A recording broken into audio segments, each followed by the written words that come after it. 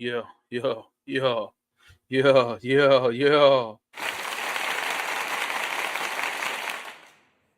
We are here. We are here. We are here. We are here. All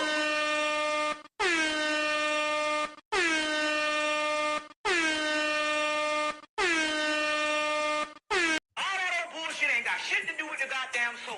All that other bullshit ain't got shit to do with the goddamn soul. All that other bullshit ain't got shit to do with the goddamn soul. What's happening? What's happening? What's happening? What's happening? We here. We in here. Let me make sure. Headphone coming through. What the fuck is my headphone? I ain't all the way connected back there. If anybody is in the chat, please let me know. I'm sorry I locked myself out the house. And obviously I need some new fucking headphones. Look at that. I broke them. Locked myself out the house, so we're a little bit behind. Maybe we're a lot behind. I hate when this shit happens. I hate when I do some niggardly shit. I hate when I do some niggardly shit.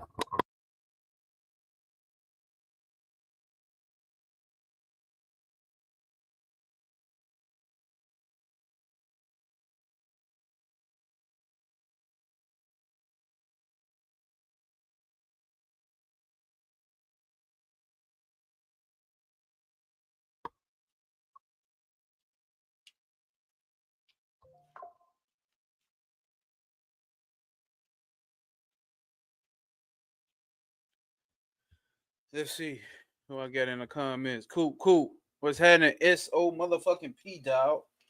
What's happening? What's happening? What's happening, y'all?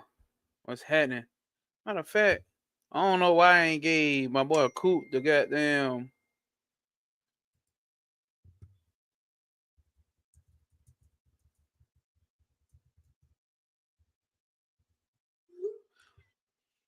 Hold up. Coop is an honorary member of this motherfucking channel right here. Oh shit. Gotcha, my dog. Let me see. Motherfucking moderator.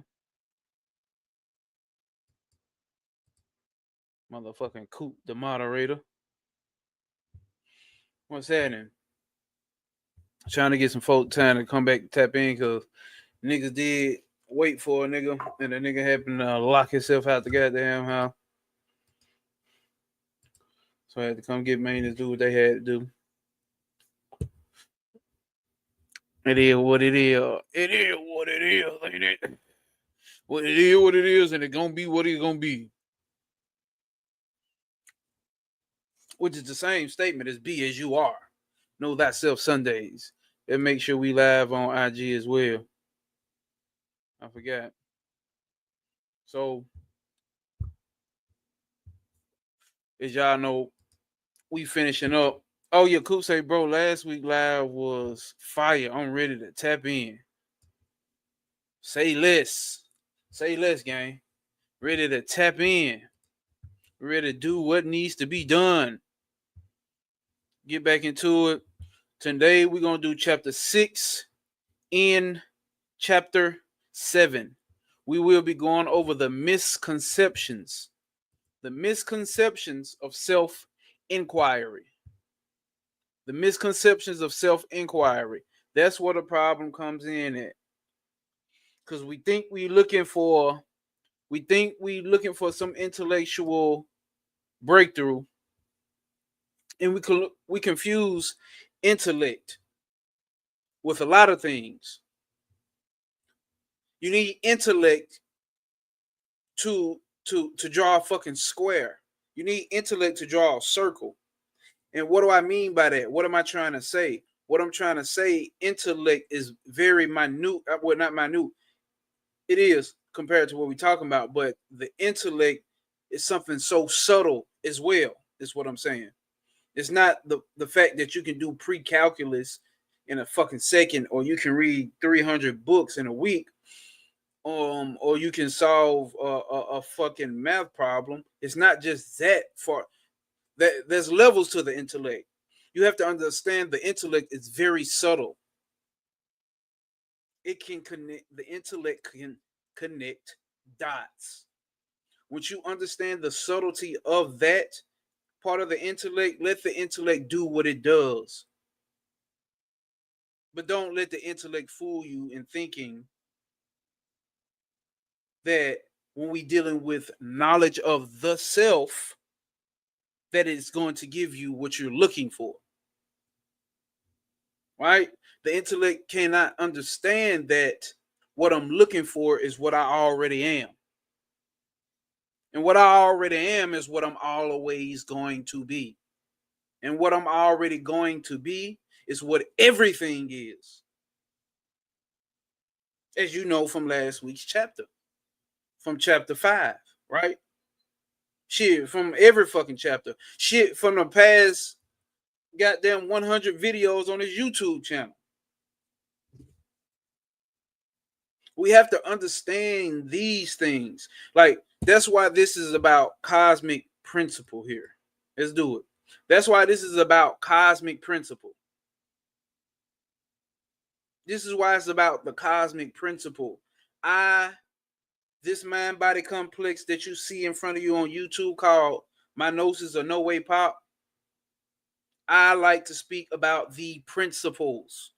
If y'all, I want to, if y'all, because I know a lot of people subscribe to me from Travis Majors. If you watched Travis Majors last night, bro, this goddamn book here, I was out sticking and moving.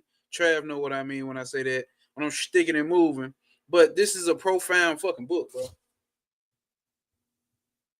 This is a very fucking profound book. And you got to understand that it's not the fucking book.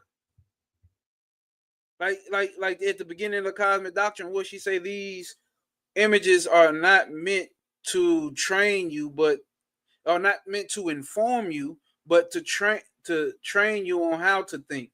Basically, not what to think. Type shit. Something like that. I forgot. What did it say? Shit, I got the book in front of my face. Oh, that's not it. Where is it? Was it the beginning of the chapter? Fuck, where is it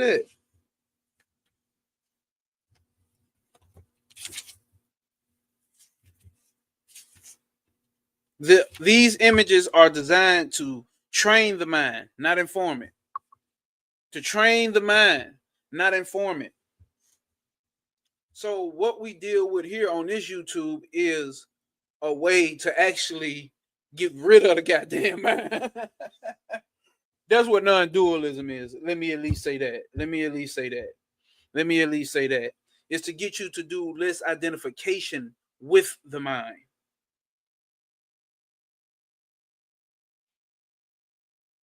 What could say? I listened to the last week's live 3 times. Damn. Okay. This past has been insane breakthroughs. Fuck intellectual bullshit. And that, my friend, is why Coop gets a moderator goddamn status. I mean, it ain't like I gave my nigga $1 million, but you know what I'm saying? He gets it. And he's active. He gets it. He's active. Honestly, I be the damn nigga gave one of fucking everybody. But, because I don't give a fuck. Why not? But that's besides the point. So, you can use Advaita in the Cosmic Doctrine. SOP. Facts. Because, okay, cool. You went back and watched my Bobby Hemmett dropout video. I ran through that. Now, I've never heard the terminology Advaita and Vedanta during the time I dropped that video and learned this. But I think you went back and commented on the video and you seen heavy connection, right? You'll be able to see the connection. So, this is just a doctrine built upon her concepts of her mind. But what we do here is talk about the principle. So if you can find the underlying fucking principle here, you'll be able to see the connection. But if you get caught up in what we talk about with Trav, if you get caught up in the content, you're going to miss it. If you get the understanding of the context or the principle, you will pick it up. And that's what spiritual learning should be. You should be getting in the foundation of the principles and understanding the principles and standing on the principles. Your black ass, white ass, pink ass, green ass should not be running around here identifying with the content instead of standing on the context. Listen to what I'm saying. You should not be running around here as a spiritual person. And let me not say you should not do what the fuck you want to. But for those who's really trying to get this shit, you shouldn't be running around here identifying with the content. You should be identifying the principle, aka the context, and standing on that principle and standing on that context. Because anything that happens within or happens as content is always within the ramifications of the context, within the ramifications of the principle. They are subservient to the principle. Understand the principle is what we talk about here. Whether you like how I said or you don't like how I said. Come on, man. Coop just said it. Once you really SOP, nothing can move you out of it. Not one thing. Let me send this to the what's the name. Hold up, y'all.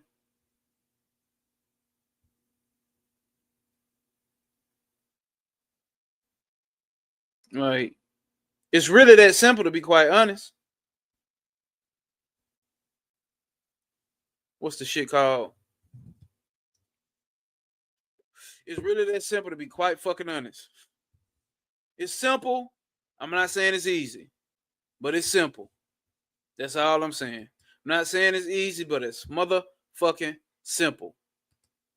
That's all I can tell the motherfucker.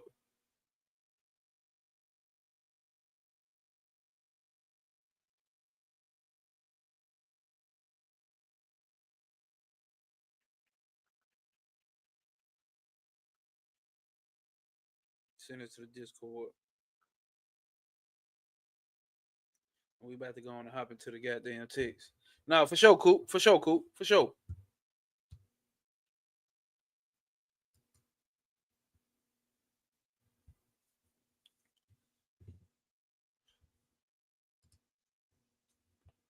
You know what? Because I forgot about Mothra as well.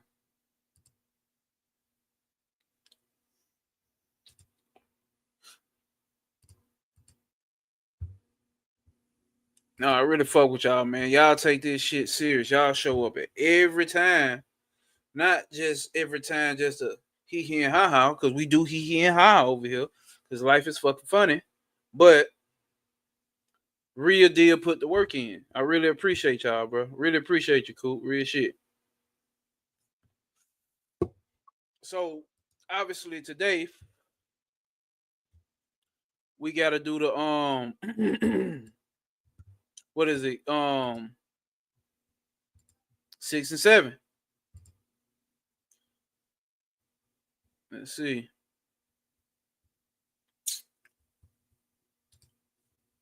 Hopefully, if y'all in the chat, let me know how that shit is showing up. Is that shit showing up clear? If that shit showing up clear, is the mic coming through clear? Sadia, peace, peace, peace. What's happening? SO motherfucking P. We in here. Today is chapter 6, the misconceptions of self-inquiry. That's what I was starting off as. We don't want to get this inquiry mixed up with doing some intellectual search. We're not doing an intellectual search for the self. It's not an intellectual search for the self. You're turning that intellect and that mind onto itself. And when you do that, it dissolves itself. It dissolves itself into the source from which it comes from. That is the self. Did you hear that? You're not doing an intellectual search to know thyself.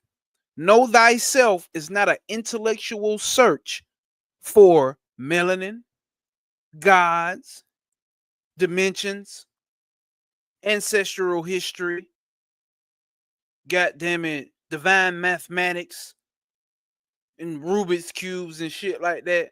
Know thyself is not those intellectual things. Know thyself is turning the intellectual mind and ego onto itself. And when you turn that onto itself, lowercase, it dissolves in the source from which it came from, which is the real you.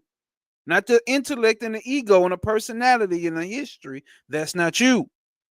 That's what you have falsely identified as. That source from which all of that comes from is the principle.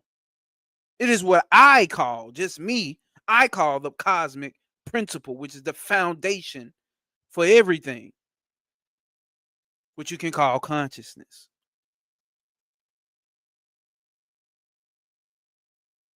That is what know thyself is. That's the process of practicing self-inquiry. It's simple, but it ain't easy. Because as you see here, we've talked about how a lot of spiritual practices is food for the ego. It's not turning the ego in on itself. It's giving the ego something for it to attach to, whether it be a deity, whether it be a dot, whether it be a star, whether it be whatever the fuck. It feeds the ego. Yes, it may get the mind, not me. Yes, it will get the mind to a still one pointedness, which is obviously fucking good, right? But that's not what self-inquiry is talking about. Yes, it gets you to that one pointed, to that falsity of the mind. It's going to expose the ego and its falsity. That's the goal. That's the goal of self-inquiry. That is the goal of know thyself.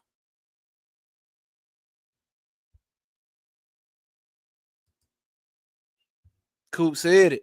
Intellectual search and SOP are two completely different things. Two completely different things.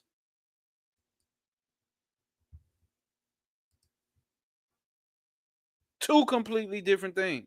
Right. Hold up.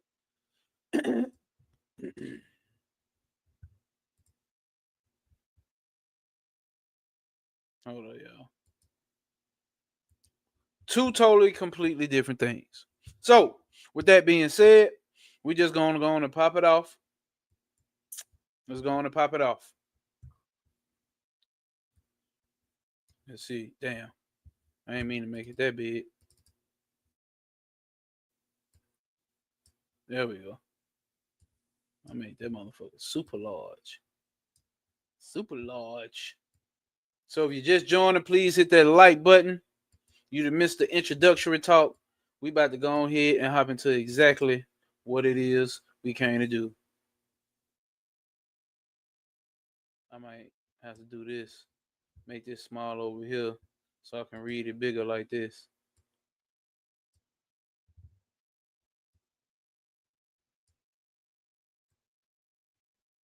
Hopefully that's clear enough for everybody. Chapter 6. Sri Ramana. Oh, why is this not on dark mode? I like when it's in dark mode. Hold up, y'all.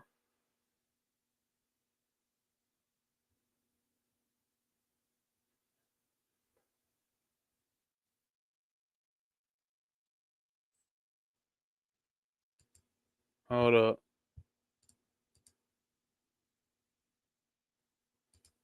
It's a way that I can change the background to black. Turn it bit to dark mode. You did.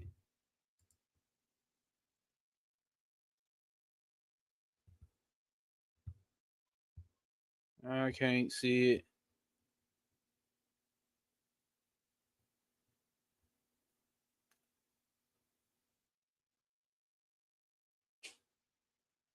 All right, they're gonna let me do it. Let's go on and get into it. Chapter 6. Self-inquiry, the misconceptions. Sri Ramana's philosophy pronouncements were very similar to those upheld by followers of Advaita Vedanta, an Indian philosophy school which has flourished for well over 1,000 years. So you got to understand that Advaita Vedanta is still um it's fairly new. Advaita Vedanta is still fairly fairly new. It's a later rendition, right? And you can tell because their foundation is based on some of the most ancient texts. You know what I'm saying? The Upanishads. And then you know what I'm saying. You get down to Sri Ramana and then Sri Maharaj. You see, they get to talking beyond the Upanishads. We can go beyond the Upanishads.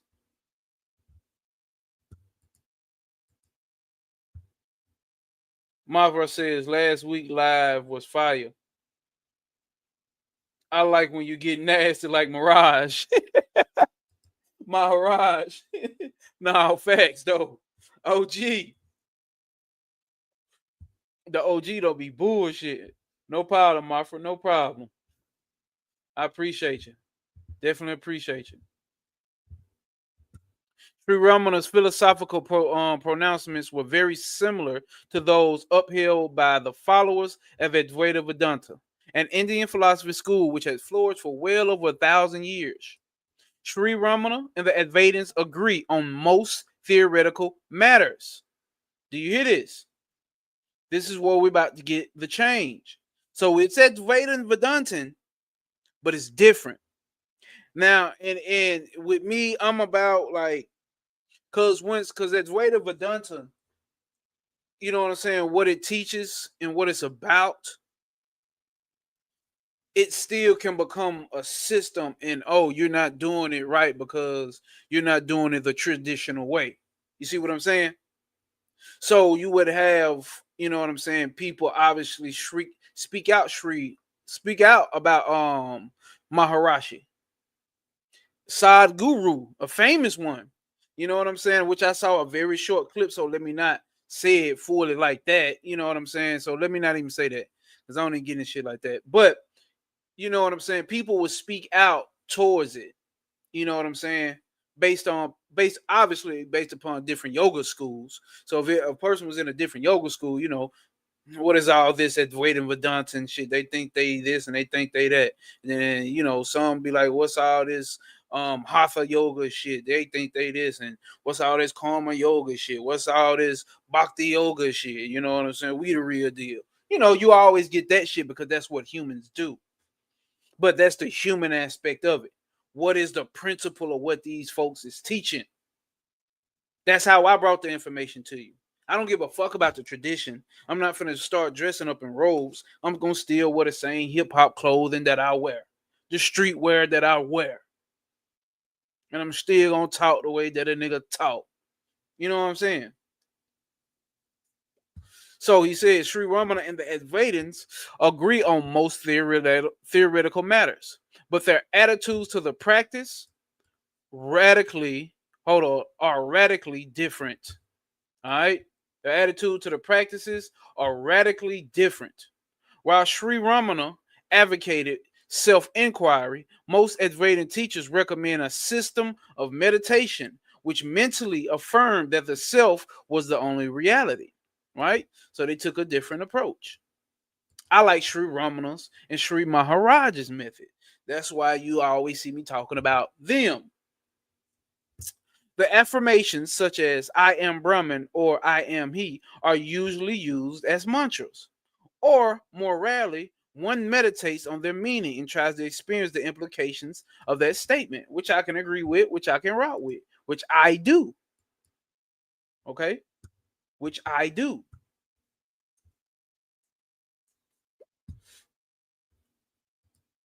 No, facts, Coop. I just got somebody, Coop say people criticize that Vader can't let go of concepts, can't let go of the mind. Facts. You know, you know, me posting across different platforms, I get this guy knows nothing about what he's talking about. I go into the fourth dimension when I go into the dream world, and then I go into the sixth dimension, and then the seventh and eighth dimension. I'm like, That makes no sense. That makes no difference. One guy comments, "Yeah, you're right." I'm like, I was like, this is the play of the three gunas and the five elements. You know what I'm saying? Not honing in on that, but making that know that that's a principle. You see what I'm saying? And then motherfucker come in and say, "Oh, actually, it's six elements, but continue." I told his ass, actually, because sometimes I want to play around. I said, actually, it wouldn't matter if it was 6 or 60 million. The principle don't change. Well, you right. I know, nigga, you trying to sit here and come and prove that you smarter. I'm not trying to be smarter. Niggas want to be smarter. Nigga wants to be more intellectual. Well, you don't know about the sixth element. Okay, nigga. Ain't no existence of a sixth element outside of motherfucking consciousness. That's the point. You can't be conscious of it, or you got to be conscious of it. Whatever I was trying to say. No way. I get all that. But how do I get to the 12th dimension? You know what I mean? I'm gonna tell you. You go out there, you get you a geek bar. All right. This how you want to get to the 12th dimension. This how you do it. You go out there, you get you a geek bar, typically the blue ras flavor, and turn that motherfucker up to turbo mode. All right. You go down there to that hood gas station. Go to the hood. Well, Unc got them old rough ass hands where his fingernails look like goddamn. You know what I'm trying to say? Look like goddamn cherry tomatoes. You go in there and you get them to give you 2 pounds of chicken gizzards. You got to get two. You want to get to the 12th dimension, you got to get two. You get your 2 pounds of chicken gizzards. All right. Now you take them 2 pounds of chicken gizzards and then get them to add lemon pepper seasoning on them. Get them fresh. You don't get that old shit. If they've been sitting out there longer than 5 minutes, it's a wrap. You can really go to about 10, but if they've been sitting out there longer than 10 minutes, don't get them. You get them chicken gizzards. You get hot sauce enough to drench the chicken gizzards. You get your hot sauce and your barbecue sauce. All right. Now you take that vape and you get that Arizona tea, not the tea, but the fruit punch, the purple can. You take your ass back into that goddamn car. And I'm trying to tell you. You sit your ass to that car, park at one of the pumps. Because the type of the magnetic energy that come off that pump is gonna hit you when you hit that vape. And then you take a bite of that gizzard. Then you sip that Arizona tea. Boy, your ass is out of here. Boy, I'm trying to motherfucking tell you how to get to the motherfucking 12th dimension. You get this shit. You get this shit. You get this shit. You get this shit. You get this shit. I just not act like a fucking human. You gotta stop thinking like a motherfucking human. We are gods. We are beyond the gods, as we have been told by the great OG master teacher Bobby Hemmett, guru. I am Bobby Hemmett, motherfucker. I am Brother Panic. Brother Panic is me. It is. Okay. Because self-inquiry often starts with the question, who am I? Many of the traditional followers of Advaita assume that the answer to the question was, I am Brahman. See, and that's what we mean about thinking intellectually. Didn't we go over that? We're not trying to get an intellectual, profound answer that tells me, oh, I am God. Who am I? Oh, I'm God. Oh, I'm energy. Oh, I'm motherfucking melanin. I'm motherfucking the goddamn Andromedas. Fucking the Sirius. I'm a Syrian. Starseed. We're not looking for that intellectual ass answer. Yes, that may be profound and deep over there with that other shit. But we're talking about knowledge of self, my friend. Knowledge of self, my friend. And they occupied their mind with repetitious mental solution. And let's see what Sri Ramana did. Sri Ramana criticized this approach by saying that while the mind was constantly engaged in finding or repeating solutions to the question, it would never sink into its source. Do you hear that? That was very detrimental that you understand. If you're running around saying, looking and asking the question, who am I? And you're coming back with any type of answer, if you're coming back with any type of answer, even though if it's the most profound spiritual name, what's actually happening here is the mind is constantly engaged in finding or repeating solutions to the question. It will never sink into its source. We're looking for that ego to disappear. You want to talk about an ego death? You want to talk about an ego death? Here it is. As far as I'm concerned, as of right now, this is the way that you get rid of that ego. This is the way to dissolve that motherfucker into its source.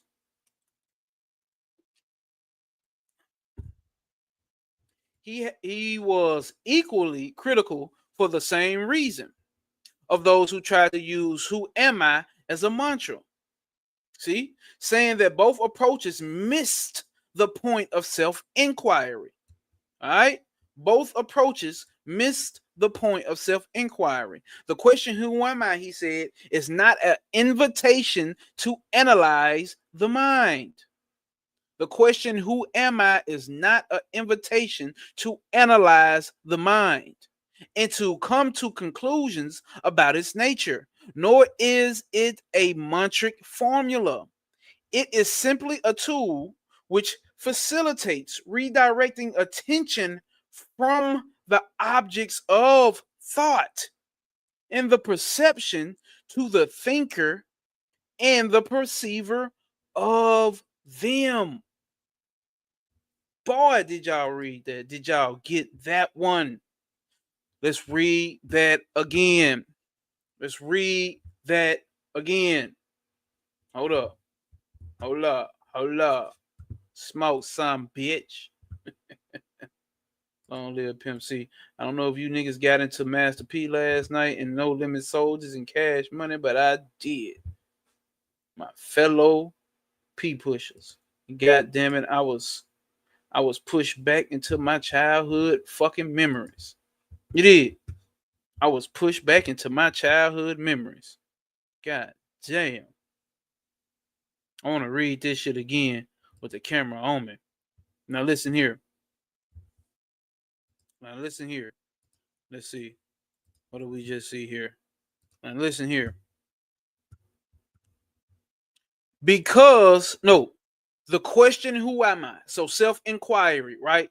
Getting knowledge of thyself, getting to know thyself. Yes, knowledge seems like an intellectual thing, but we're not talking about know thyself or knowledge of thyself, literally, because self and knowledge are synonymous. They look like two totally different words, but they are synonymous. Self is the same thing as knowledge. That's going to elude you because you're going to try to intellectually put that together. This is not about building up the intellect. The question, who am I? Self-inquiry, right?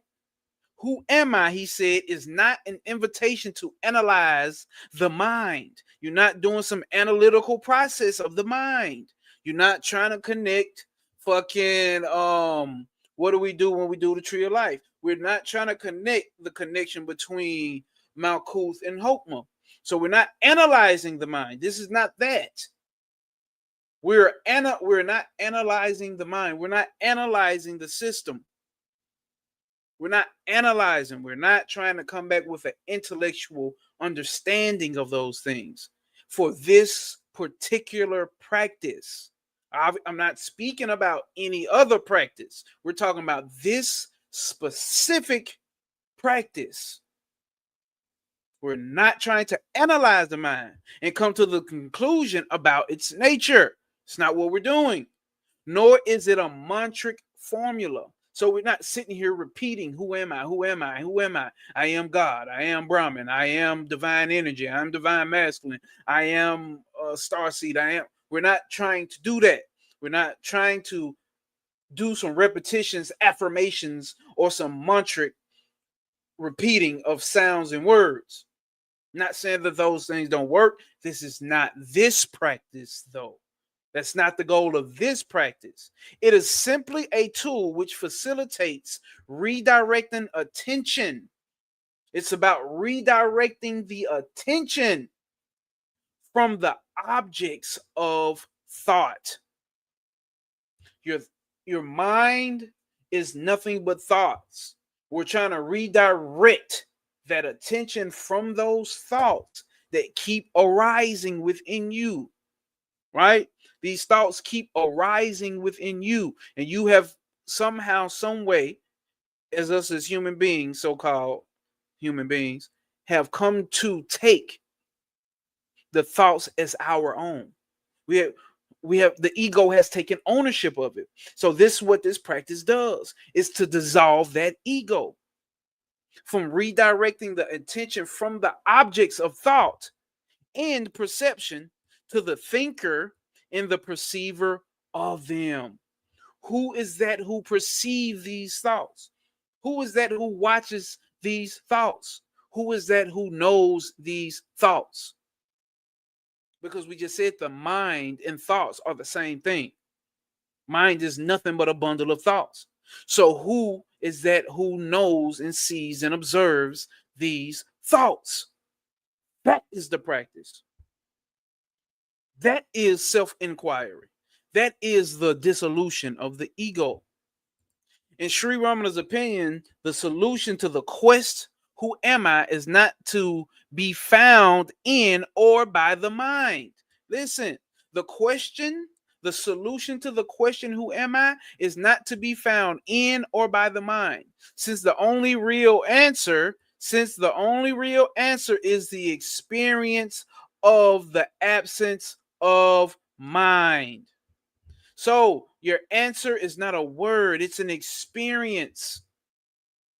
So if you come back with an answer that you can verbalize, or if you try to verbalize and you don't sound stupid, or you don't sound like, okay, I don't think I'm making sense to nobody can get it, then you ain't got the right answer. Because it's an experience of no mind. How do you explain an experience of no mind when all you do is use your mind to have experiences by way of the five senses? And there could be no five senses if there was no mind to receive what the senses have achieved. My niggas, we not here to play.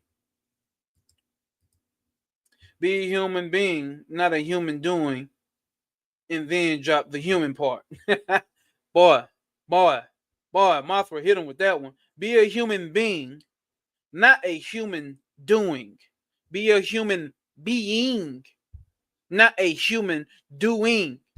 And then drop the human part. Be pure being. Come on, man. Come on, man. Coop TGS says, I think it was Crowley who said, when you go into the Kalipoff, the first and only thing demons there say is, I am. Constantly trying to affirm they exist, as the ego constantly does.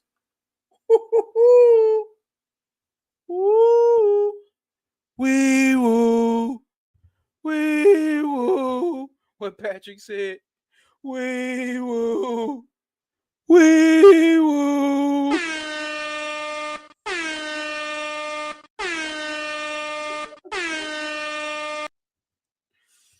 Come on, man. Cosmic Puzzle Piece. What's happening, Captain?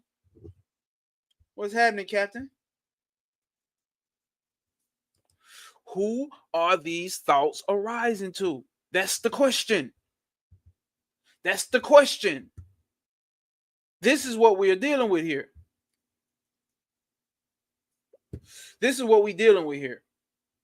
The real question. All that other bullshit ain't got shit to do with the soul. All right? Let's get back to it.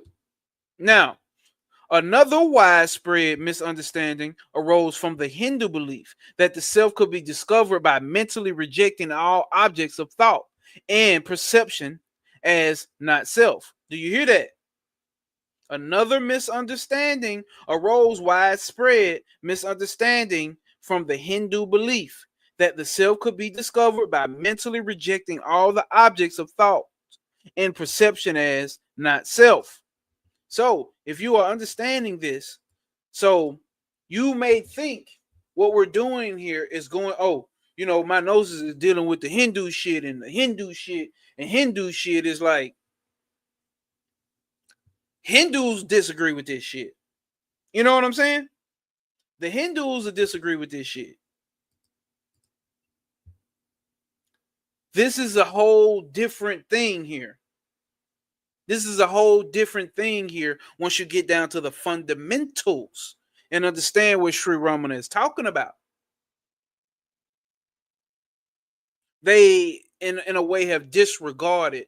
I don't want to say disregarded, because this is out of respect. You know what I'm saying? For their culture. I have no reason to disrespect any culture, but what we're talking about here is outside of culture. So, traditionally, this is called the nati-nati approach. Not this, not this. The practitioner of this system verbally rejects all the objects that the I identifies with. I am not the mind, I am not the body, etc. In the expectation that the real I will eventually be experienced in pure, uncontaminated form. All right. So we didn't talk about 1880 a whole bunch of times. Hinduism calls this practice self-inquiry, and because of the identity of names, it was often confused with Sri Ramana's method.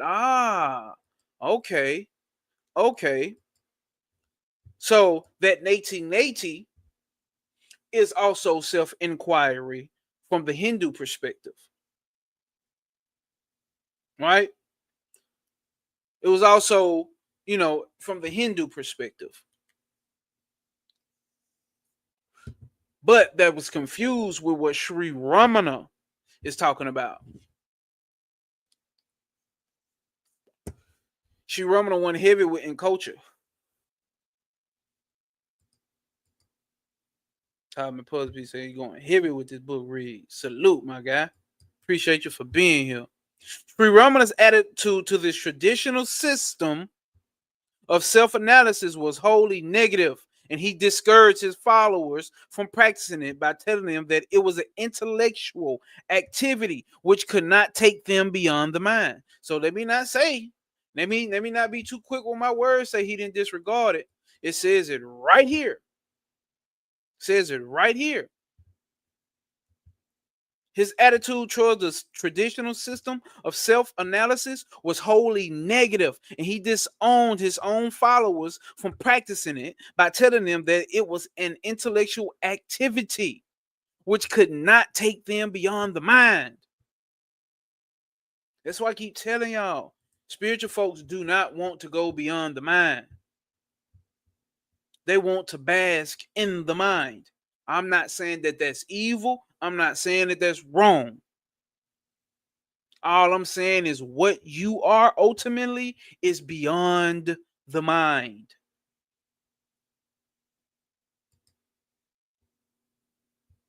These are the kind of books that will make you transformed by the end of them. Facts.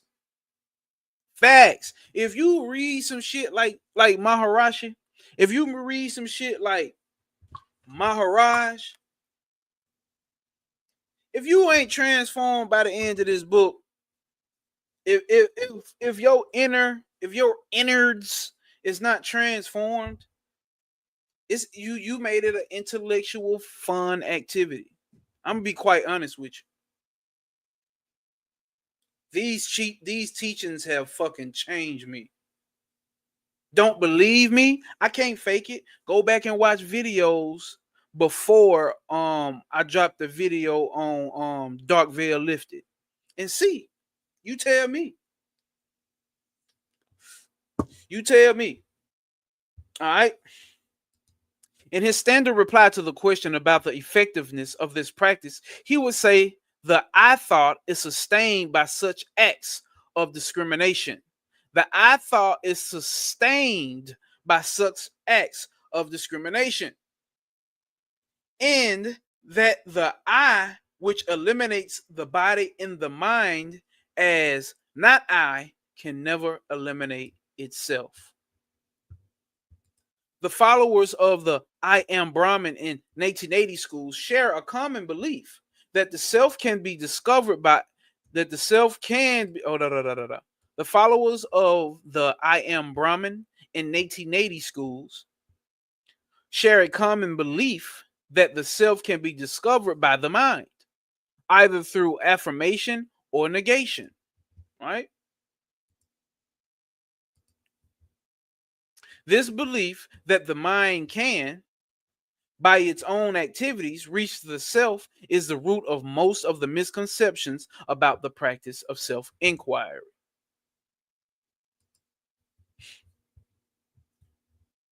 I'm not saying that it can't. I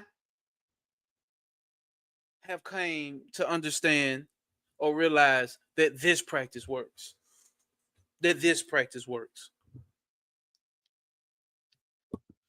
That this practice works. Obviously, it seems to be people who have been self-realized by doing I am Brahmin and Nady schools.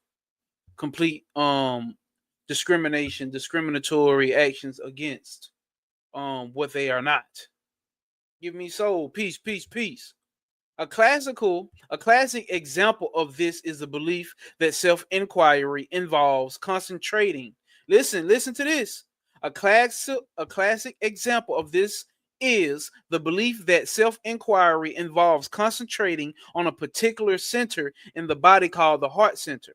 This widely held view results from the misinterpretation of Sri Ramana's statements on the heart.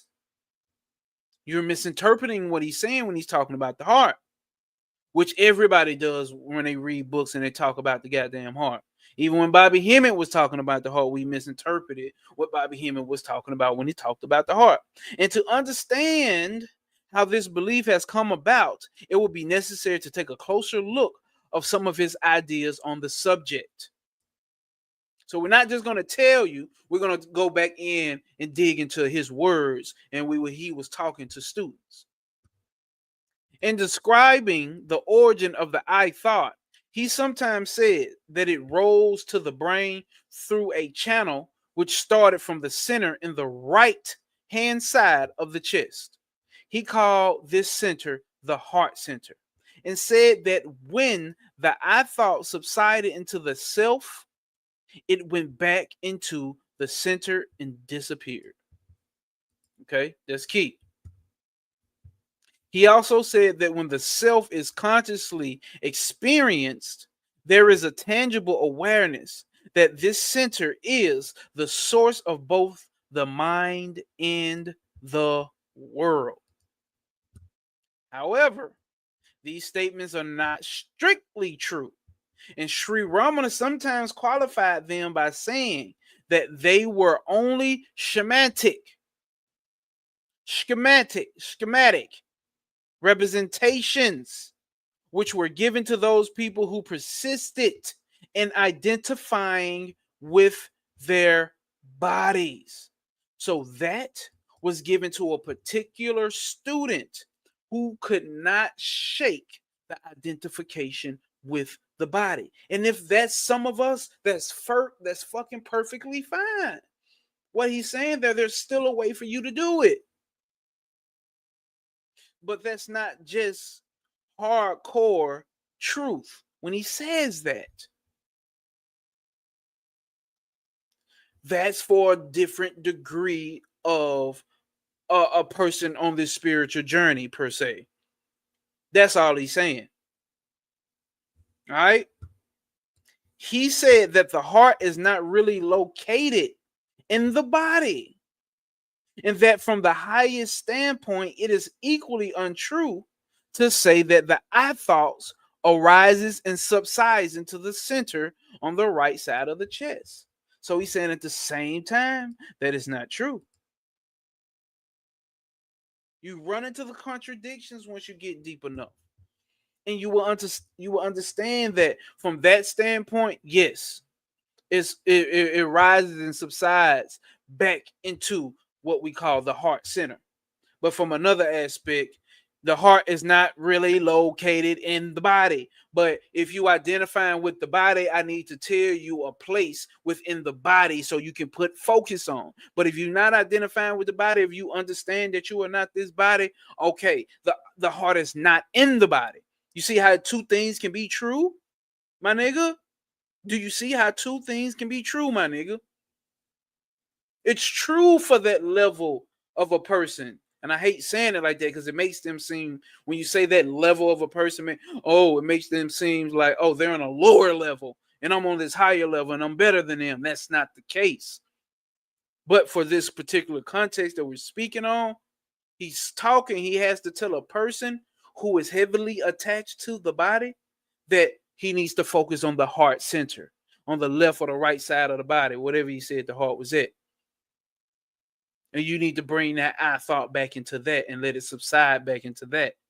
But for the other person, it's equally entirely untrue to say that the I thought arises and subsides into the center on the right of the chest. All right? Okay, we should get that. This part. I thought saying I am not was getting somewhere. It helped me, but I didn't notice how it kept my mind active. Facts, and it helps. I feel like it can help. You see what I'm saying? So it depends. Like he just broke down about that, about the heart. Facts, Carbon Puzzle Piece. It does help because you need those are the steps. You need to understand that you are not that, and I am not this, and I am not that, I am not that. And then you get all the way up to the top and figure out, oh, I'm not those separate things. I am all of these things. Matter of fact, there are no multiple things. It is only I. It is only the sense of I. I. That's it. All of these things do not exist. It is only I. All right? Let me close that. Got too much shit open over here. This book just gets deeper and deeper. Oh, yeah, Coop TGS. Oh, yeah, it's going down. Let's keep going because we just on the first page of chapter 6. We ain't got nowhere. We doing 6 and 7 today. I don't give a fuck. Because Sri Ramana often said, find the place where the I arises, or find the source of the mind. Many people interpreted these statements to mean that they should concentrate on this particular center while doing self-inquiry. Sri Ramana rejected this interpretation many times by saying that the source of the mind or the I could only be discovered through the attention to the I thought. Do you hear that? Sri Ramana rejected this interpretation many times, saying that the source of the mind or the I could only be, could only be discovered through the attention to the I thought and not through concentration on a particular part of the body. He said sometimes he did sometimes say that putting attention on the center is a good concentration practice, right? So it's a good concentration practice, but he never associated with self-inquiry.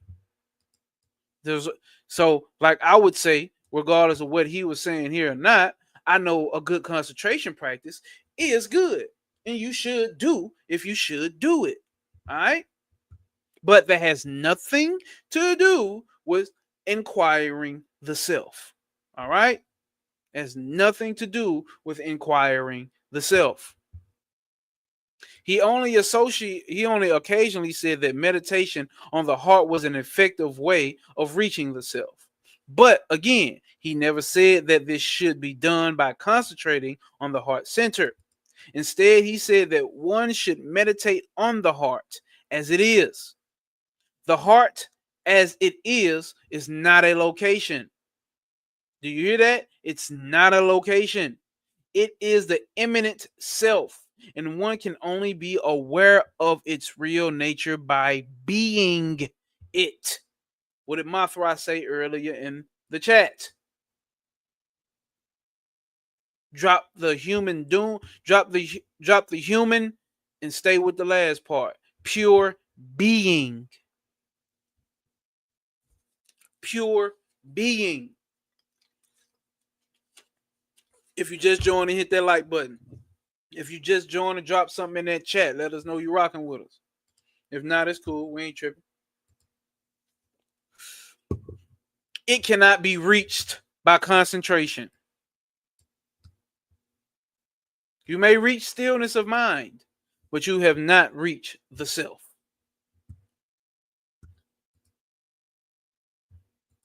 I had a paddleboard experience this week of my body being just a part of all other matter and me as separate from it. Words can't describe it. I know what you mean. I know what you mean because I have had the description. I have had the experience. So I know what you mean. I immediately know what you mean. I wish I didn't, but I gotta bounce. Peace, y'all. Go ease on the Halloween candy, no way. All right, brother. All right, my brother. Gotcha. Make sure I know you're gonna catch the replay anyway. I ain't tripping. Although there are several potentially ambiguous comments of this kind about the heart and the heart center in all his writings and recorded conversation, there is not a single statement to support the contention that self-inquiry is to be practiced by concentrating on the center. In fact, by closely examining his statements on the subject, one can only include that while the experience of the self contains an awareness of this center, concentration on this center will not result in the experience of the self. Oh man, what y'all doing today, man? What y'all doing today, man? Peace, though. Peace, peace, peace. What y'all doing today, man? Y'all gonna catch this live replay, though. Now we start with the questioner, right? The students. Now we finna really get into it.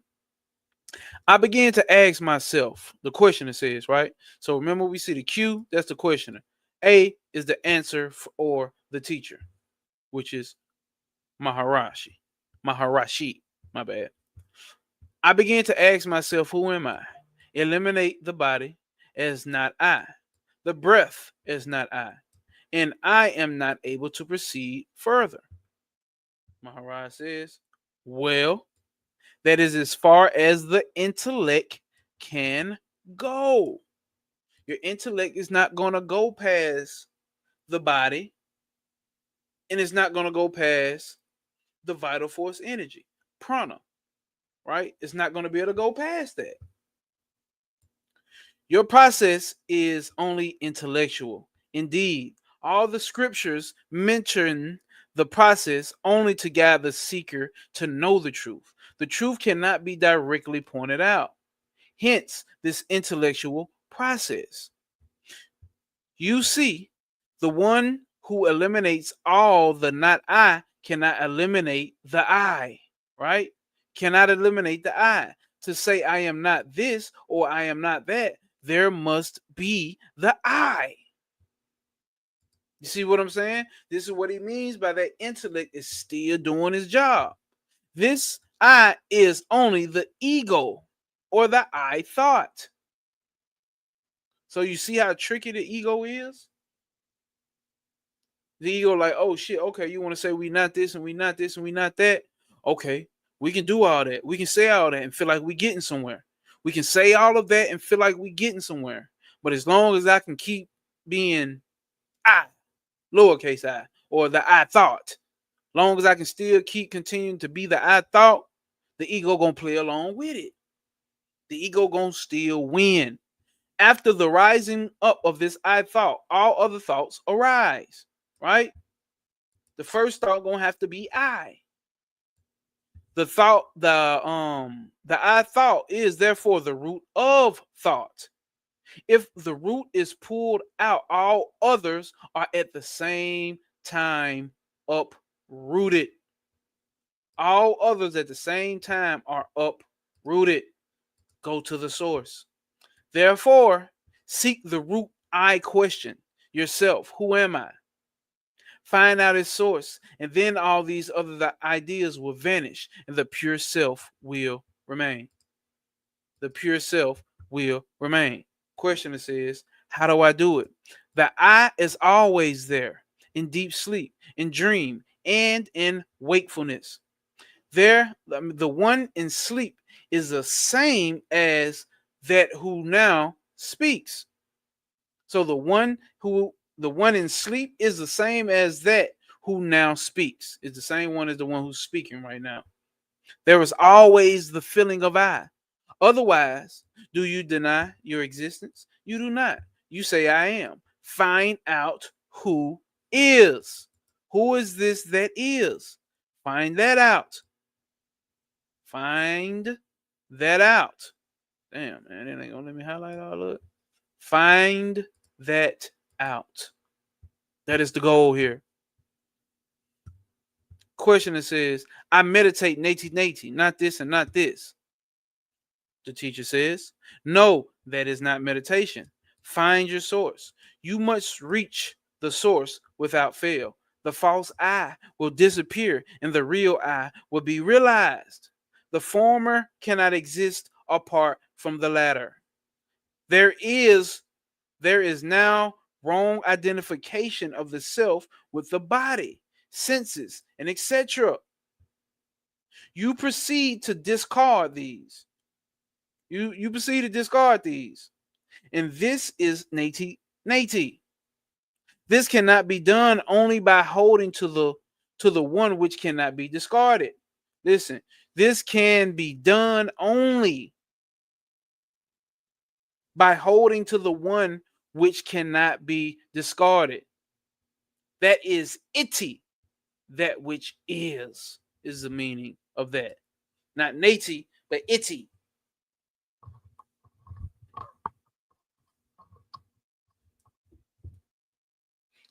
Carbon Puzzle Piece say this shit got me feeling like I'm on here, like I'm not here or there. This book need moment of silence. You ain't lying, bro. You ain't lying. We might have to start practicing that. We might have to start doing that on a live stream. Just come on for a fucking moment of silence.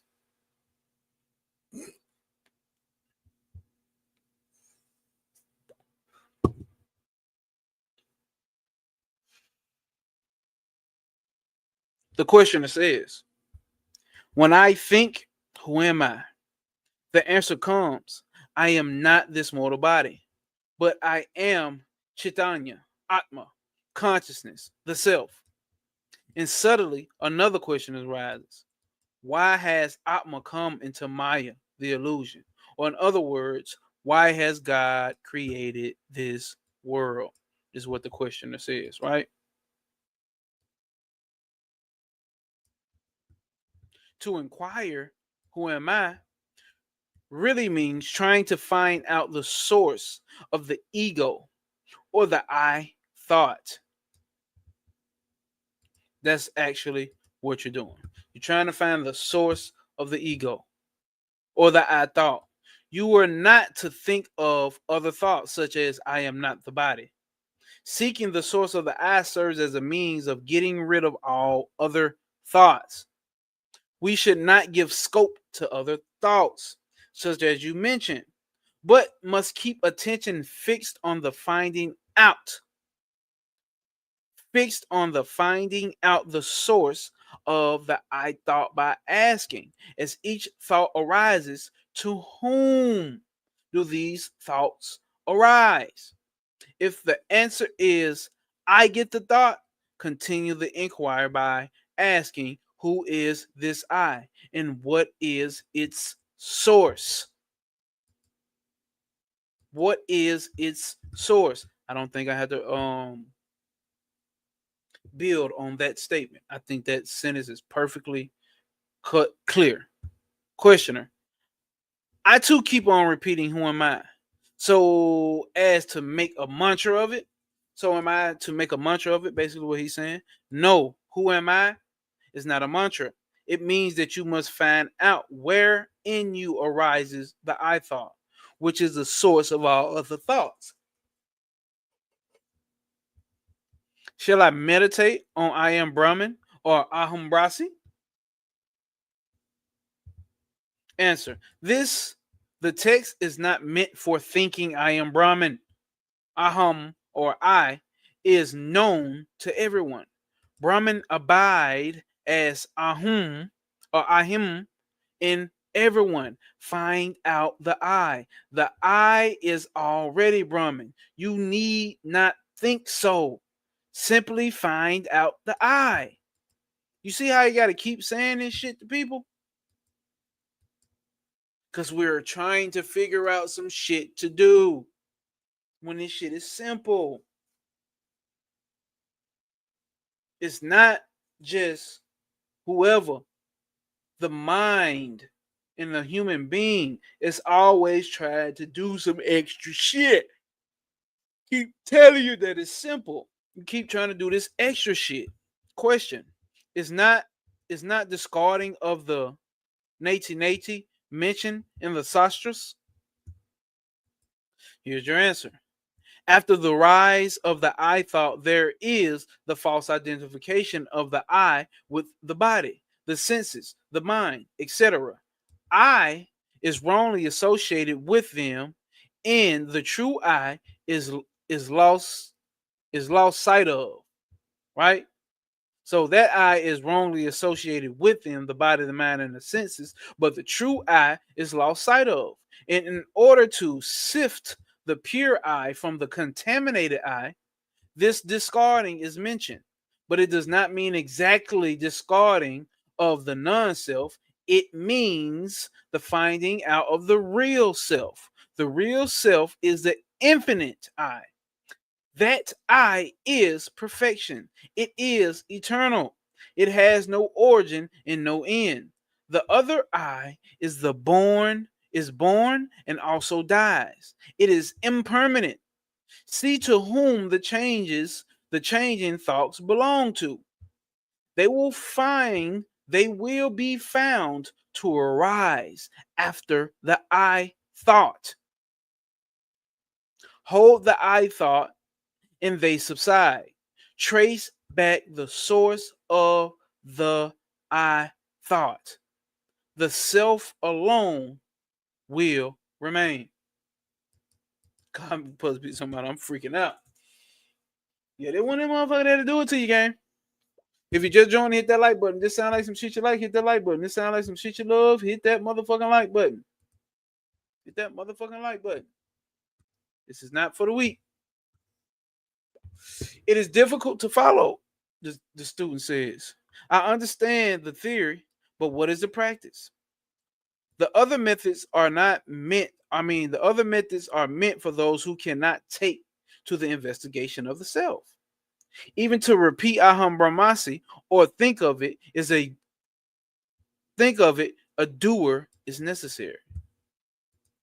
Y'all know what we mean when we talk about doers here. Who is it? Is it I? Be that I. It is the direct method. The other methods also will ultimately lead everyone to this method of investigation of the self. That is why I keep saying, listen, you start with the self when you become conscious, whatever we call it back then, becoming conscious or become spiritual and awaken. You start off with who is this I, and then you're going to end with it, brother. You have no choice but to end with it. So that's why he say all these other methods, all these other spiritual schools will ultimately lead you to this method of investigation of the self.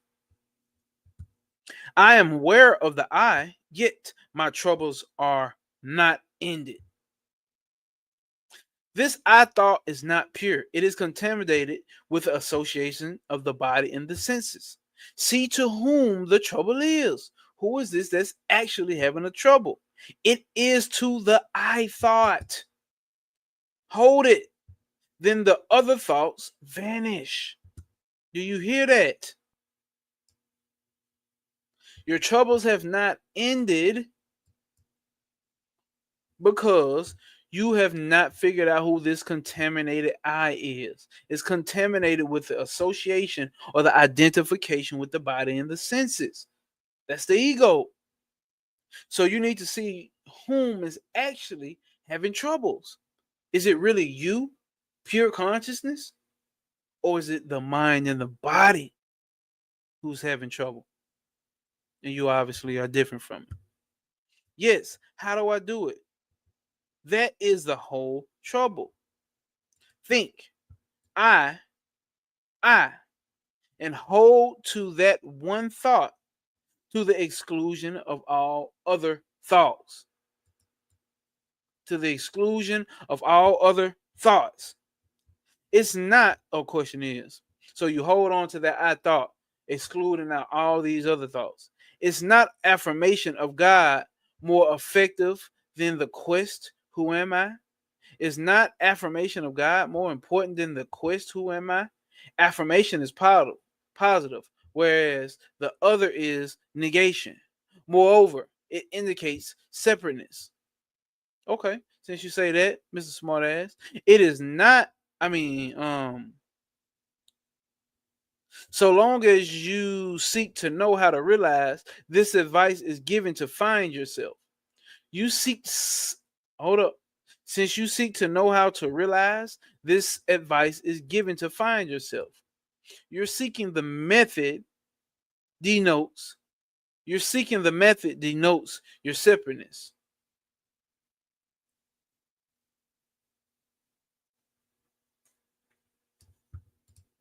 Is it not better to say that I am supreme being than ask, who am I? Who is that who affirms? There must be one to do it. Find that one. That's it. That's it. You don't need to know the next mantra. You don't need to know how to say the most profound divine God is divine masculine God, divine melanin being to be divine. You need to figure out who is that who's saying these. Who is that who's confirming when I say I am the God of the universe? Who is that who's confirming it? It is not meditation and better than investigation. The student asks. Meditation implies, listen, meditation implies mental imagery, whereas investigation is for the reality. The former is objective, whereas the latter is subjective.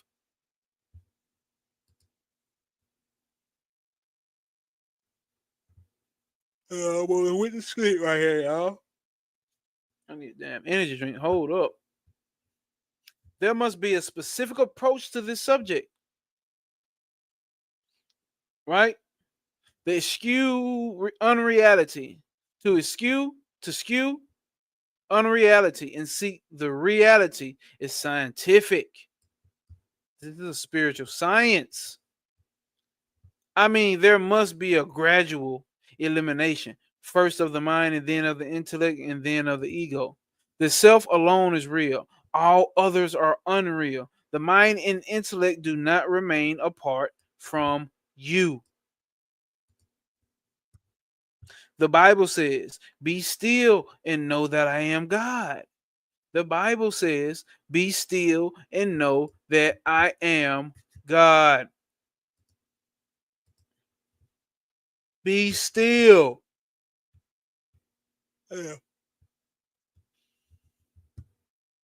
Ahum or I, oh no, my bad, is soham, the affirmation I am he, the same as who am I? Aham, I alone is common to them. One is soham, the other is koham, who am I? Where they are different, right? Why should we go on saying soham? One must find out the real I. In the question, who am I refer to the ego tracing it and finding its source. We see it has no separation. We see that it has no separate existence, but merges in the real I. You see the difficulty, right? Vichara is different in method from the meditation of Sihoham or Soham. I am Shiva or I am he. Hold up.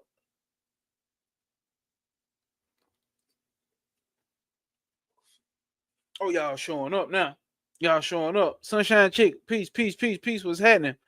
I rather lay stress upon self-knowledge, for you are first concerned with self before you proceed to know the world in its Lord. The Soham meditation or I am Brahman meditation is more or less a mental thought. But the quest for the self I speak of is a direct method, indeed superior to the other meditation. The moment that you start looking for the self and go deeper and deeper, the unreal self is waiting for you there to take you on.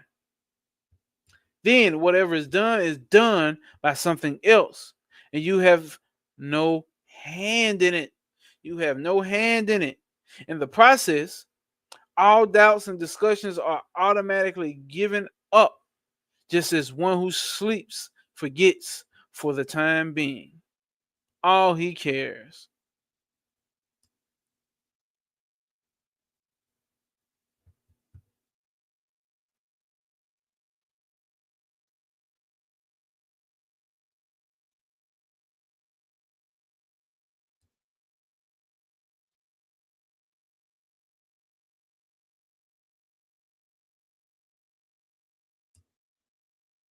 Did y'all see that?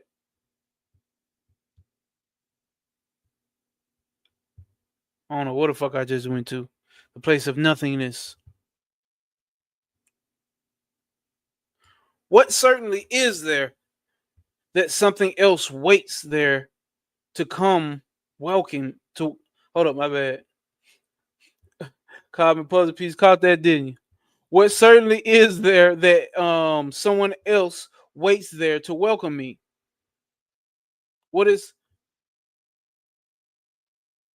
there that waits there to welcome me? Answer is one when one is sufficiently developed soul, one becomes naturally convinced. Let's go back and read that.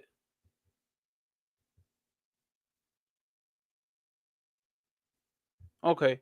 That moment you start looking for the self, okay, I messed up. But the quest for the self I speak of is a direct method, indeed superior to the other meditation. The moment you start looking for the self and go deeper and deeper, the real self is waiting there for you to take, waiting there to take you in, right? So that could take somebody for a loop. They thinking they could be looking for something, right? For something there to take you in to do something. Then whatever is done by something else, and you have no hand in it. Listen, then whatever is done by something else, and you have no hand in it. In this process, all doubts and discussions are automatically given up, just as one who sleeps forgets for the time being all his cares. All his cares.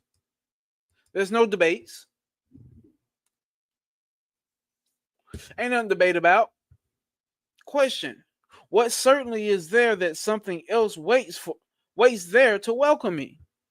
When one is sufficiently developed, is a when one is a sufficiently developed soul, one becomes naturally convinced. How is this development possible? Various answers are given. But whatever the previous development, Vicharya quickens the development. So whatever previous things you've done in your past life, the body mind karma has went through, right? Whatever the previous body mind karma has went through, will easily put you in a place of you naturally become convinced. Some of us heard this and naturally ace up and just like, oh my God, that's it. Just naturally. It just clicked. That is he said that is arguing in a circle. I am developed and so I am suitable for the quest, but the quest itself causes me to develop, which is what the questioner said, right? The mind has always this sort of difficulty. It wants a certain theory to satisfy itself. Do you hear that?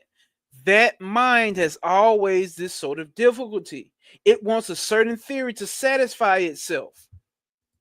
What theories have you been telling yourself to satisfy yourself? Really, no theory is necessary for the man who seriously desires to approach God or to realize his own true being. That's why you get to hear motherfuckers talking about like shit, what karma? What reincarnation? Question. No doubt the method taught by Bhagavan is direct, but it is so difficult. We do not know how to begin it. If we go on asking, who am I, like a japa, which is a repetition of the name of God, or a mantra, it becomes dull. In other methods, there is something preliminary and positive, which one can begin and then go step by step. But in Bhagavan's method, there is no such thing. And to seek the self at once through though direct, it is difficult. Do y'all hear that? The student has laid out why people cannot get it and why people don't want to hear it, or why you may not want to hear it, why you don't get it. That's perfectly fine. That's perfectly fine. Because what did he just say? The mind, that's always the sort of the difficulty that the mind gives.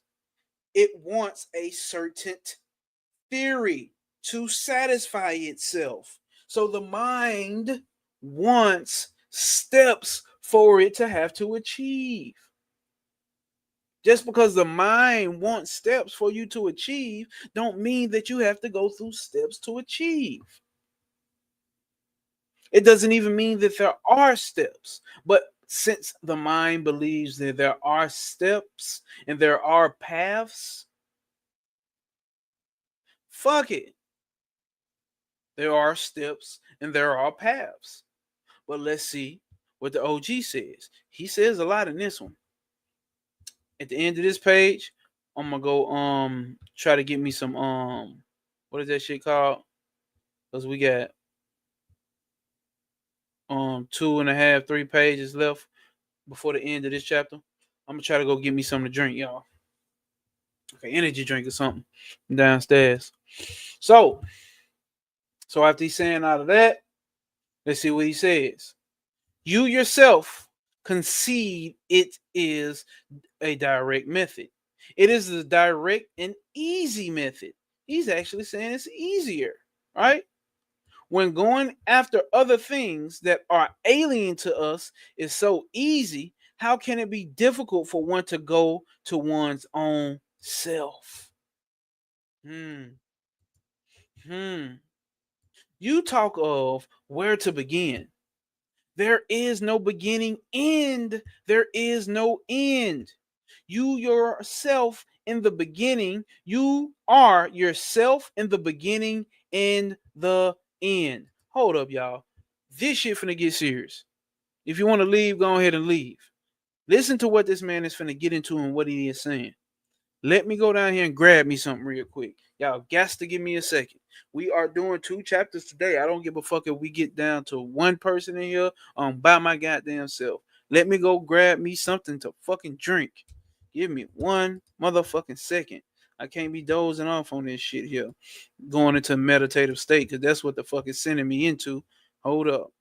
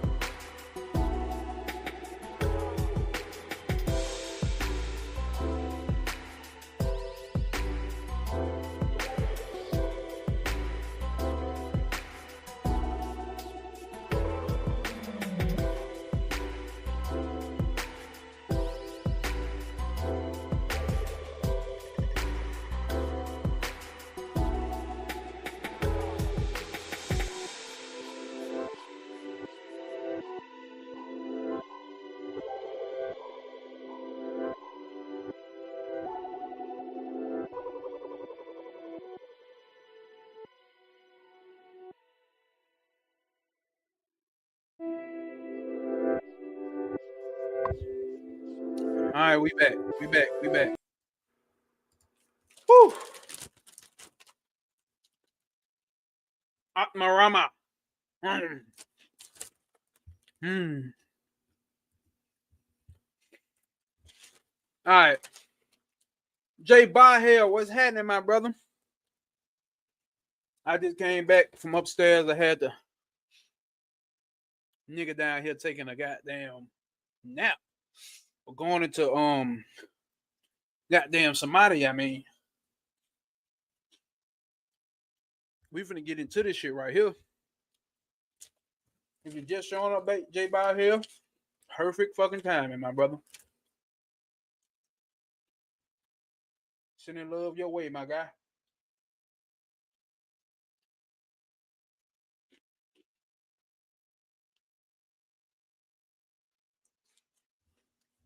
I don't know how much of a good mix this is, but I got red pears. Cut me up some red pears.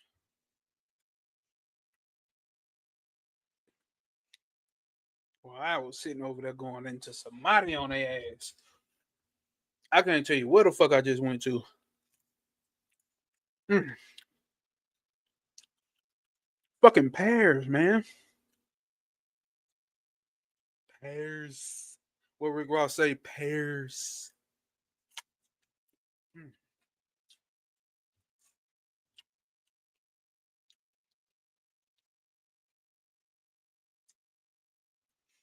Oh. Jay Barhead say about to cook some goddamn quesadilla. Mm.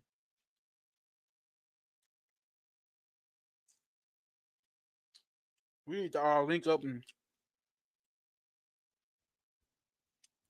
go to Jay Barhead's house. Hold up.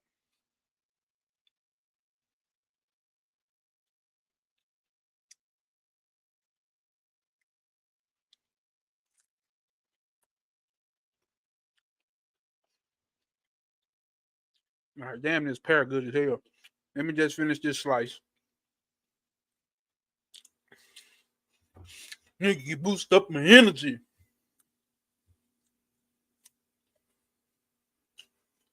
With the energy boost. Why the fuck I had my name so sleep? Bro, they changed up the names? What you mean? Uh-huh.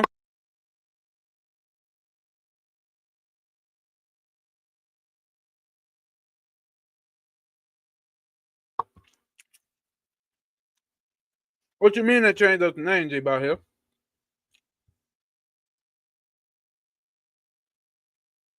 I don't see what you're talking about.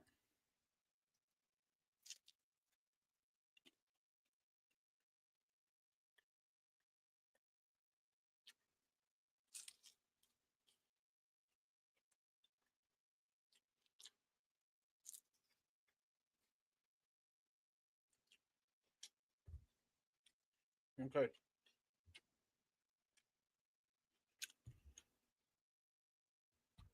I'm gonna keep that fruit right there. Fuck that.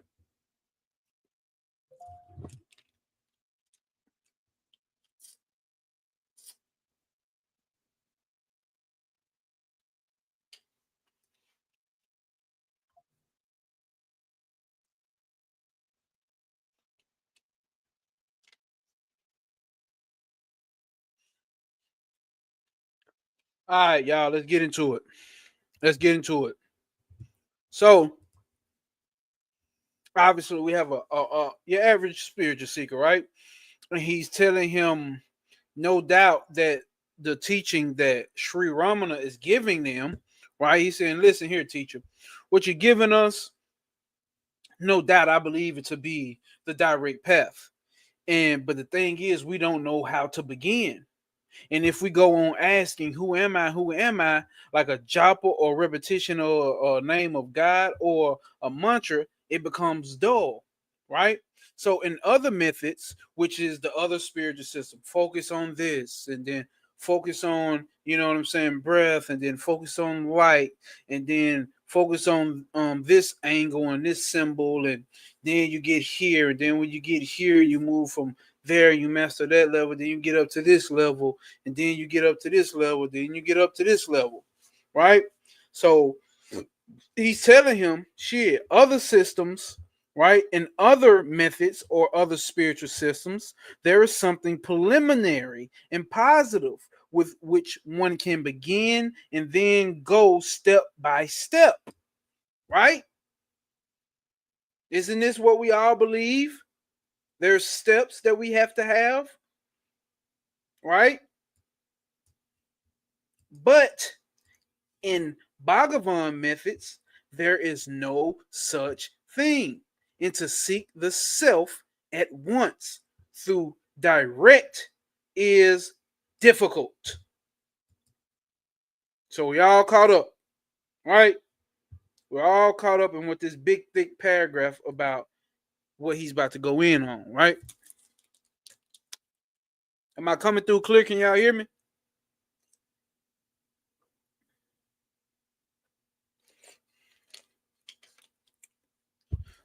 Oh, J by here says, because it says because it says the at now instead of your other username. What the hell?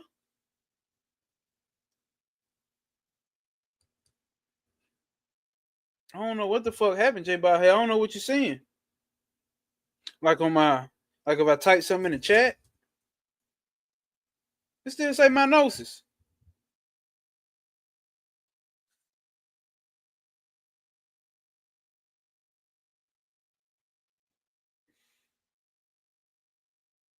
Yes, I don't know. I don't know. I don't know exactly what you're saying, J by here. All right, hold up. So it says, so here goes Bhagavan Maharashi saying this. Yeah, so I thought you. So yeah, I see what you're saying, Andre. By here, I thought you on your new shit now. I thought you on your new shit instead of you actually what's the name? I thought you changed your name. That's what I thought. I thought you changed your name back to J by here, or you logged into your other account. So it says, here's the answer to that question, right? So what is he saying here?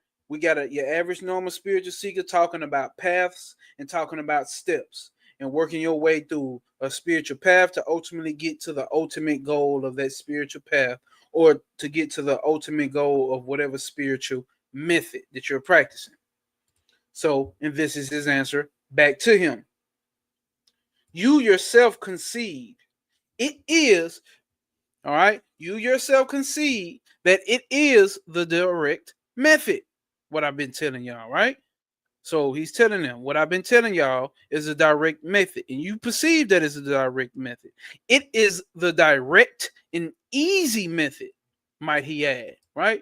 When going after other things that are alien to us is so easy, how can it be difficult for one to go to one's own self? So if you're talking about fourth, fifth, 12th dimension and this dimension and that star system, and you know what I'm saying, and into this subjective part of this system and this place where these guys dwell, and in the realm of fucking Lilith or the realm of fucking Doth and Hokma, like, why does that seem to be so easy, but it's difficult for one to go for one's own self?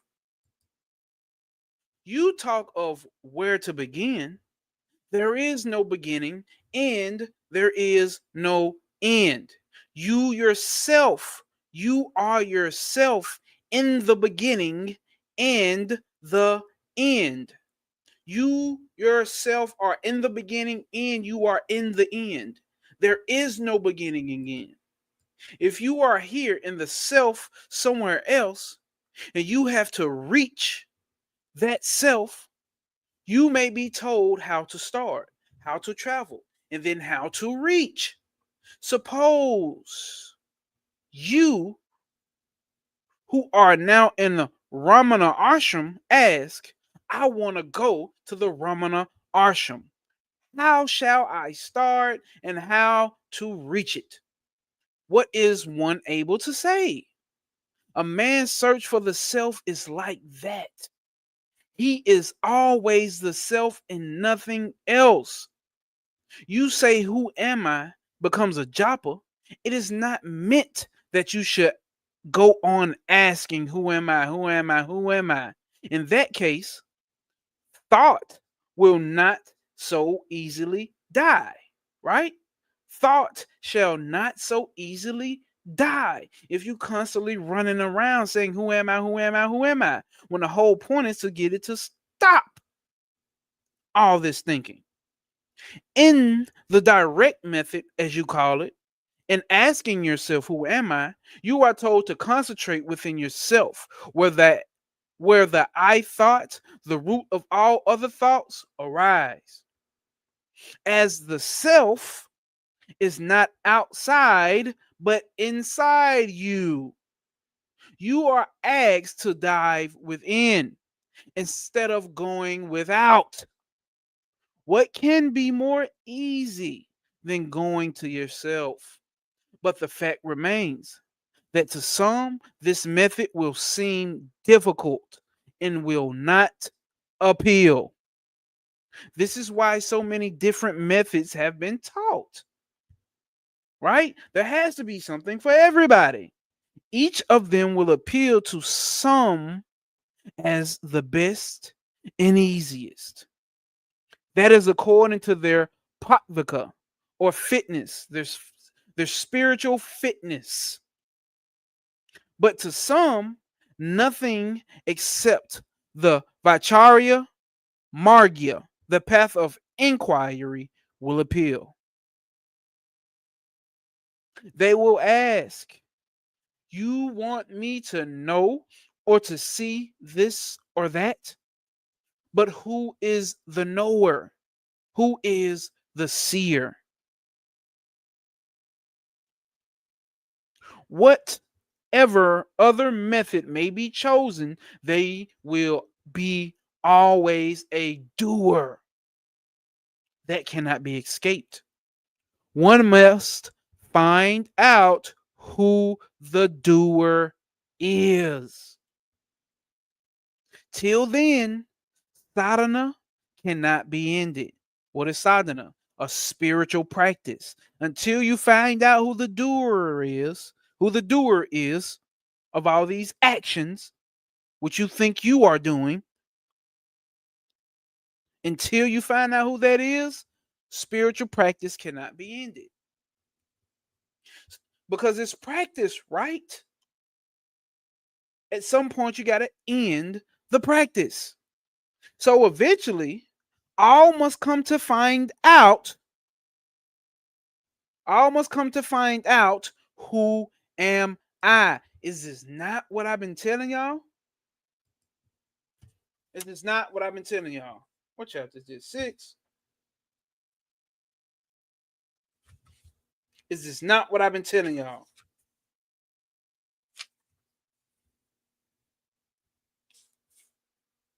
I ain't even read this shit in this book yet. It's obvious. I was trying to see what else I highlighted in the book. I ain't even read this chapter in the book. This is my first time reading with y'all. Is it not obvious? You're going to start your spiritual journey with who am I, and you're going to fucking end with it. This is a direct path, if there was a path. This is a direct path. What are you going to do with it? It's not for everybody. And it's not that it's not for everybody because, oh, they're superior or they're inferior or vice versa. It's to the mental temperament of this person. It has to deal with your body and mind karma. You get this shit, It automatically click for you. This what type of shit this is. Same shit Panda was telling you. This shit gonna automatically click for you. I'm not trying to convince you. I don't need you to be convinced. I'm convinced. And I was instantly convinced once I got these teachings. It wasn't no like, oh my God, let me. It was an instant click. You've had instant clicks before. When you had a good ass pear. First time eating a good red pear, you didn't intellectually break down, I wonder why this pear tastes so good. Should I be eating this pear? It tastes so good, but why is it red? And I should figure out how do pears grow, and I should go through this step and this step of the pear. Motherfucker, what?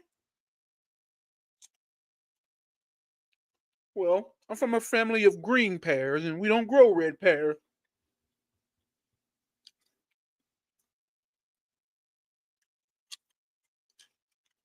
Niggas would trick themselves out of something so divine with their fucking intellect, bro. And when I say niggas, I mean human beings in general, not black people. Human beings in general.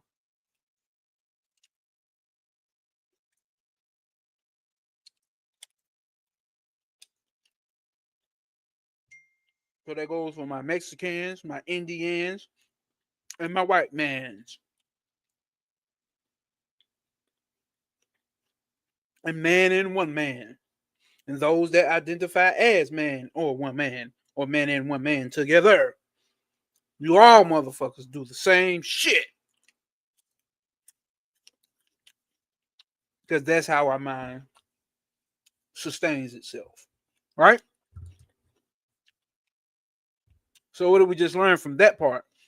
You have to figure out, who am I? Once you figure out who is the doer, that's the end of your spiritual practice.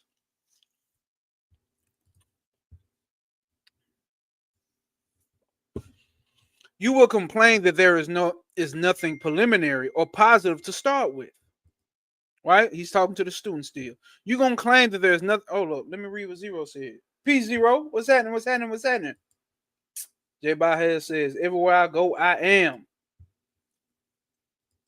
Peace, peace, peace. Mexico, he wrote zero. Recently, I've been looking a lot of Sadhguru interviews, and even the scientists can't grasp the P because it's beyond their intellect. And even Sadhguru is telling him that. Facts. If you're too intellectual, people who are overly intellectual, this spirituality shit is not for them. Or they won't get far. But they will learn a lot of terminologies. They will learn a lot of words. They will want to be in debates with you. That they will do. And they'll get a lot of followers. That they will do.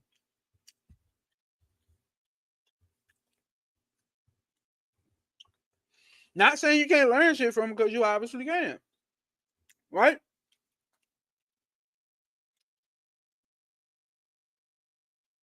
But you ain't going to get to know the self. Run around here trying to keep some intellectual knowledge and kick it and sit on it.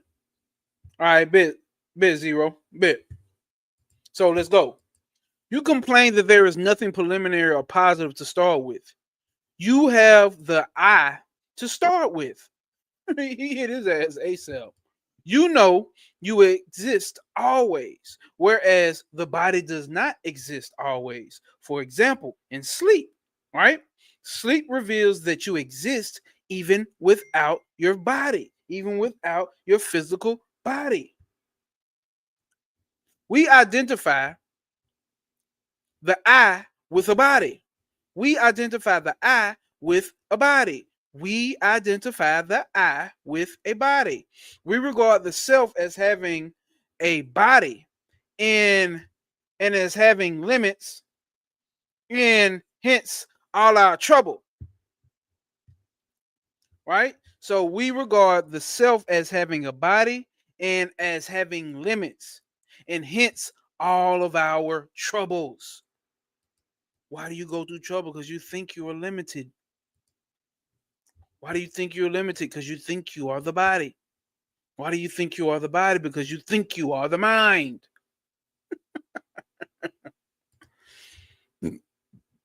All that we have to do is to give up identifying the self with the body, with forms and limits. And then we shall know ourselves as the self that we always are. This is why this is the easy path. Somebody call this the lazy spiritual path. Because all you have to do is give up the identification with the mind and the body. All you have to do is let go, not learn more. There's a difference. All you have to do is let go, not learn more. Say it with me. All you have to do is let go, not learn more. All you have to do to know thyself is let go, not learn more. It's not about learning more spiritual terminologies in terms or whether things are conspiracies or not. It's not about that. It's about not identifying with the body and the mind. I always tell you niggas, if you understand the body or if you understand the mind, if you understand the 5 elements, you can understand the 5 senses. And if you understand the 5 senses is the only way that you can so-called experience the outside world, even your inner world, then you will understand the mind. If you understand the mind, you will understand that you're not the mind. So you cannot be the body which has and uses the 5 senses to relay things back to the mind. So who the fuck are you?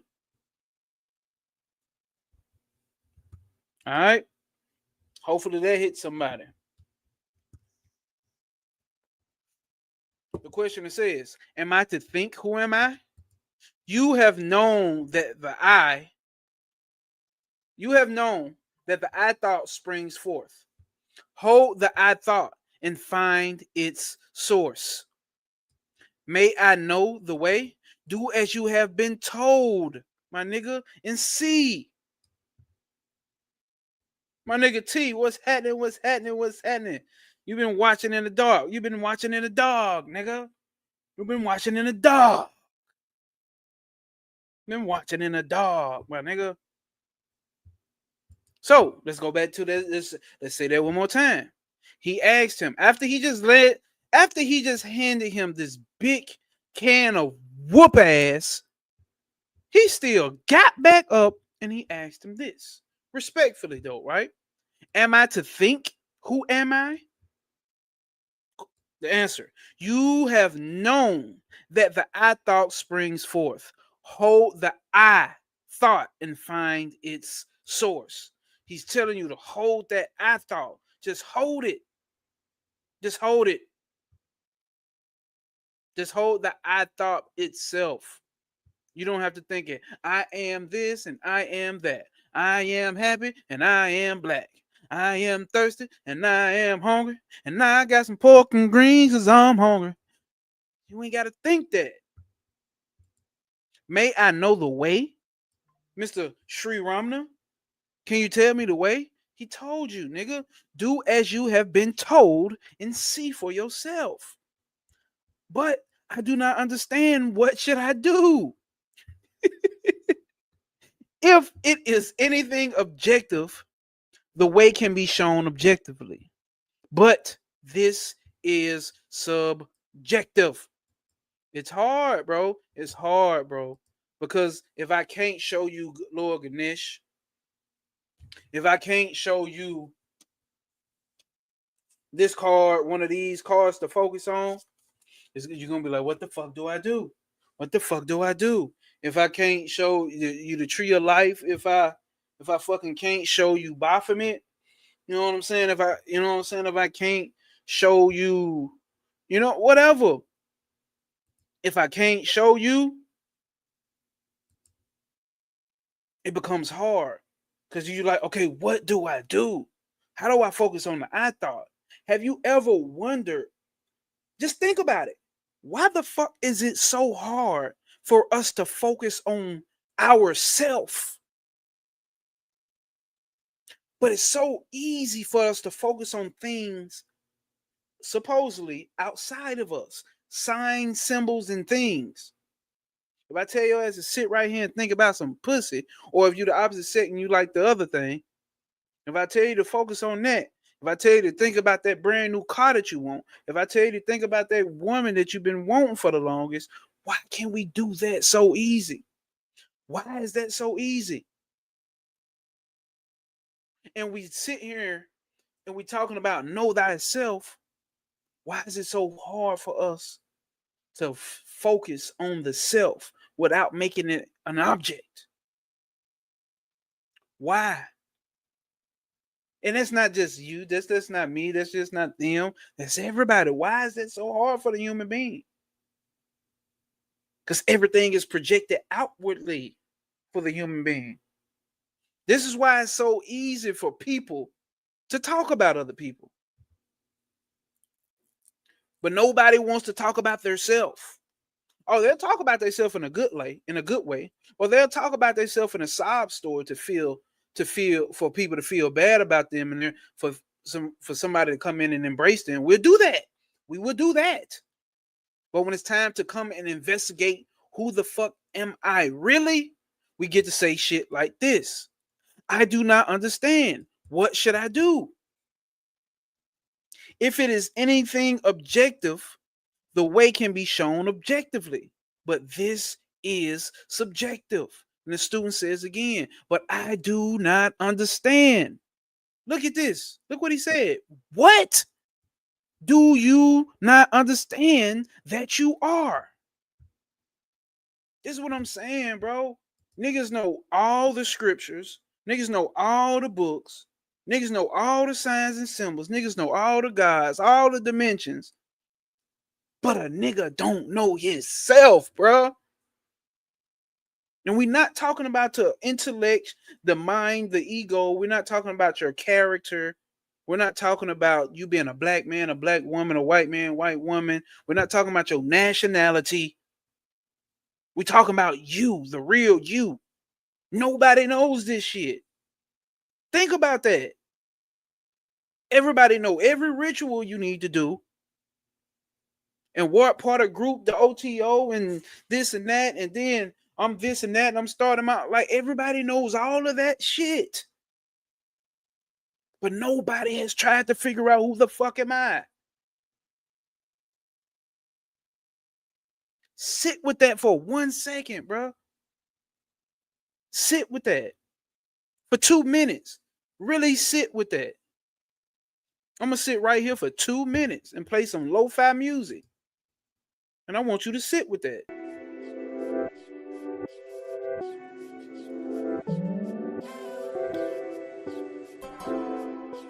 I don't like that.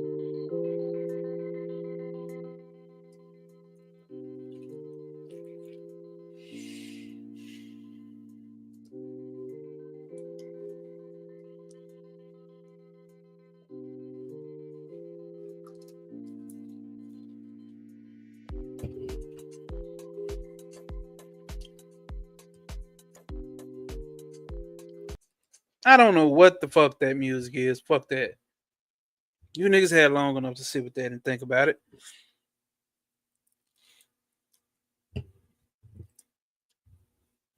This is why I found out this is the most important information for me, at least. It does not have to be for everybody.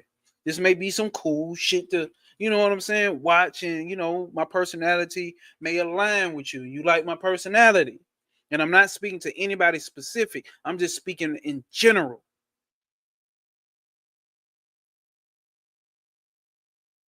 But this here, this is about who am I?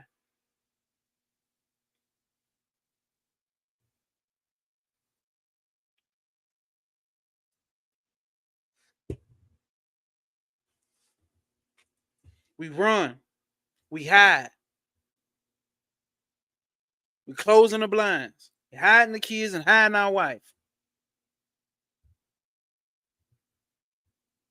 Shit ain't no game, gang. I don't give a fuck how much spiritual shit you know. You don't know who the fuck you are? What's the fucking point? The fuck is the point? There is no point.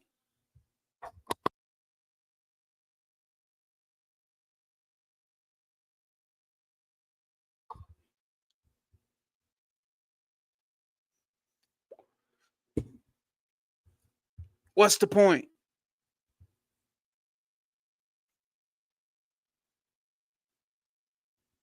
Let's get to it. Let's read the comment. Don Tree, my dog, what's happening? What's happening? Peace, peace. Oh yeah, you definitely gotta watch the replay. But we just getting crunk up though. Just getting crunk up. So stay right there. Don't run nowhere. Everybody here said, how many of y'all gotta have a picture on your of yourself on your altar next to all the expensive stuff that you don't understand fully? Been there, buddy. Been there.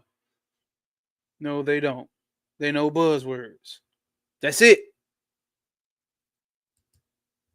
Buzzwords get you in, but it ain't gonna get you far. Let's do it. So he said, what do you not understand that you are? Questioner, please tell me the way.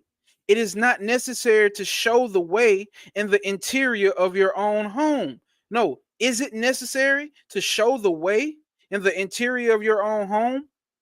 This is within you. How can I show you the way from your living room to your bedroom? Fuck, I'm gonna show you. I've given you what you need to get. So now he playing little word games with him. I've given you what you need to get. I've told you. Do it. Questioner, you have said that the heart is the center of the self. Yes, it is the one supreme center of the self. You have no doubt about it. The real self is there in the heart, beyond the jiva or the ego self. Now, be pleased to tell me where it is in the body. You cannot know it with your mind. You cannot realize it by imagination. So you run around playing with imagination? This is not one of those things here. That's something different and can be useful for what it's useful for. But this is not here. You cannot realize it by imagination. When I tell you here is the center pointed to the right side of the chest, the only direct way to realize it is to cease to fantasize and try to be yourself. When you realize, you will automatically feel the center is there. This is the center, the heart, spoken in the scriptures of the Hitgua, a book. I guess that means the cavity of the heart. Aru, which means grace. Alom, the heart.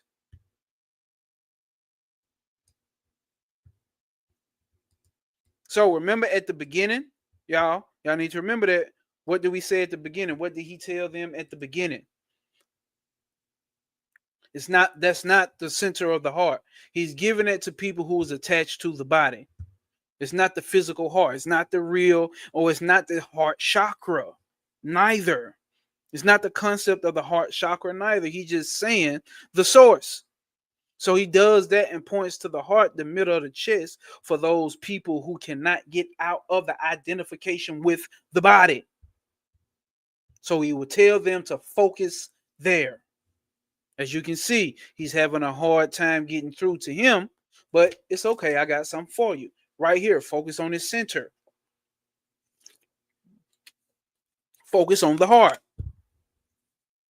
So obviously not a little piece of soul or consciousness sitting inside the heart. Obviously, you would think some people will know. He says, the student says, in no book have I found it stated that it is there. Long after I came here, the teacher says, I chanced upon a verse in the Malayalam version of the Ashta Nagridi Dayam, the standard work of Ayurveda or Hindu medicine, wherein the ojas Slathana, or the source of the body vitality or place of light, is mentioned as being located in the right side of the chest, and it's called the seat of consciousness. But I know of no other work which refers it to it as being located there. So there he gave him what he needed intellectually, because that probably was a nigga who read a lot of books. See what I'm saying? It's probably a nigga who read a lot of books and want to know, nigga, I ain't never heard that. You don't know what you're talking about. I ain't read that in no book. Question: can I be sure that the ancients meant this center by the term heart? Can I be sure that the ancients meant this center by the term heart? Yes, that is so. But you should try to have rather than to locate, but you should try to have rather than to locate the experience. You should try to have the experience rather than locate the experience. A man need not find out where his eyes are situated when he wants to see. Do you hear that? A man need not know. I don't even know that number. I don't know who the hell called me from Atlanta. A man need not find out where his eyes are situated when he wants to see. The heart is there, ever open to you if you can enter it, even supporting all your movements when you are unaware. It is perhaps more proper to say that the self is the heart itself than to say that it is in the heart. Do you hear that? That's why I keep telling y'all it means the source. When he's talking about the heart, we're talking about the source. We're not talking about the physical heart, but we know the heart of as being the source by what understanding? The heart is there open to you if you care to enter it, even supporting all your movements. You can't move without having a heart pumping, right? Even when you are unaware, even when you're not even aware of your heartbeat, the heart is beating. It is perhaps more proper to say that the self is the heart itself than to say that it is in the heart. Really, the self is the center itself. It is everywhere, aware of itself as heart, the self awareness. You have to get that. So for you run around talking about in the heart chakra, in the pioneer or the third eye chakra, in this chakra and that chakra, or it's in my heart cavity, the vesicle testis tube running through the heart actually carries this little bit of goddess that's running through it. You're not getting it. You're not getting it. You run around playing with concepts.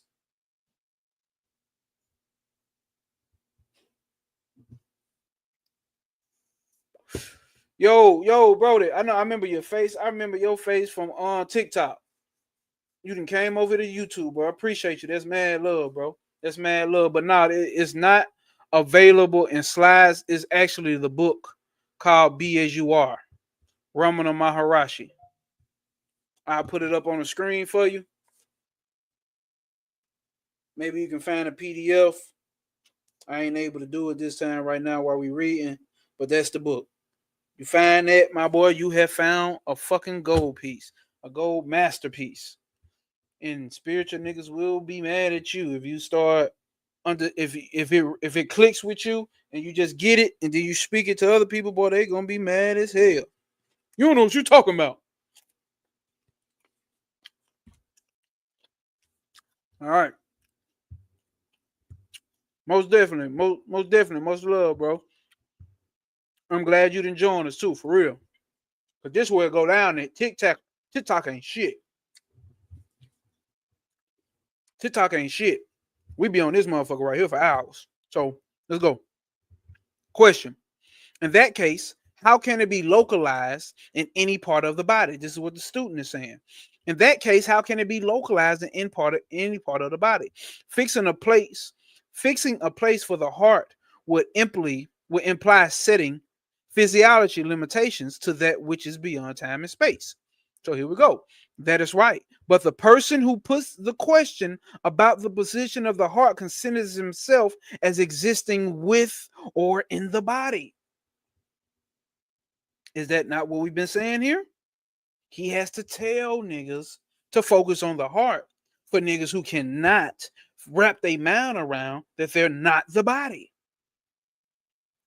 So a person who would even ask that question, that is right. But the person who puts the question about the position of the heart considers himself as existing with or within the body. While putting the question now, would you say that your body alone is here, but you are speaking from somewhere else? No. You accept your body experience. It is from this point of view that any reference to a physical body comes to be made. From that point of view is the only time I talk to you like that, when you talking like this. Truly speaking, pure consciousness is indivisible. You hear that? Well, y'all know it. Truly speaking, pure consciousness is indivisible. It is without parts. It has no form and no shape, no within and no without. There is no right or left for it. There is no right or left for it. Pure consciousness, which is the heart, includes all, and nothing is outside or apart from it.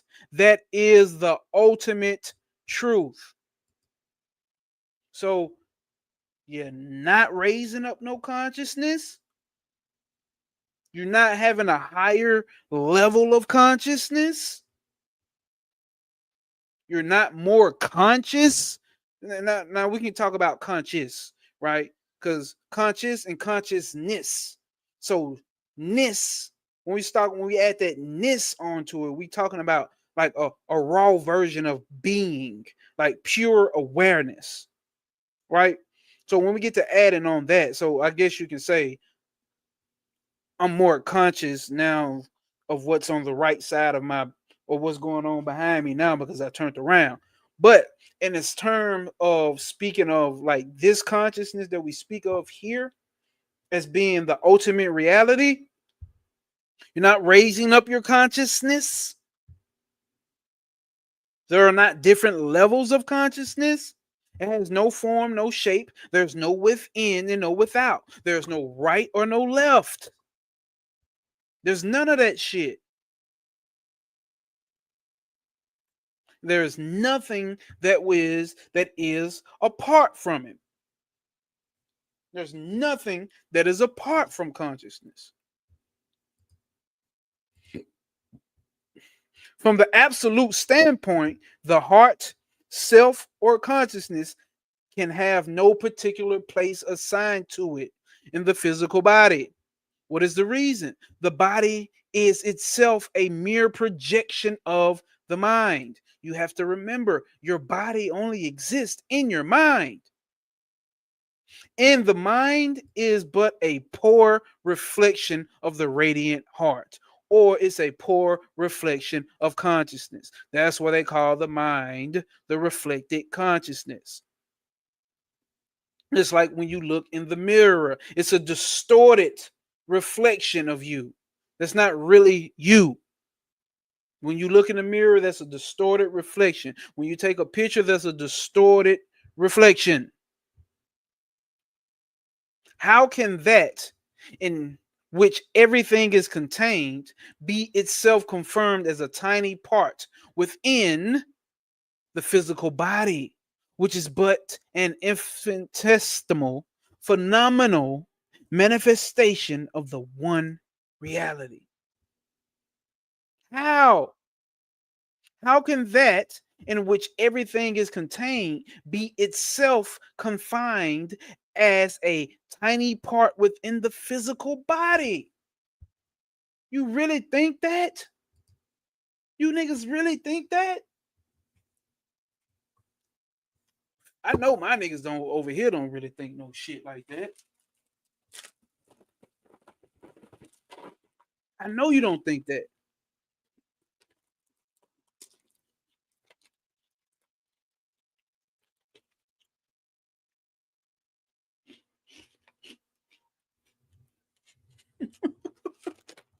You niggas really think that, gang?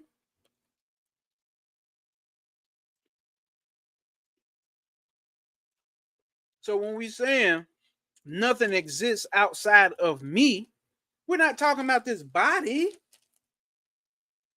We're not talking about fucking melanin.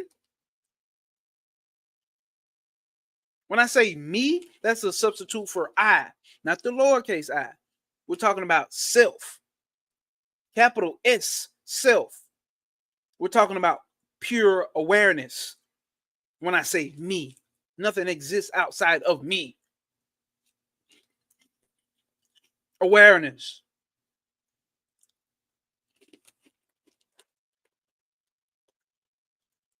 And that's why I say people got know thyself mixed up with know myself.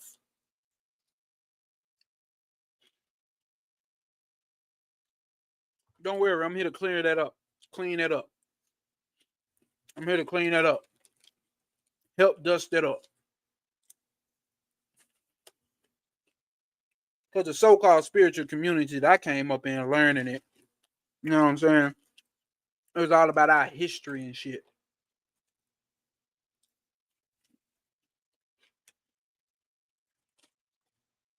So you get niggas like Bobby Hemming, Brother Panic, making you go straight for the soul.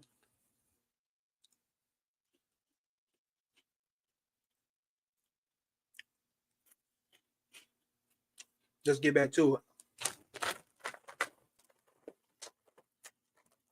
it. SOP, comment puzzle piece, standing on P.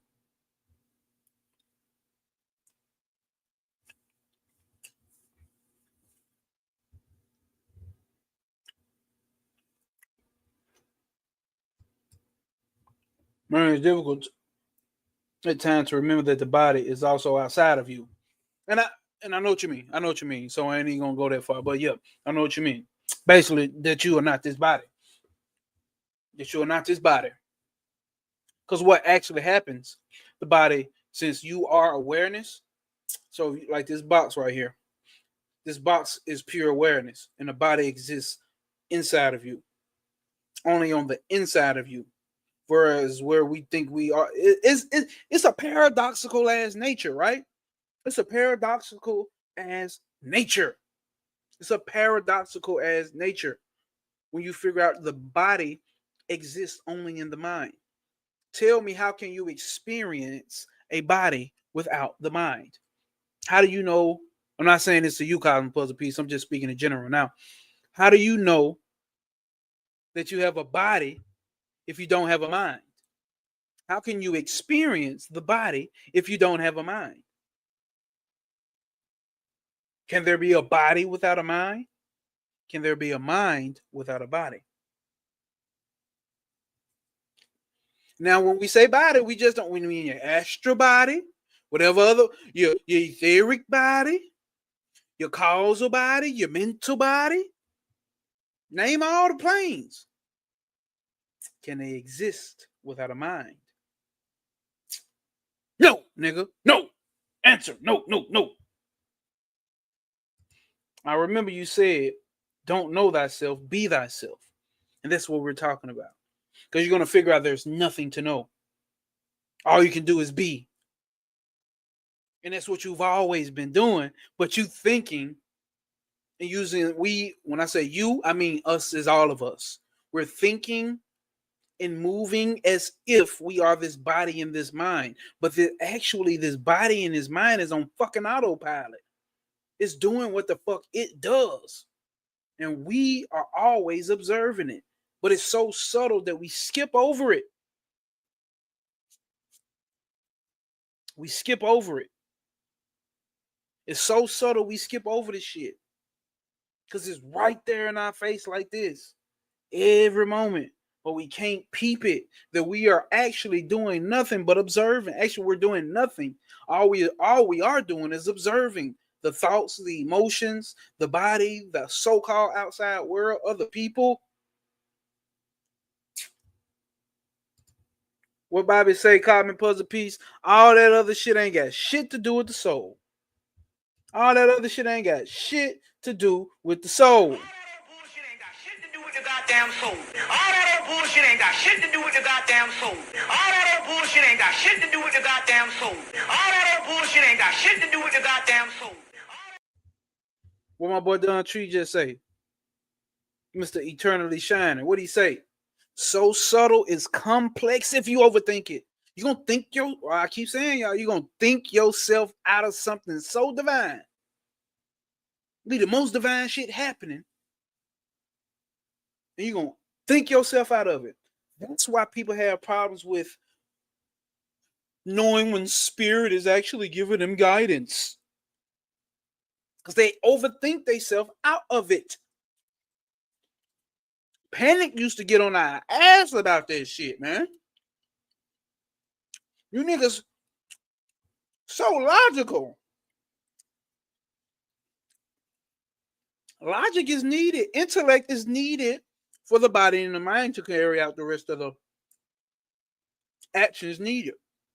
You got a family, you need the body and mind to take care of family. You got to drive to the store to get you some goddamn backwoods. You need the body, mind, and the intellect and the ego to go.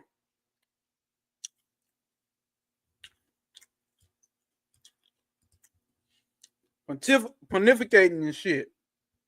Come on, man.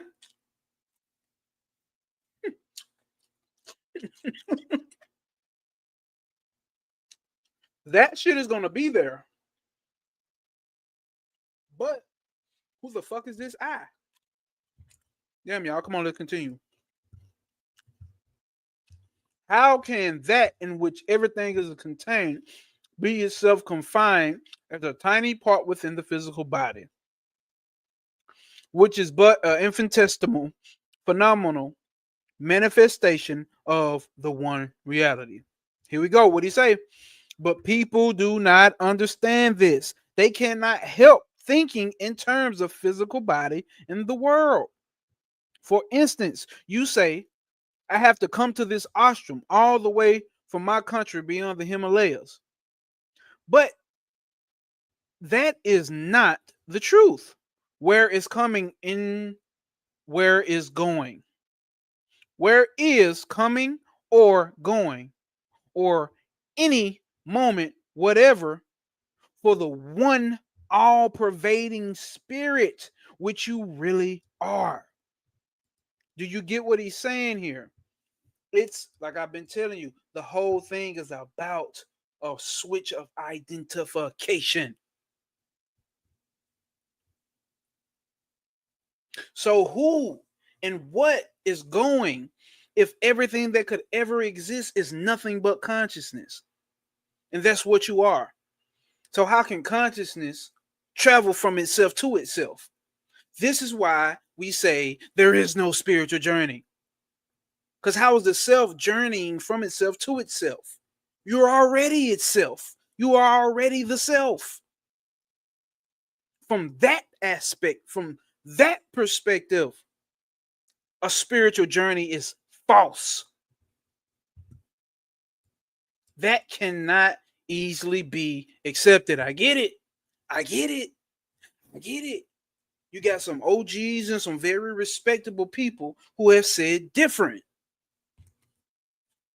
But if this shit clicks for you, it works for you, and you understand, you just get it.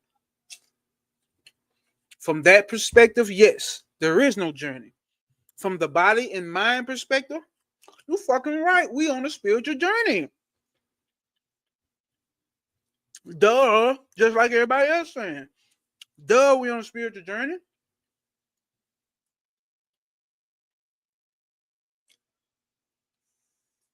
Duh, we on a spiritual journey.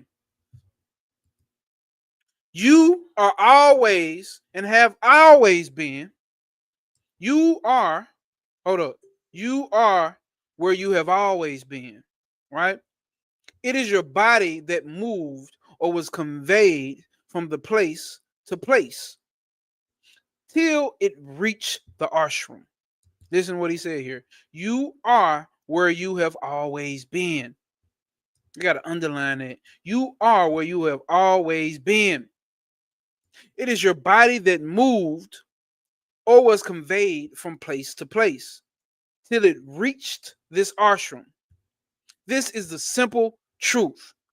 But to a person who considers himself a subject living in an objective world, it appears as something altogether visionary. Let's read that one again. You are where you have always been. It is your body that moved or was conveyed from place to place, till it reached this ashram. This is the simple truth. But to a person who considers himself a subject living in an objective world, it appears as something altogether visionary. Right? It is by coming down to the level of the ordinary understanding that a place is assigned to the heart in the physical body. You have to, so that's the ordinary way. That's the basic bitch way to speak. Right? See? You see?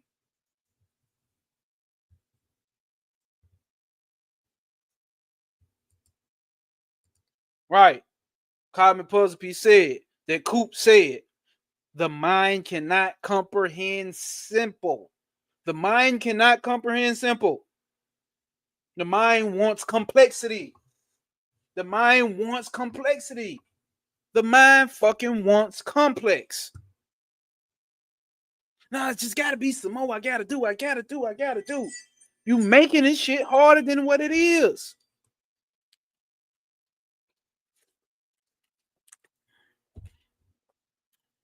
The final realization,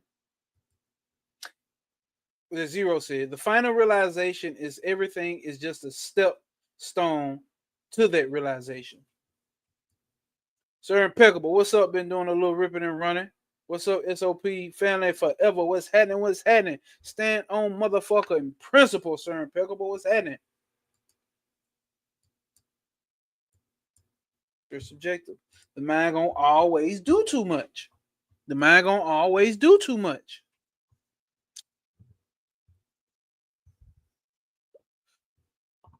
Let's see. How then shall I understand Sri Bhagavan's statement that the experience of the heart center is at the particular place in the chest? Once you accept that from the truth and the absolute point, the heart is. Hold up. Once you accept that from the truth and absolute standpoint, hold on. He says, once you accept that, he should have put a comma right there. Once you accept that from the true and absolute standpoint, the heart as pure consciousness is beyond space and time. It will be easy for you to understand the rest in its correct perspective. That is golden for you right there.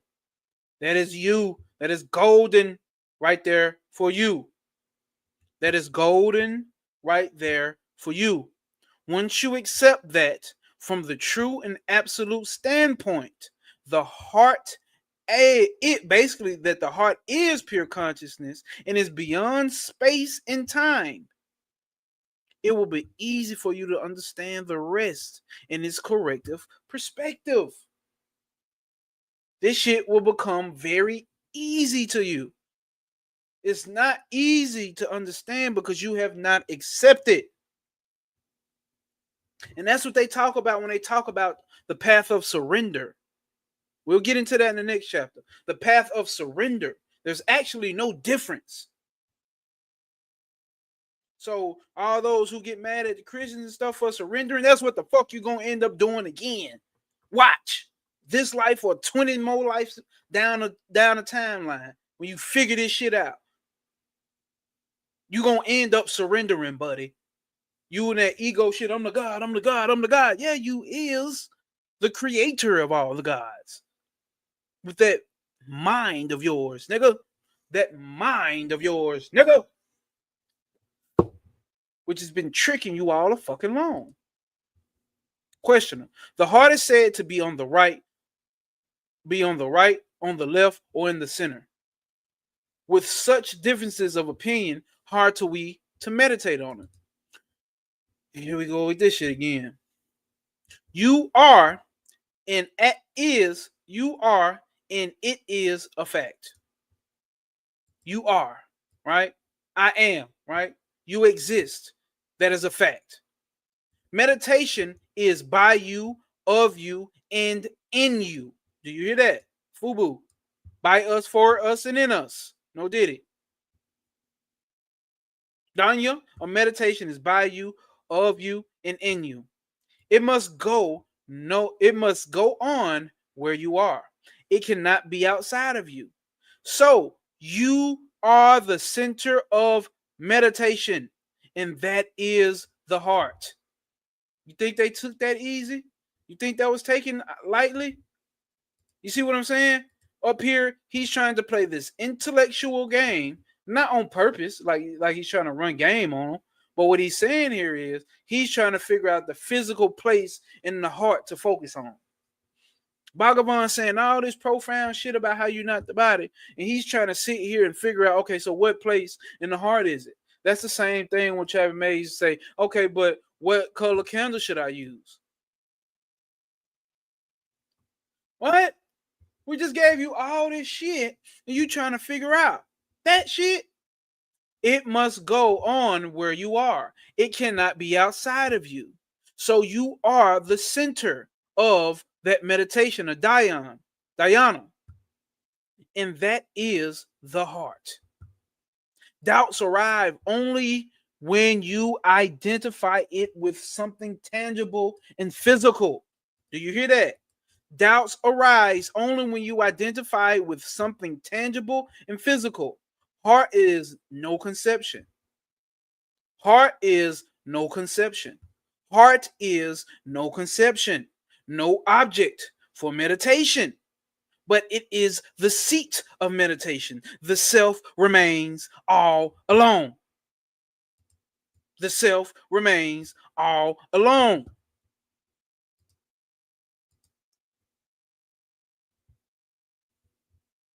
You see the body in the heart, the world also in it.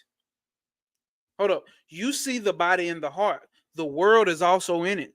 There is nothing separate from it. So all kinds of effort are located there only. It is where it is, and everything is in what this here is. What are you looking for? What are you on a spiritual journey for, bro? What you searching for, gang? What the fuck are you searching for? This is the end of the spiritual journey. There is no spiritual journey no more. Complete, nigga. Just stand on principle now. Until the body or the prana has left this body. When the prana leaves this body, it's a wrap. This is the end. Accept this to be true and know that this shit is over with. This is what Bobby meant. For me, at least.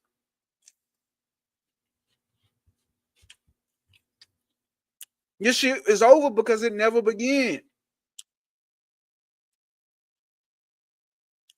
This shit is over because it can't end. It's over because it never began, and it's over because it can't end.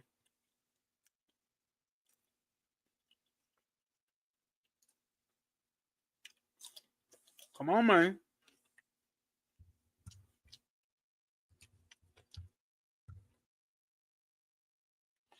Cosmic Puzzle be say, now I understand that I am nothing I am familiar with. Facts. I know nothing. I know nothing. I don't know shit. I don't know a goddamn thing. You niggas who know a lot of shit can run hella circles around me. Spiritually speaking. Once we start seeing everything as appearances, that comes and goes, self-realization sets in. My boy say, check.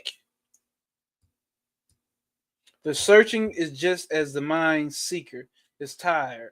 And let the P take control, baby. Surrender. Be careful with death, therefore it is no death. Oh, be comfortable with death, therefore there is no death. Crazy, right? Yeah, cosmic puzzle piece ain't no joke. That's why I say, Brody, come over here and hang with us on YouTube. You know what I'm saying? TikTok, I just be cutting shit up from here. I be cutting up bits and pieces from the videos from here, then put them on TikTok. You this way you get the whole context. On TikTok, you can't get the whole context. All right, let's go, let's go, let's go. You say the I thought arises from the heart. I feel like we didn't say that shit a billion goddamn times, but okay. You say the I thought arises from the heart center. Should we seek its source there? I keep forgetting they did break it down from different sittings and different settings and different talks that he had. So this question may be asked goddamn 10 months later. You know what I'm saying? From a whole different person. But they put it in to give you context on how he would answer the question different depending on the level of this spiritual seeker who's asking the question. You say the I thought rises from the heart center. Should we seek its source there? I ask you to see, nigga. No, nigga. I ask you to see where the I arises in your body. But it is really not quite correct to say that the I arises from and merges in the heart in the right side of the chest. It's actually not quite correct to say that, is what he's telling him. Even though I've said it, it's quite not correct to say that. The heart is another name for the reality, and it is neither inside nor outside the body. There can be no in or out for it, since it alone is. The only thing that is the heart. The only thing that is Brahman. The only thing that is awareness. Only thing that is the cosmic P. Can I please get some SOPs in the chat? Stand on motherfucking principle. Can we please get some cosmic P SOPs in the chat? Then we'll continue. Because the only thing that is this SOP, the principle that we stand upon. There is no body. There is no separate person. There is no hell. There is no fire. There is no God. There is no devil. There is no good. There is no evil. There is no tree. There is no cat. There is no dog.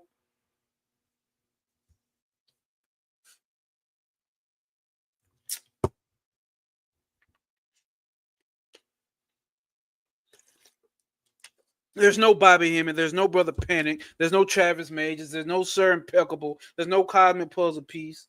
There's no Nozier. There's none of that. There's none of you. There's no Hasadia. There's no Zero. There's none of that. Only thing that is self. That's it. There's none of these separate identities. There's none of that. No motherfucking self.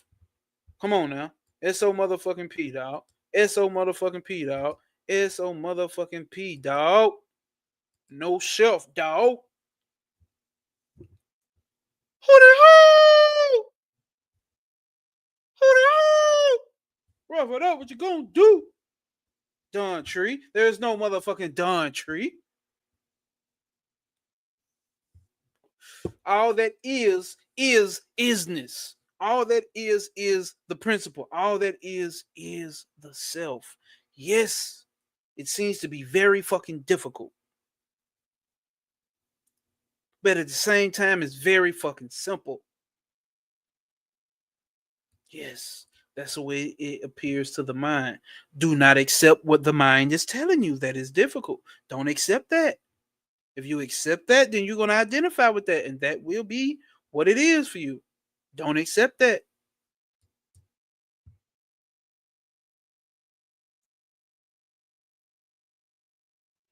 Facts. Self as everything is only that exists, is the only thing that exists. That means there is no self. The mind is motherfucking crazy. Literally. Let that motherfucker do what it do, gang. You know what I'm saying? We're gonna do what we do. Well, let that motherfucker do what it do, gang. Let that motherfucker do what it do. Question: should I meditate on the right side of the chest in order to meditate on the heart? The heart is not physical. Meditation should not be on the right or the left. Meditation should be on the self. Meditation should be on the self. Everyone knows I am. Who is the I, though? It will be neither within or without, neither on the right or the left. I am, that is all. I am, that is all. That's it. That's it. Leave alone the idea of the right and the left. They pertain to the body. The heart is the self. Realize it, and then you will see yourself. There is no need to know where and what the heart is. What is he telling you here?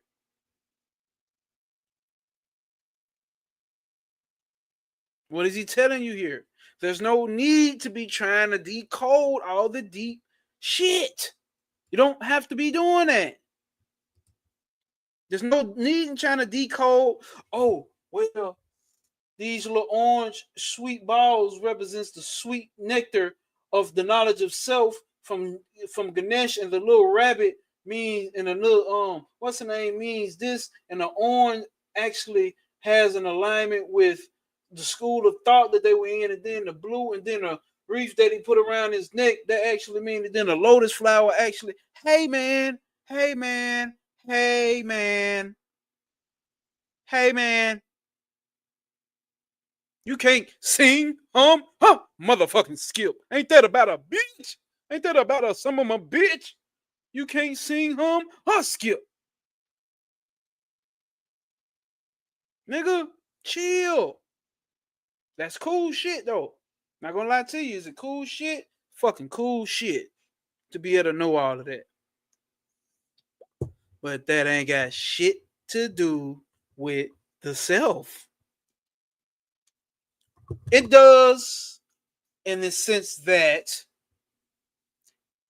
it represents something. It's a pointer. It's like a street sign that says turn right. That's what Ganesh represents. That's what Shiva represents. That's what the tree of life represents. That's what goddamn Noon of the Egyptian pantheon represents. That's what Mayat represents. They're street signs. That's why I can say fuck Ganesh, fuck Shiva, fuck the tree of life, fuck Baphomet, fuck Buddha. There are signs. Fuck Mayat. I can say that. You should be able to, unless you have an attachment to these things as if they are fucking real things. They're fucking signs and symbols to point you to something. And that's back to the self. And now we are in so-called year 2020, 2025. And it's time to realize the motherfucking self. God damn it. Let me read some of these. So everyday cause and effect is an illusion. Woo, woo, woo, woo. Cause and effect is an illusion. Because nothing's actually happening. Some don't want to hear that though. We ain't gotta go there. My nose is you answer something that I've always had trouble with. I don't need to decode everything. So thank you for that. Yes, facts, bro. And I'm gonna tell you, and I'm telling you, listen, from a nigga who did it. I'm telling you from a nigga who did it. Because that's where we all started, bro. So, no, you know what I'm saying? No offense. If I did, I know I didn't offend you, but I'm talking about to anybody who's watching. So it's not like that a nigga's talking like, oh, they're gonna way better than you, nigga. I ain't never had to decode this shit. I'm just here realizing itself and you ain't doing it. That's not how I come. Some people may take it like that because they don't understand that I'm just talking real passionate.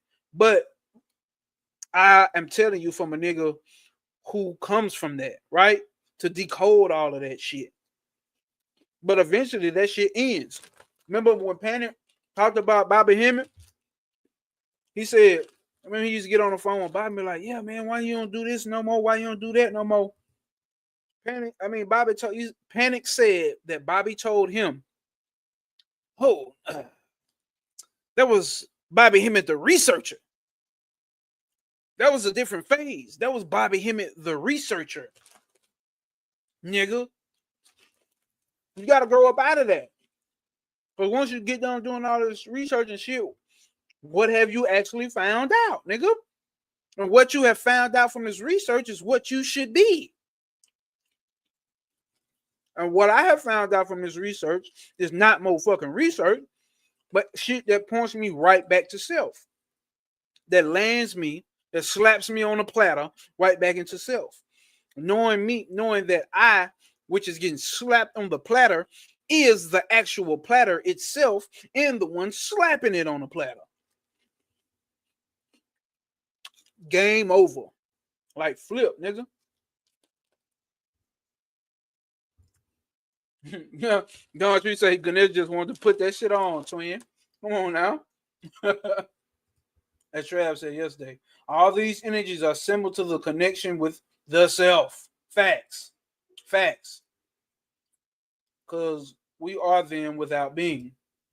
None of that don't exist without those gods, deities was created them anyway. Right. I reached a point of no interest in almost everything. I've been here before, but this time is different. I have much more peace and tranquility. It's something amazing. You hear that?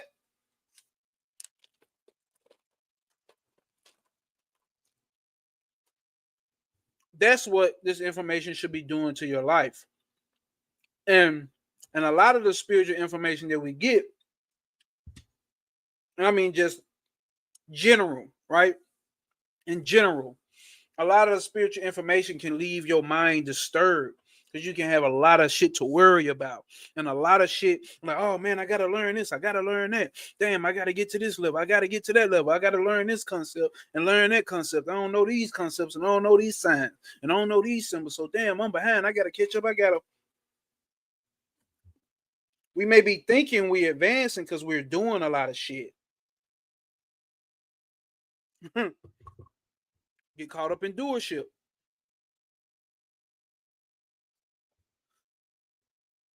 I can see the mind not being disturbed. That's what I'm talking about, bro.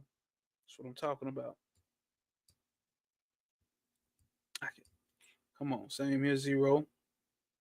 Common puzzle piece say, I get it. So there is no need to know where and what the heart is. It will do its work if you engage in the quest of the self. The self gonna do what it needs to be done for it to be realized. But you got to have the wherewithal or the devotion, right? Or the surrender, which we're going to get into. Or you know what I'm trying to say here, God damn it. All right. What is the heart referred to in the verse of the Upadasa Saram, where it is said, abiding in the heart is the best karma yoga, bhakti yoga, and jnana yoga? That which is the source of all, that which is the source of all, that in which all live, and that into which all finally merge is the heart referred to. They missing that. Abiding in the heart is the best karma yoga. Are they talking about bhakti yoga and jnana yoga?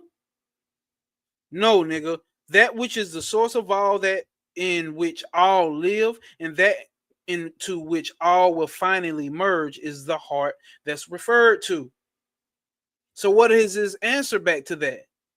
Be as you are, the name of the fucking book. Be as you are. That's all you got to do. Be as you fucking are.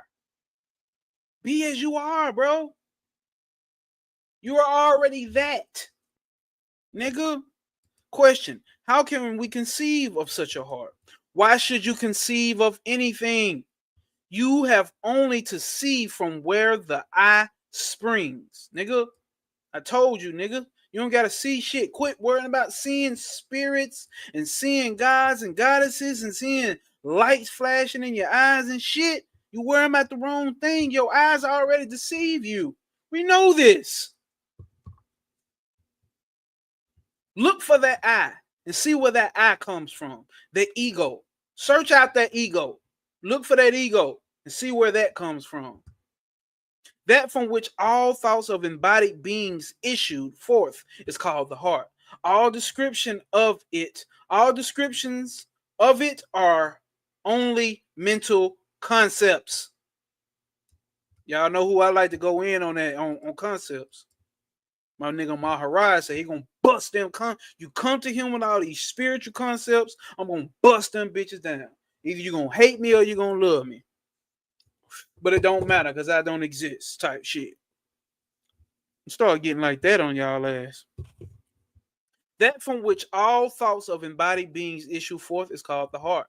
All descriptions of it are only mental concepts. So we want to run around here, call it ain't so far, cool. We want to call it goddamn Kethar, cool. We want to call it goddamn Purusha, cool. We want to call it Shiva, cool. We want to call it fucking Prakriti, goddamn it, whatever the fuck we want to call it.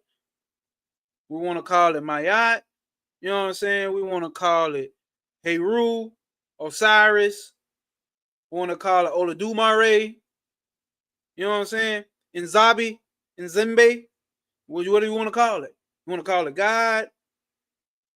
All of those are nothing but mental concepts, buddy. There's your answer. So, there are said to be 6 organs of different colors in the chest, of which the heart is said to be but 2 finger breadths to the right of the middle line. But the heart is also formless. Should we then imagine to have a shape? Imagine it to have a shape and meditate on it? Here we go again. Chew them out, OG. No, nigga. Only the quest, who am I, is necessary. No, nigga. Only who am I is necessary, bro. What remains all through deep sleep and waking is the same. But in waking, there is unhappiness and the effort to remove it. What happens in deep sleep and waking is the same. But in the waking, unhappiness arises and the effort to remove it comes into play. Asked who wakes up from sleep, you say. If I ask you who wakes up from sleep, you say, I. Basically, I wake up from sleep. Now you are to hold, now you are told to hold fast to this I. If it is done, hold up, man, what the fuck? Now you are told to hold fast to this I. If it is done, the eternal being will reveal itself. Investigation of this I is the point, and not the meditation on the heart center. Not the meditation on the heart center. So you're not sitting there imagining the green heart chakra and meditating on it. You might not want to hear that, but hey. You see, Don P said devotion and surrender to shine eternally. Motherfuckers be scared because it's a reflection of their self, ignorance. Dive in and realize you are the motherfucking ocean. That's right, you the ocean, not the wave, my nickel. I told you, bro, you started tapping into that Ramana energy. Zero. If you understand all of those are like antennas and channeling the ultimate realization, it's awesome how all the cultures had that technology. Right. Dive in, aka sit still, observe, non-attachment, awareness, meditation, etc. Whatever you want to call it. Shine, P. Come on now. Ancient technology equals magic. Gems. All right. All right. All right. All right. Yeah, but I feel like I missed some comments. Okay. The greatest knowledge on the planet is knowledge of self. Bobby motherfucking Hemmett. Facts. Facts. Facts. That's it. And if that's the greatest, why not start with it? And why not finish with it? Obviously, we all didn't start with it, but we took it in another aspect of being black and proud of our melanin. You know what I'm saying? But we beyond that shit. Gotta get beyond it, man. Even the teachers who taught that shit moved beyond that shit. But the students never did. Ain't that some shit? Be as you are because you already are that. Facts. Let's get it. The gang is in here today. Let's get it. There is nothing. There is nothing like within or without. There is nothing like within or without. Both mean either the same thing or no thing. Hey, my boy said there is nothing of the sort of the concepts like within or without. Both mean either the same thing or they mean no thing, nigga. Of course, there is also the practice of meditation on the heart center. Don't get me wrong. Of course, there's that. It is only a practice and not investigation. Only the one who meditates on the heart can remain aware when the mind ceases to be active and remain still. Whereas those who meditate on the other centers cannot be so aware, but infer that the mind will still only after it becomes again active. That the mind, hold up. Whereas those who meditate on other centers cannot be so aware, but infer that the mind was still only after it becomes again active. Because once you're done with that meditation, told you, you think you're doing something. But once you come up out that shit, that mind gonna get back active, baby. That mind gonna get active, homie.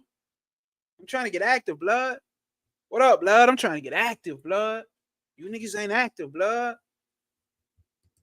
That's how the mind feel. You niggas ain't active enough for me, blood.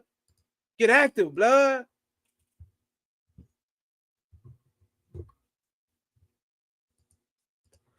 This is facts. This is what that is.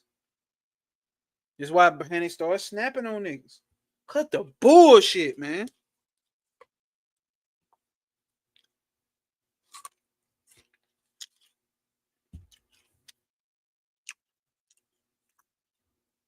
I'm sitting here telling you about knowledge of self and everything that exists is you, the self, and nothing exists outside of the self. And you need to find that self. And you fucking ask me what the fuck the moon in Aquarius is doing? Cut the bullshit, man. That shit is useful and appropriate what it's useful for.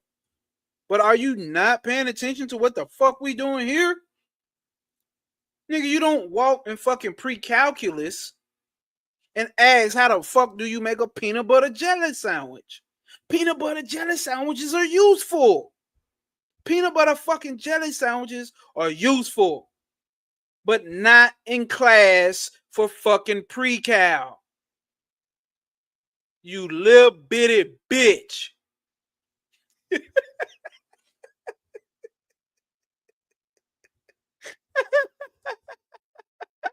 Bullshit ain't got shit to do with the goddamn soul. All that old bullshit ain't got shit to do with the goddamn soul. All that old bullshit ain't got shit to do with the goddamn soul. All that old bullshit ain't got shit to do with the goddamn soul. That shit ain't got jack shit to do with the goddamn soul.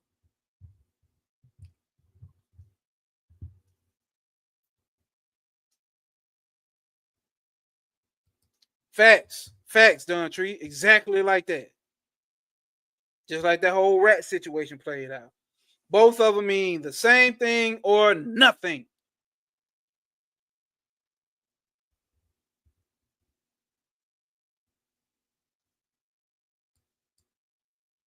They can't afford to get off the physical concept, matter based shit. Facts.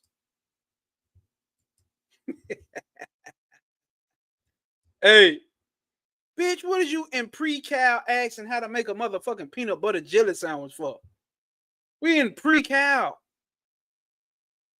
We in astrophysics and shit. You walk in there asking the teacher in the class how to make a fucking peanut butter jelly sandwich. We'll holler at you on. Go on, man. Go on, bro. Get on down, dog. Get on down, fool. Nigga be done got on your ass. And that's exactly how Panic felt about it. He said, like Panic said, it's the same shit that's being said here. Yes, if I'm identifying as a fucking human, if I'm a Taurus trying to get with a fucking Libra, it probably wouldn't fucking work. But if I'm operating as if I'm not a fucking human and I'm moving from some God shit, then we talking a whole different level. So the same shit that I say. I haven't seen them say it, but this is my rendition of it. My rendition of it. The planets deal with the body and the mind. So that's the karma for the body and the mind. So you read your astrology chart, you get an understanding of it. That's the karma for the body and the mind. That's the cause and the effect for the body and the mind. That is the action of the body and the mind. That is the character in this movie, in this dream script for the body and the mind. You yourself are not the body and the mind. Let's continue. In whatever place in the body one thinks self to be residing, due to the power of that thinking, it will appear to the one who thinks thus as the self and residing in that place. What we say? You make it real. So if I'm telling you it's not in the body, but you keep talking about it's in the body, okay, you know what? It's there. Wherever you say it's at, that's where it's at. Focus on it. Just do it. Go. Do it. Do it. Do it. Do it.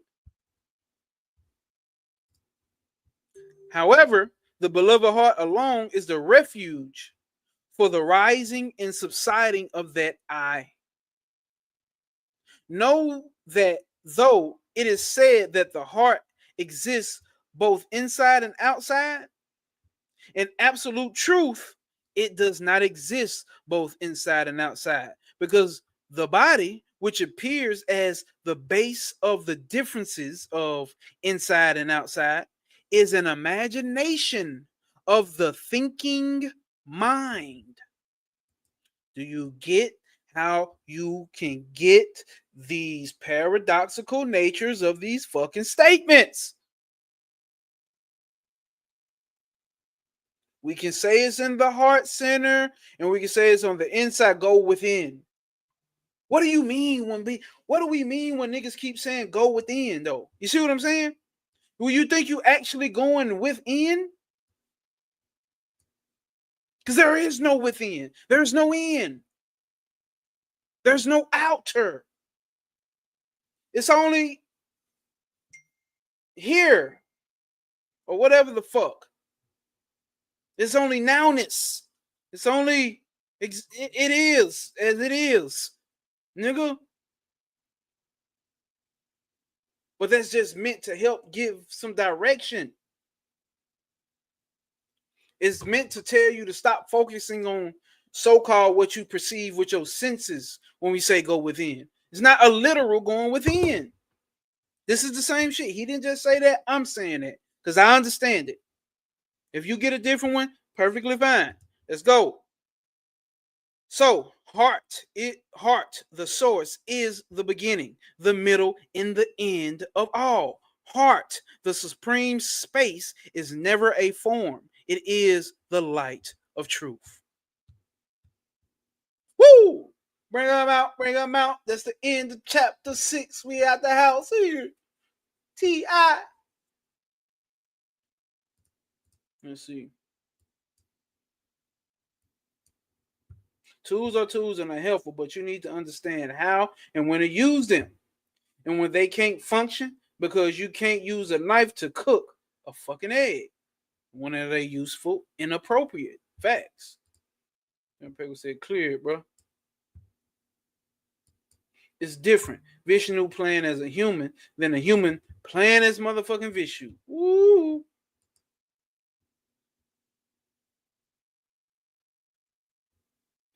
This year showed me how folks branch off into their own realities, ignoring the cosmic reality that is. He said, what the fuck? Me and Maharshi is one and the same. Facts. So when we see them saying trust in the guru, surrender to the guru,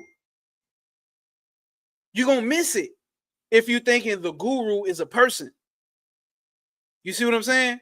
You're going to miss it if you're thinking a guru is a person. You're going to miss it because he's not a person. The guru know he's not a person. He know he's nothing but you, and you are nothing but him. He know he is talking to pure consciousness, not to some human body and mind. He knows this. Ultimately, he knows this shit is nothing but fun and games. I'm talking about the even more profound, deeper level of this shit. He knows this is nothing but fun and games and entertainment. This spiritual shit is nothing but entertainment. I understand this now. For us coming into that realization, this is serious. For those who have realized itself, stand in that conviction,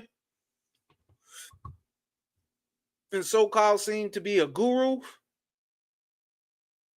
the real ones have understood this is all a fucking game. Because he knows you to be him. So you ultimately are not lost.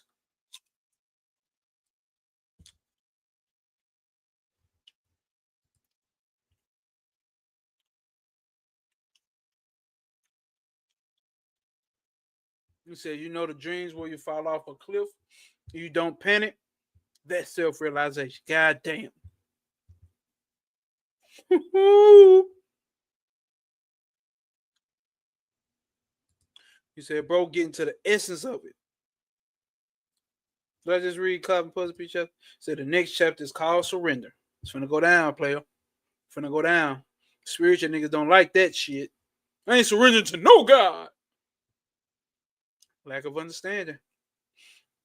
And I'm gonna bring up the OG again.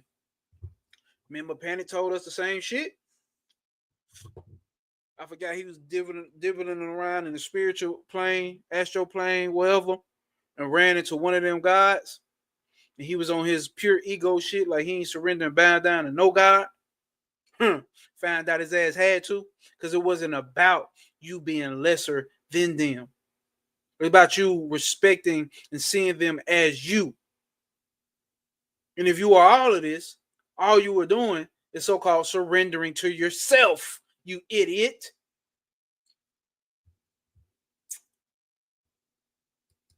Essence so beautiful because it's not tangible meaning. You can't go out and touch it or see it. It just is. Facts. Facts. That's the essence. What you think is strange is what you don't have knowledge of. Facts. You know what they say. People fear what they don't understand. You scared of that. That's why people don't try to know thyself. That shit's fucking scary. Because what you think you are is the ego. Who is scared? That's the ego who's scared because he know.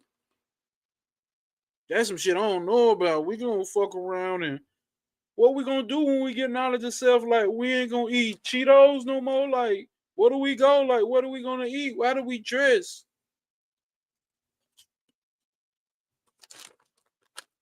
Damn, I mean I don't get to get pussy no more. Mean I can't smoke no more. Can't watch the game no more. I just gotta sit there and do nothing. That's what makes a person scared of self, though, bro. That what makes a person scared of the self. Because the mind is scared. The mind is scared of that which it does not know. And it can't know it because it's not an intellectual thing. The mind like things that it can see from ABC 1, 2, 3. Connect this dot and connect that dot. If it can't do that, it's fucking terrified. It's terrified. You seen a person being put in a position where, you know what I'm saying, may have all the confidence in the world, but when they get put in a situation that they've never prepared for, never been trained for, never been on what to do, watch how they act. They look fucking terrified. Same thing with the mind. Same thing with the ego. Not wanting to know self. Who's that? Sir Impeccable or Common Puzzle Piece that I always post that, what's your name? Before self-realization and enlightenment, I chop bricks and carry. He said I chop wood and carried the wood. After self-realization and enlightenment, I chop wood and I carry wood. You're gonna be doing the same. The body gonna be doing the same shit. The only thing is you not having the same identification that you are this body no more.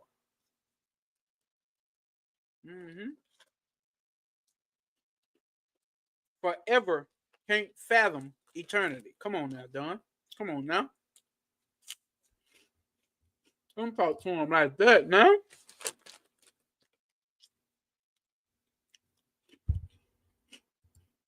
That's why it's important to let go.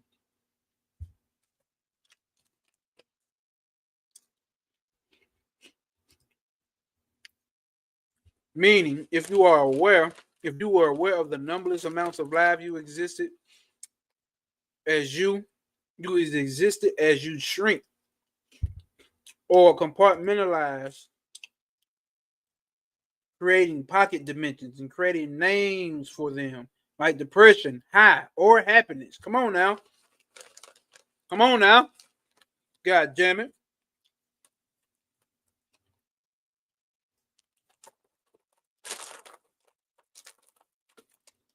We finna crank this bitch up.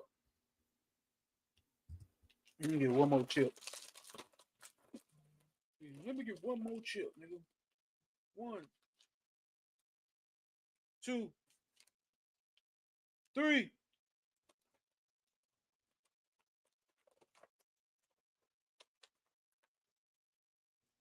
Come on now.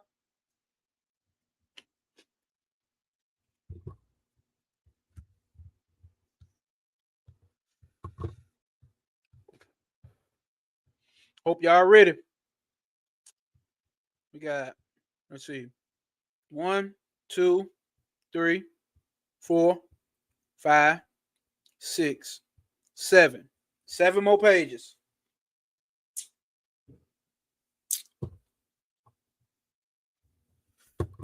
Okay. Chapter 7, surrender. Chapter 7, surrender. You bitch ass nigga. Shit. All right, you got dog food. I don't see no motherfucking dog.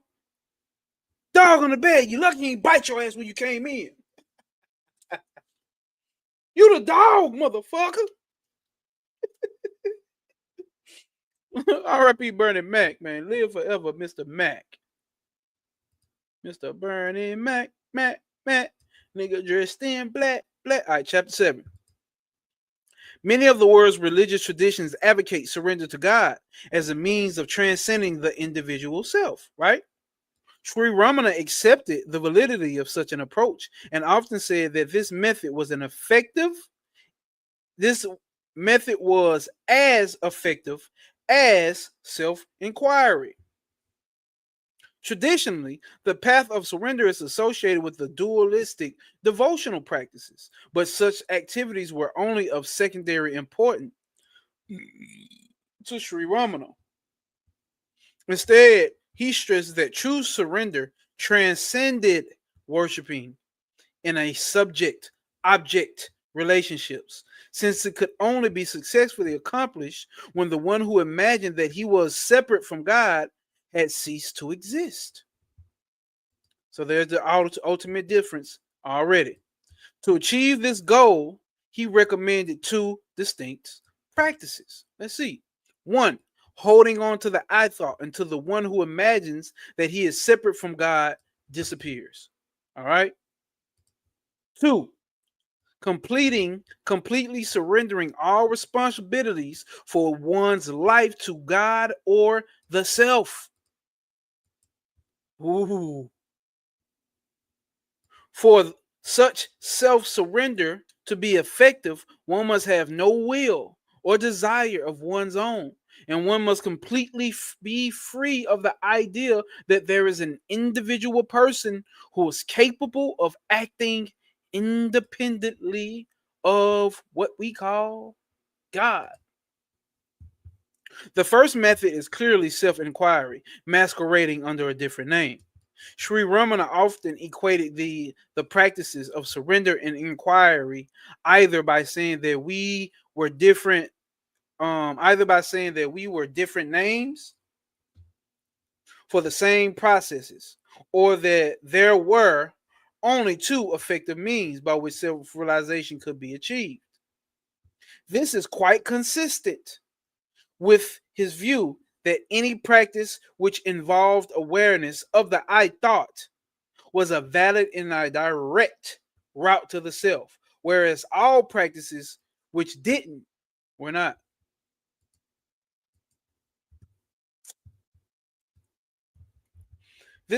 This instance on the subjective awareness of I as the only means of reaching the self colored his attitude towards practices of devotion, aka bhakti, and worship, which are usually associated with surrender to God.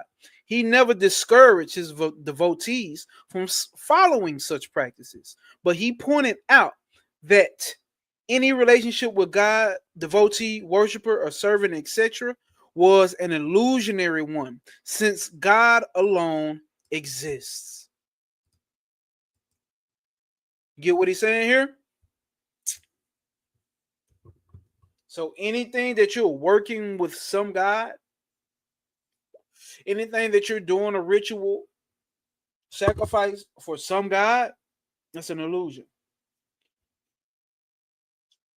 Anything that you're praying and worshiping a God, that's an illusion.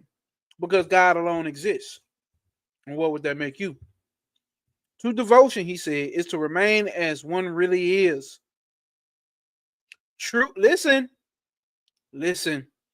True devotion, he said, is to remain as one really is, in the state of being in which all ideas about relationships with God have ceased to exist.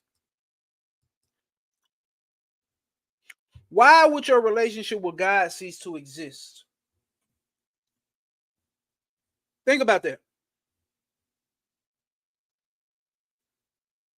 The reason he's saying that your relationship with God will cease to exist at this point, because you realize to have a relationship, there has to be two separate entities.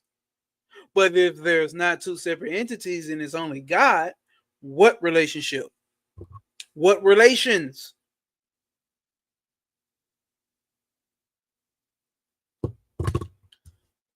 The second method of surrendering responsibility for one's life to God is already related to self-inquiry, since it aims to eliminate the I thought by separating it from the objects and the actions that it constantly identifies with. All right.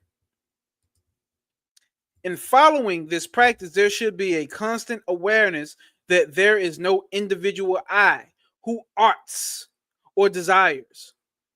In the following practice, there should be a constant awareness that there is no individual I.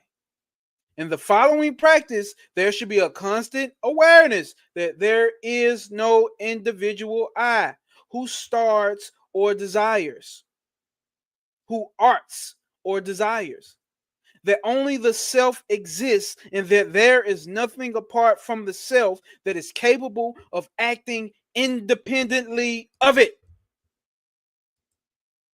This shit get nasty, nigga.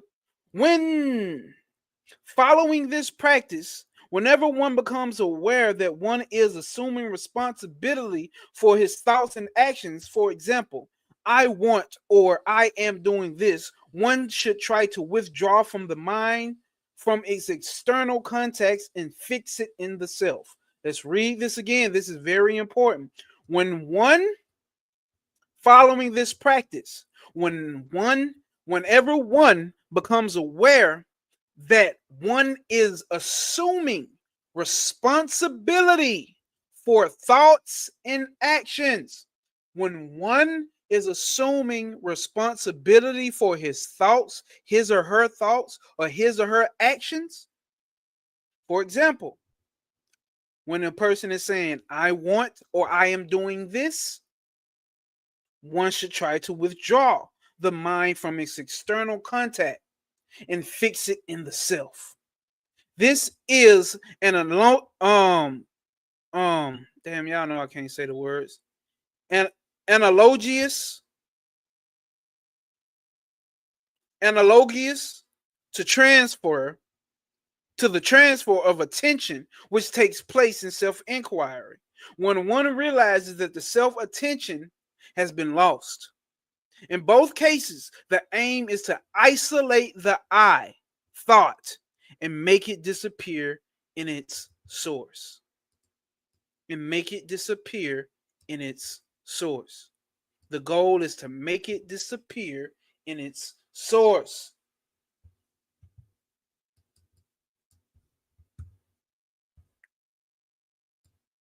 Hold up. Sadi said, because you would cease to exist. You would cease to exist.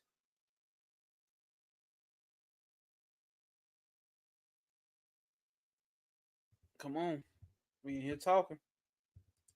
Most of humanity lives in reality or fear or FOMO, fear of missing out. Now it's time to surrender. We talking pure raw data just like last night. Facts, Cosmic Puzzle Piece. Fucking facts. Sheesh. Yeah, Sadi, I don't know what part you were talking about because one would cease to exist. Oh, I guess that's where it said right there. The I thought would make it disappear into its source. Into its source. Let's get it. Sri Ramana himself admitted that spontaneous and complete surrender of the I by this method was an impossible goal. It was an impossible goal for many people. And so he sometimes advised his followers to undertake preliminary exercises, which could cultivate their devotion and control their minds. See, he gave other methods. Yeah, that may not work for you. So let's just, we can run this over here. Most of the practices involved thinking of or meditating on God or the guru, either by constant repeating his name or by visualizing his form. He told his devotees that if this was done regularly with love and devotion, then the mind will become effortlessly absorbed in the object of meditation. Once this has been achieved, complete surrender becomes easier. Once this has been achieved, complete surrender becomes easier. All right. So you can take those practices, which is what we just read as a common yogic or spiritual practices, right? You take that, and then you can get into that stage of complete surrender.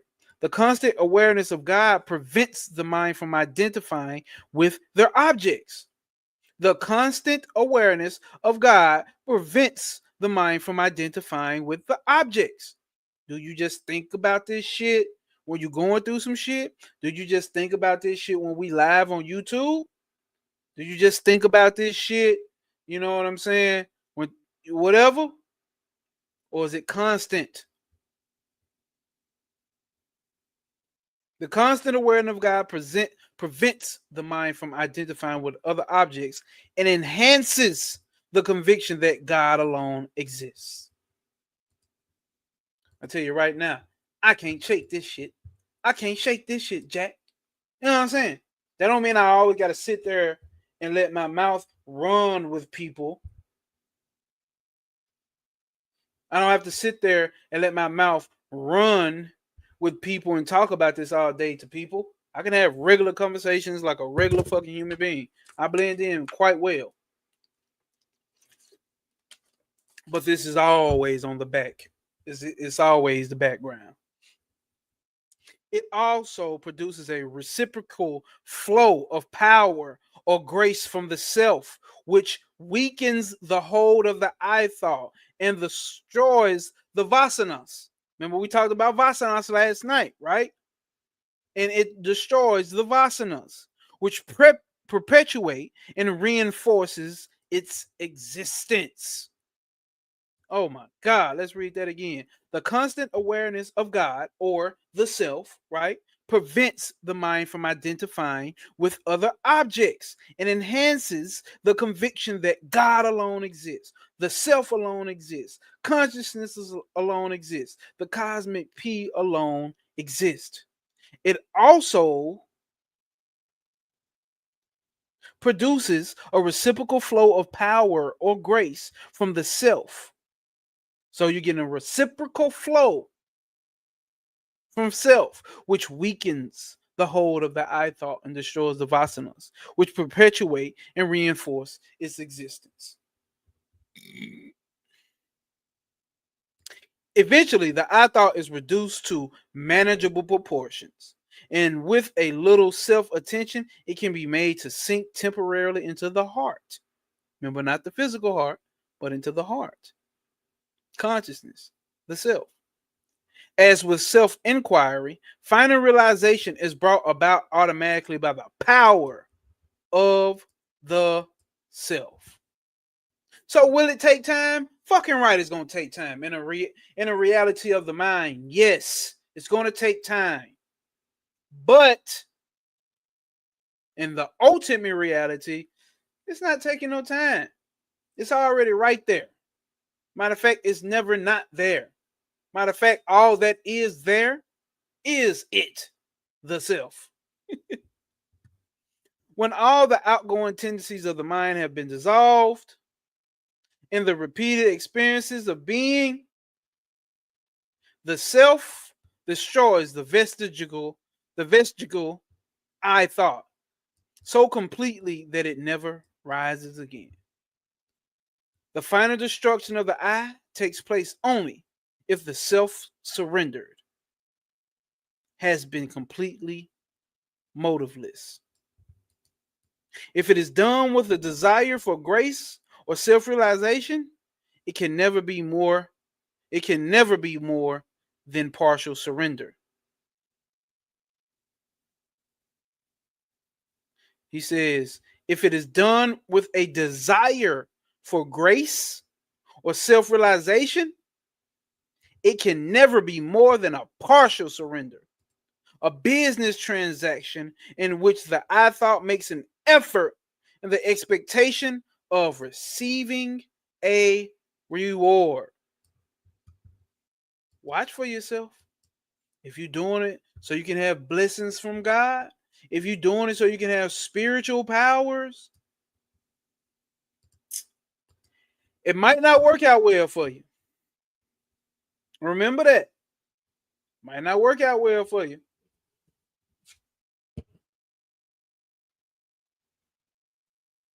Don Tree says, assuming or making assumptions, judging a book by its cover, you limit your experience of true reality. Facts. No cap. I know me and everybody in this chat contemplate this shit every second of the day. Facts. Facts. I know you motherfuckers do. I talk to you motherfuckers. Oh, Namashia. I need carbon puzzle piece, people, places. I need indeed carbon puzzle piece. People, places, things we see differently. Let's continue, y'all. We got 6 pages left. Question: what is unconditional surrender? If one surrenders oneself, there will be no one to ask questions or to be thought of. Either the thoughts are eliminated by holding on to the root I, or one surrenders oneself unconditionally to the higher power. These are the only 2 ways for self-realization. I don't know how you want to take that. Take that, take that. Question: does not total or complete surrender require that one should not have left even the desire or liberation of God. Complete surrender does require complete surrender does require that you have no desire of your own. You must be satisfied with whatever God gives you. That means having no desires of your own. Don't know how you feel about that, but take that. Take that. Question. Now I'm satisfied on that. Now that I'm satisfied on that point, I want to know what the steps are by which I could achieve surrender. There are two ways. One is looking into the source of I and merging into the source. The other is feeling I am helpless by myself. God alone is all powerful, and except by throwing myself completely on Him, there is no other means for safety for me. By this method, one gradually develops a conviction that God alone exists and that the ego does not count. Both methods lead to the same goal. Complete surrender is another name for jnana or liberation.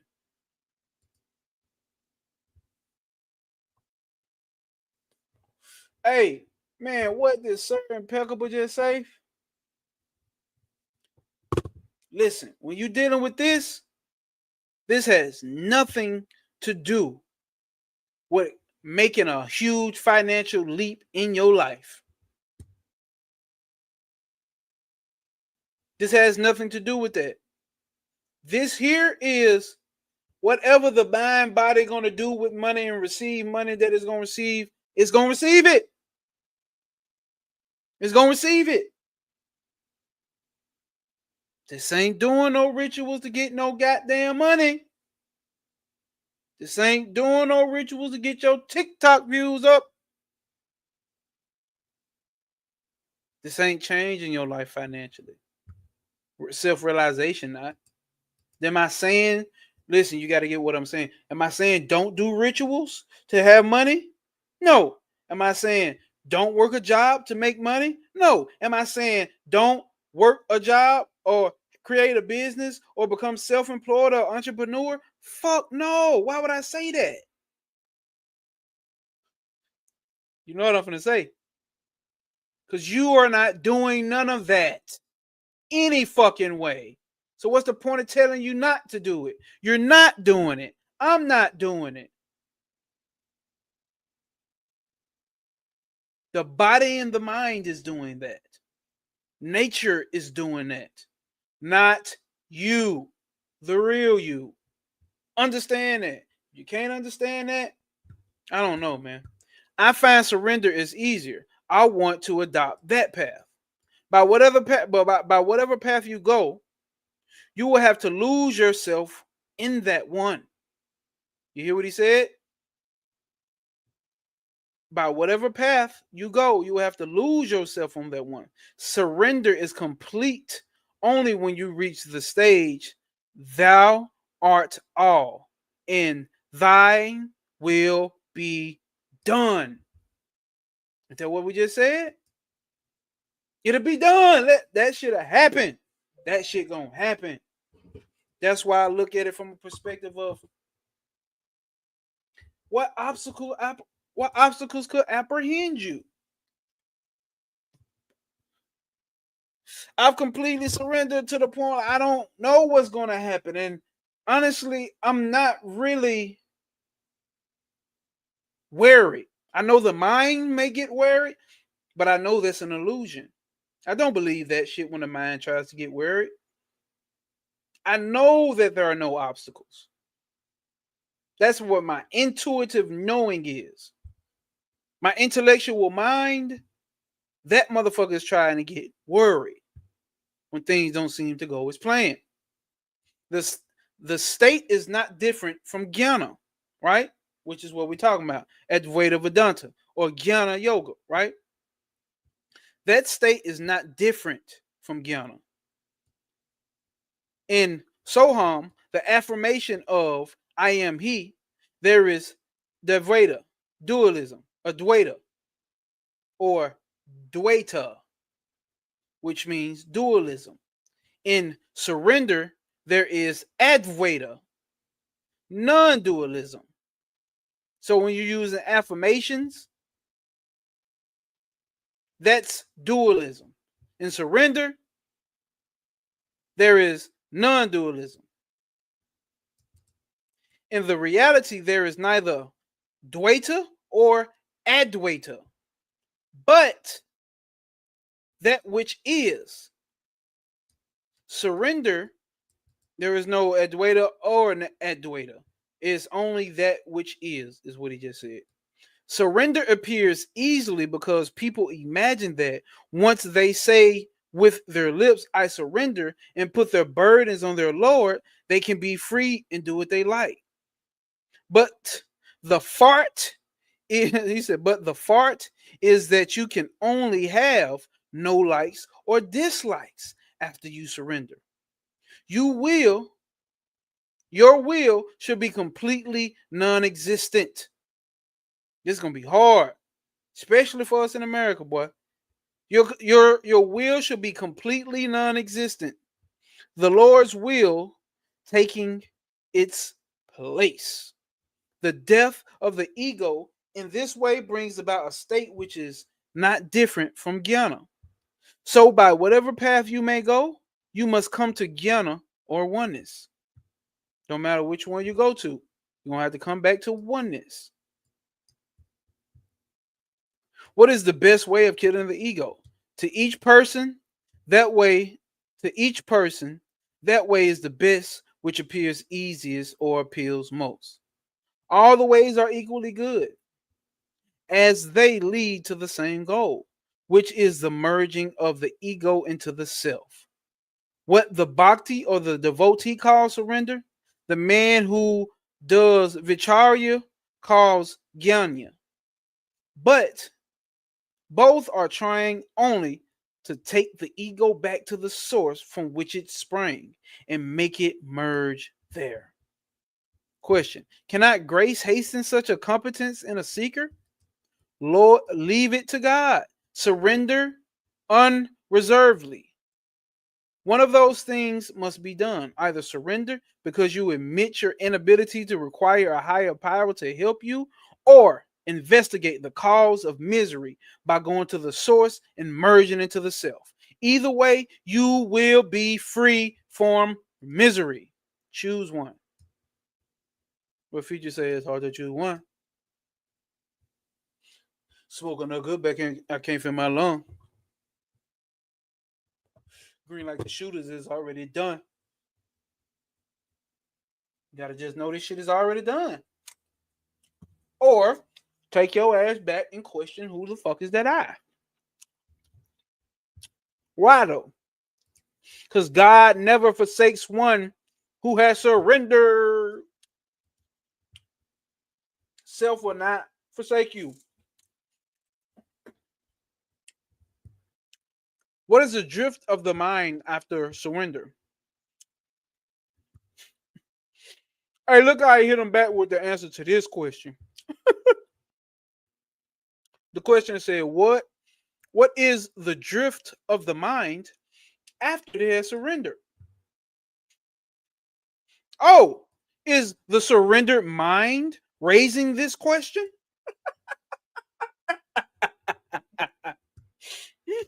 by constantly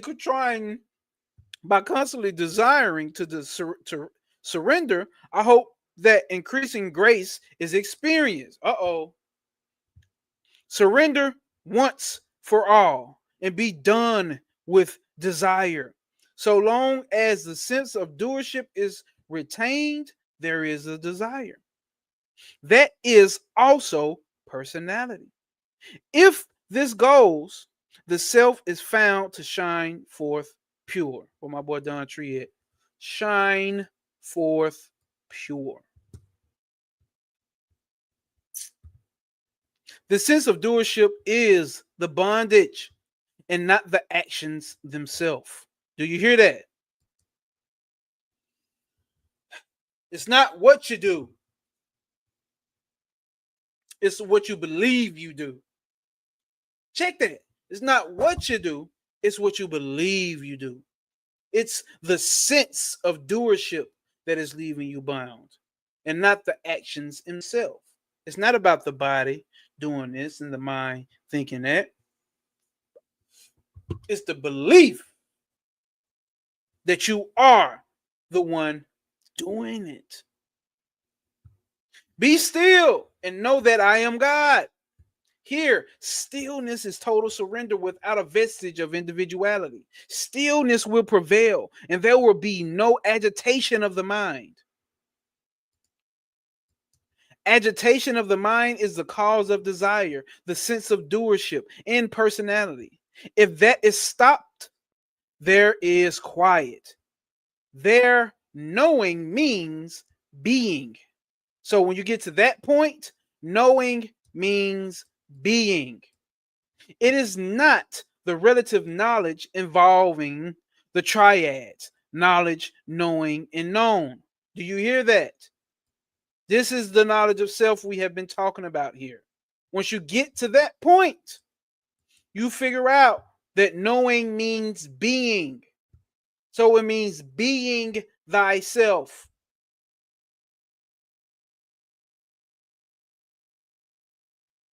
It means being thyself. It is not the relative knowledge involving the triads, which means knowledge, knowing, and known. Not what we're talking about here. So questioner says, is the thought I am God or I am the supreme being helpful? Maharashi told him, I am that I am. I am is God. Not thinking I am God.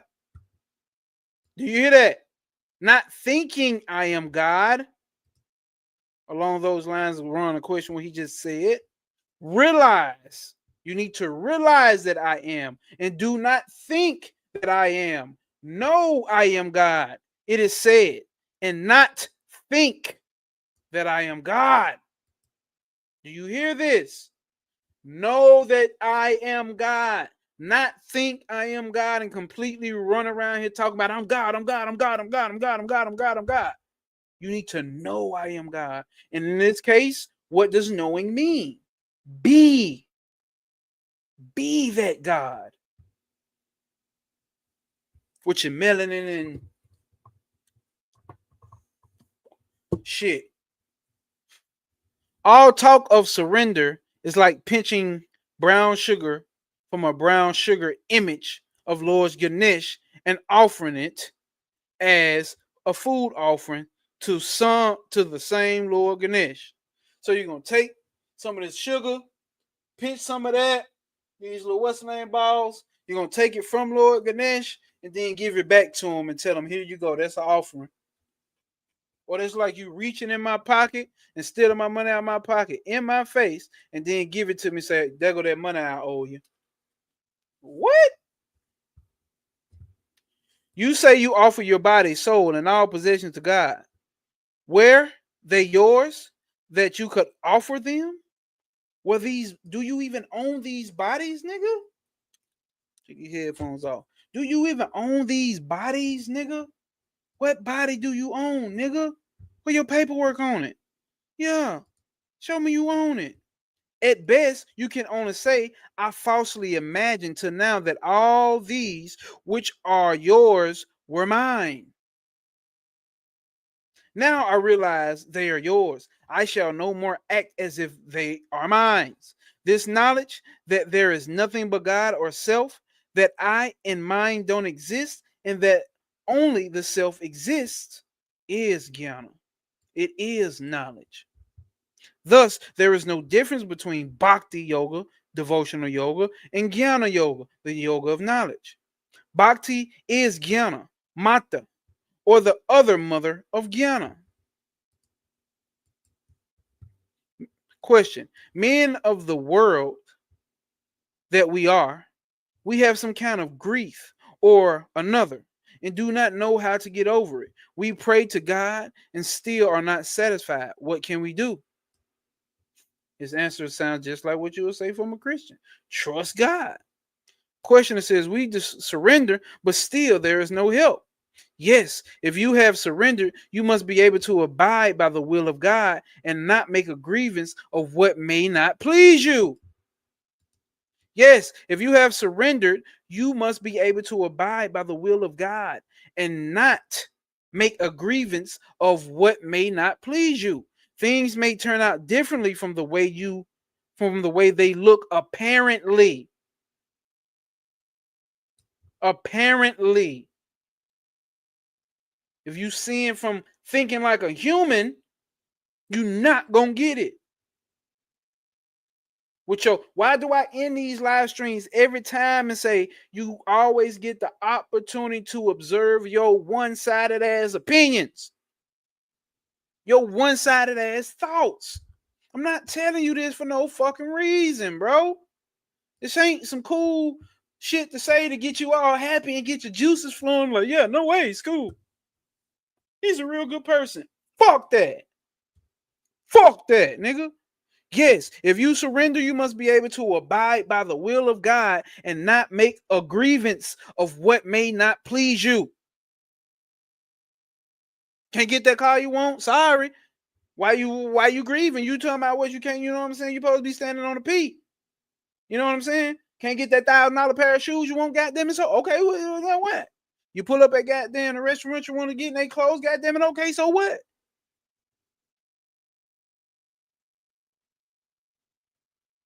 You cannot make a grievance of what may not please you. Because who is that that's getting pleased? That's the ego, buddy. That's the ego, buddy. You have to be cool with it or not. Things may turn out differently from the way that they look, apparently. How do you know? That's what we mean by no obstacles will apprehend you. Those things that look like obstacles, if you're trying to get a car, and a car you're trying to get, you can't get, fuck around and get a car that you always fucking wanted and didn't even expect. What the fuck? How the fuck? And we're just talking about material shit, but nonetheless, you get the point here. Mad you couldn't get that job, and come to find out, you was blocked from that job. God blocked you from that job so you can have that job that pay you $237,000 a month, nigga. Yeah, nigga, I jumped to a month. Fuck a year. Because it's not always what it seems apparent to the apparent eye. This stress often leads men to faith in God. Have we not said that? Have we not understood that? Suffering brings you back to God.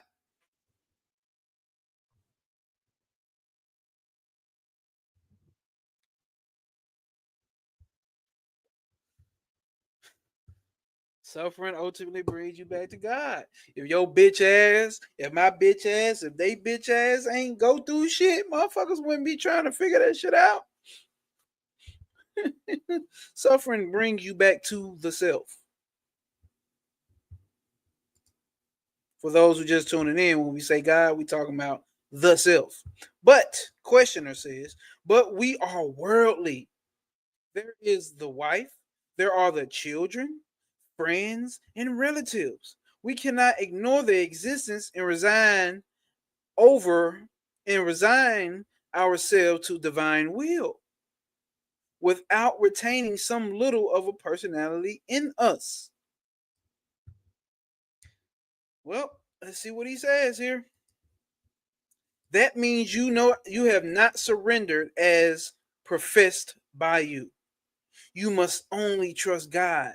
Surrender to him or her, whichever one you like. Surrender to him or her and abide by this will, whether he appears or vanishes. Await his pleasure. If you ask him to do as you please, it is not surrender, but command to him. You cannot have him obey you and yet think that you have surrendered. He knows what is best and when and how to do it. Leave everything entirely to him. He is the burden. You have no longer any cares. All your cares are his. Such is surrender. This is bhakti. Or inquire to him these questions. Inquire to whom these questions arise. Dive deep in the heart and remain as the self.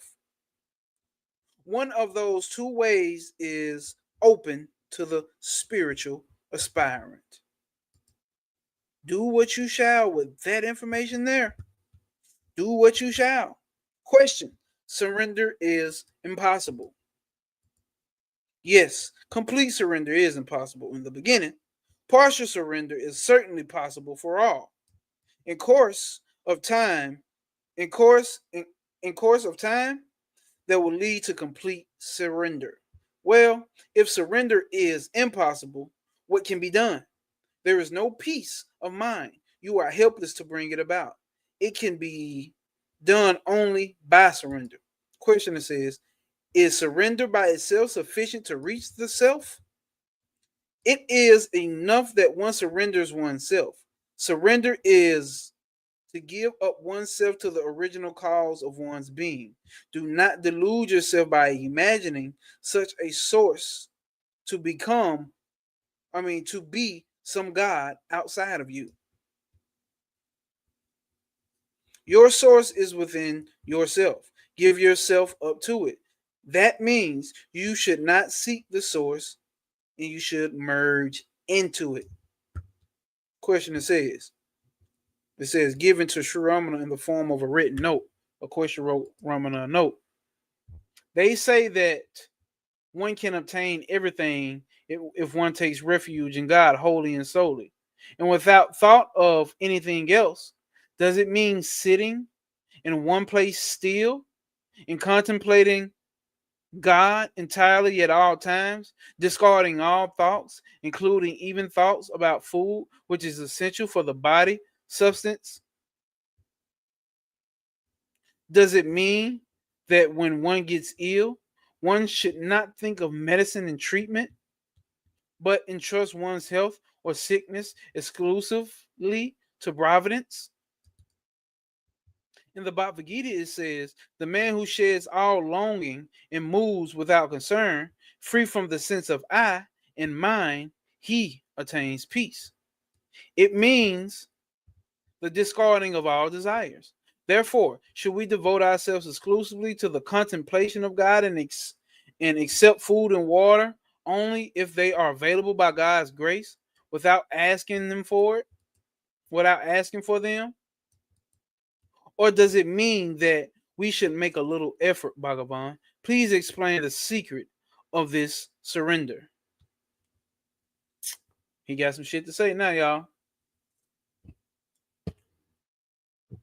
After reading the note, Sri Ramana addressed everyone in the room. Complete surrender means to be without any attachment to thoughts. Listen, complete surrender means to be without any attachment to thoughts, no doubts. But does it mean to discard even thoughts of food and water, which are essential for the sustenance of the physical body? He asks. Should I eat only if I get anything by God's direction and without my asking for it? Or should I make little effort? All right.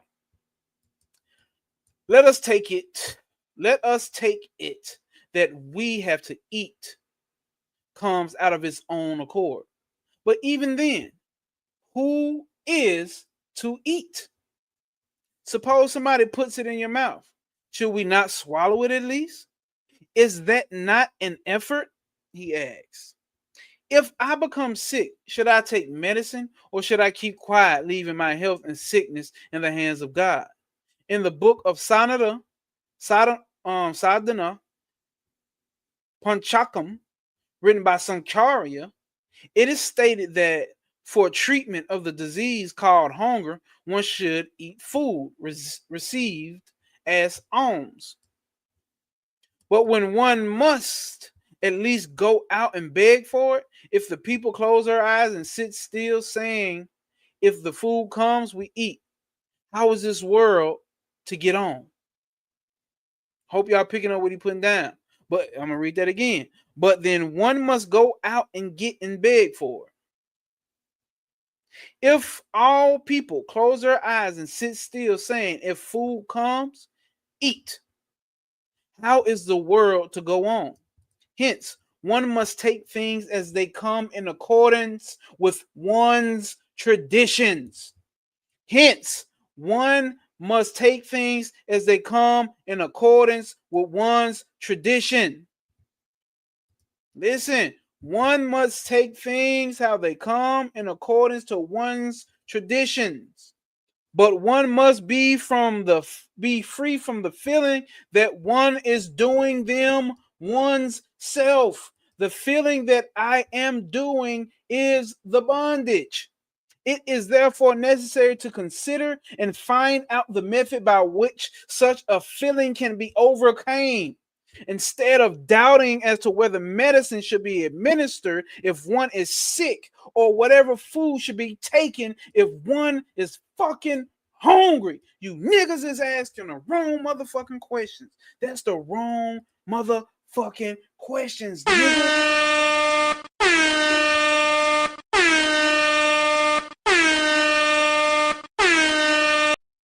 What is you asking? What is you asking? You should be doing what comes with one own tradition. And I know you niggas don't like America, but you live in motherfucking America. Your tradition here is to go to motherfucking work or be a business owner. This is not fucking India where the gurus can walk around and people just give them fucking food. Let your body, mind, traditions continue. Run a motherfucking business. Let the body and mind run a motherfucking business. Let the body and mind eat the food that goes along with its goddamn tradition. And do the action that goes along with its motherfucking tradition. You have to complete surrender and understanding that you are not the one doing it.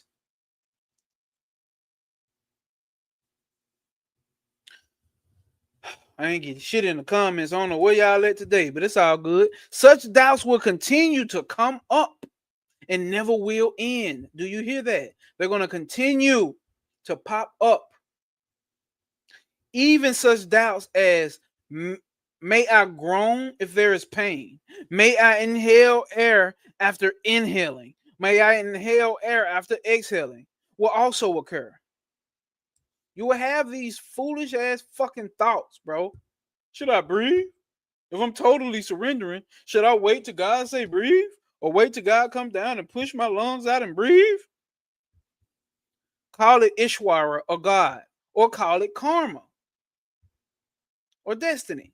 Some Karta or higher power would carry on everything in this world according to the development of the mind of each individual. Bro, do you hear that? That principle there, God, karma, destiny, higher power, it will make sure everything that needs to be carried out will be carried out.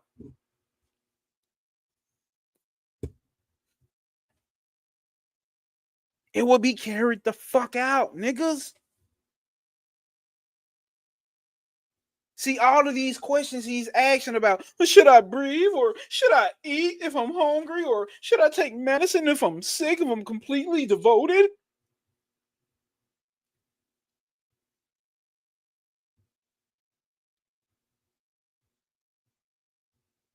The fuck is wrong with you, man? That principle would take care of all of that.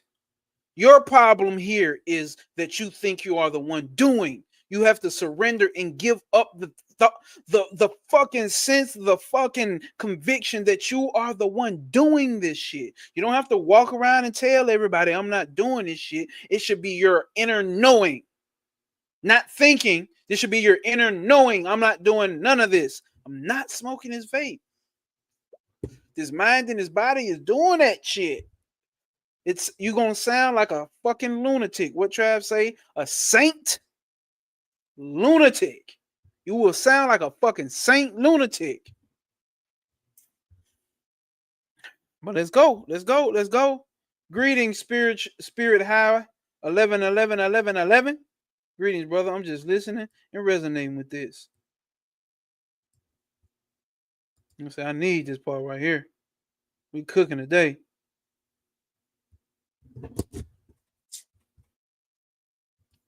You got this shit. Please, and there we go. Like French Montana say, nigga, I ain't worried about nothing. Nigga, I ain't worried about nothing. Fuck karma, let it ride. Damn, I'm missing. Damn, Don Tree didn't say. Expressing your true essence in every moment is what I mean. That could be. That could mean being a listener, observing, expressing it, experiencing whatever the mystery of the situation. Your gift is your presence itself. Nickel. What's your frequency for tapping into source? You could go traditional or cosmic, the latter being more difficult due to having faith in the unseen, walking on water / eternal light. Hold on. / eternal light, returning to source, remembering the source. That is it. That is it. That is it. That is fucking it. I ain't even got to expound on what Don Tree just said. Read that for your fucking self. That's it. This one get a little bit more difficult for the ego and the mind. If the responsibility is thrown on the higher power, things will go on for their own accord. What did they say in church? Let go and let God. Let go and let God. We walk around on this ground. While doing so, do we consider at every step whether we should raise one leg after another or stop at some stage? Isn't the walking done automatically? The same is the case with inhaling and exhaling. No special effort is made to inhale or exhale. The same is the case with this life also. God damn. The same is going on. If y'all over here on Instagram, we are on YouTube and you missing it because Instagram finna end this live. The same as inhaling and exhaling. The same as walking. No special effort is made. The same as your heart pumping and lungs taking in air and taking out air. It is the same with this life as well. Can we give up anything if we want to? Or do anything as we please? Quite a number of things are done automatically without our being conscious of it. The blood flows automatically. The heart pumps automatically. The mind thinks fucking automatically. The mind creates concepts and shit automatically. The body farts and shits and pisses automatically. Complete surrender to God means giving up all thoughts and concentrating the mind on Him. I don't know no better way than no motherfucker can tell this shit to you, gang. Well, and Instagram. Save changes. Complete surrender to God or complete surrender to the self means giving up all thoughts and concentrating the mind on Him. If we concentrate the mind on Him or other thoughts will disappear. If the actions of the mind, speech, and body are merged with God, all burdens of your life will be on Him. And then you will notice what? That no obstacle will apprehend you, my nigga. But the questioner says, is God really the doer of all the actions I perform? Let's see what he says. The present difficulty is that man thinks that he is the doer, but it is a mistake.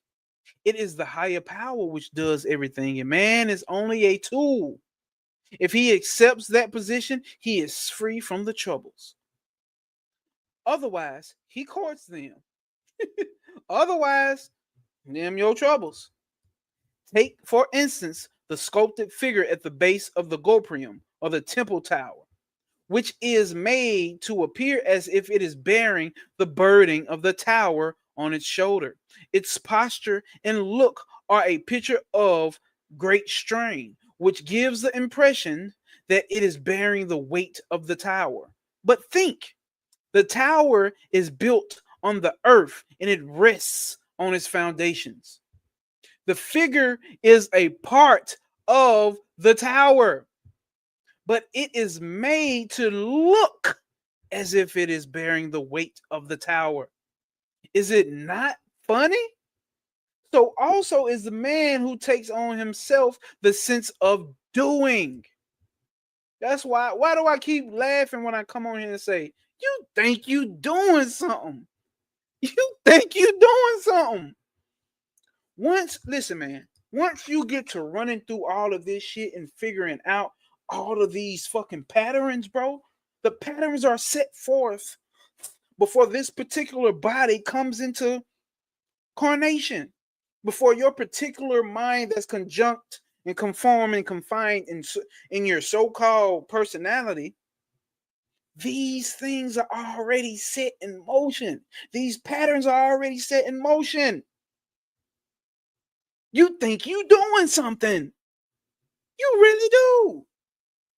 And when you figure out you not, is it not funny, my nigga just said? So is it also for the man who takes himself of the sense of doing.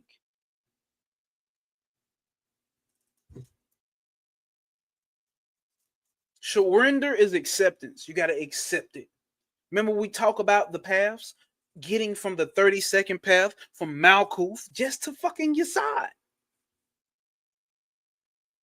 Accepting it is what the fuck it is. Whoop-de-doo. The question says, Swami, is it good to love God? It is good to love God, is it not? Then why follow the path of love? He says.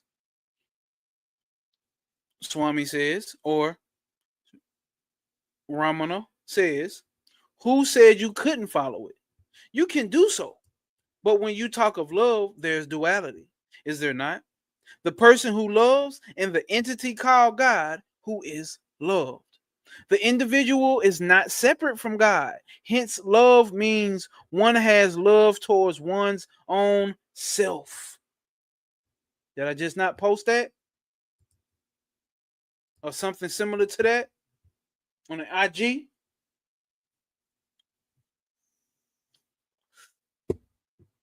You got to understand the self or consciousness itself is love. It's pure beingness. It takes no it's not like a man or a woman saying, oh, you got to do this for me, or I should do this for her, and she thinking, oh, she should do this for me. Self-love, the love of itself, to exist itself, being existence itself, to be, just to be, is love itself. And it needs no qualifications. It don't need to make a certain amount of money. It don't need to stay at home and watch the kids and clean the clothes. Ain't got nothing to do with that. When you get to that level of love, hey man, question. That is why I'm asking you whether God could be worshipped through the path of love. And look how the Maharshi told him. That is exactly what I've been saying, motherfucker. Love itself is the actual form of God. If by saying, I do not love this, I do not love that, you reject all things. That which remains is Swarupa. That is the real form of the self. That is pure bliss. Call it pure bliss, call it God, call it Atma or Atmin, or whatever you will. That is devotion. That is realization. And that is everything. If you thus reject everything, what remains is the self alone. That is real love. One who knows the secret of love finds the world itself is full of universal love. The experience of not forgetting consciousness alone is the state of devotion. or bhakti, which is the relationship of unfading real love. Because the real knowledge of self, which shines as the undivided supreme bliss itself, surges up. Because real knowledge of self, which shines as the undivided supreme bliss itself, surges up as the nature of love. If and only if one knows the truth of love, which is the real nature of the self, will the strong entangled knot of life be united.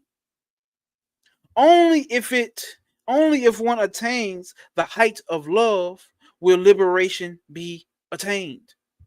Such is the heart of all religions. The experience of self is only love, which is seeing only love, hearing only love, feeling only love, tasting only love, and smelling only love, which is bliss.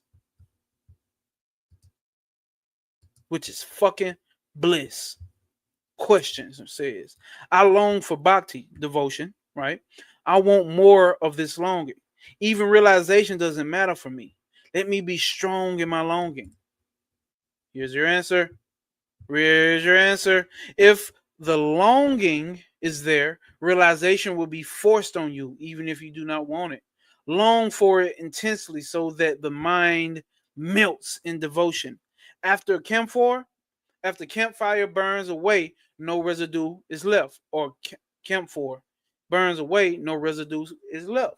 The mind is camphor. When it has resolved itself into the self without leaving even the slightest trace behind, it is self-realized. It is the realization of the self. Let's see. Real talk, I needed this chapter because I wasn't getting it because of the momentum from karma I'm still dealing with from the past. Oh, this chapter is doing it for you, brother. Only thing I got to expound on it. I can tell you getting it. Can tell you getting it. It's no accident that you're here. It's no accident that you have been here for fucking 4 hours and 10 minutes and 57 seconds. Looks like to me the momentum from that karma brought your ass here to get it. If you ask me, question says, I have faith in Murti Dhyana, worship of form. Will it not help me to gain jnana or knowledge? Surely it will. Meditation helps concentration of the mind. Then the mind is free from other thoughts and is full of the meditated form. The mind then becomes one with the object of meditation, and this makes it quite pure. Then think, who is the worshiper? The answer is I, that is, the self. In this way, the self is ultimately gained. So that's a fire statement there.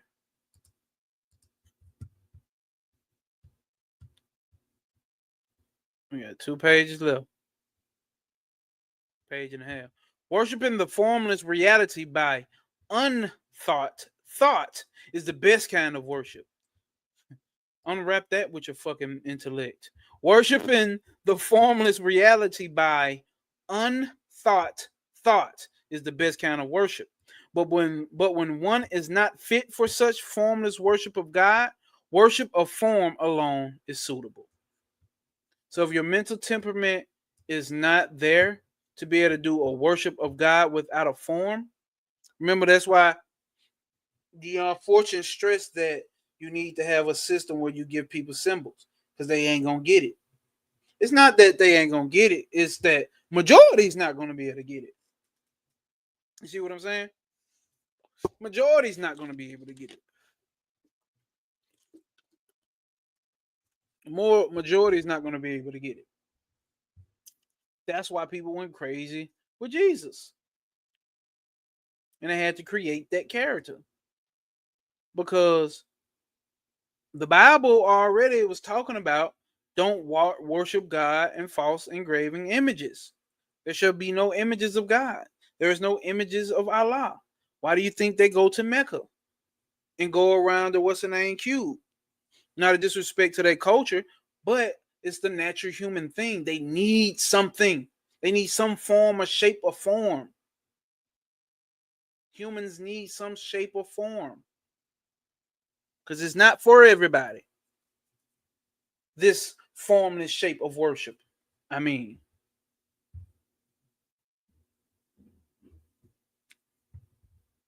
hopefully y'all didn't hear me fart. Formless worship is possible for people, only for people who are devoid of the ego form. Know that all worship done by people who possess the ego form is only worship of form. Remember that. The pure state of being attached to grace or self, which is devoid of any attachment, alone is one state of silence. Listen, the pure state of being attached to grace or self. So check this out. Sometimes when he says grace, he actually is talking about the self. When he's talking about self, he's talking about consciousness. And sometimes he'll say God, and he's still talking about consciousness. You have to be able to pick up what's being put down. Okay? The pure state of being attached to grace or the self, which is devoid of any attachment. Do you catch that? The pure state of being attached. You see that?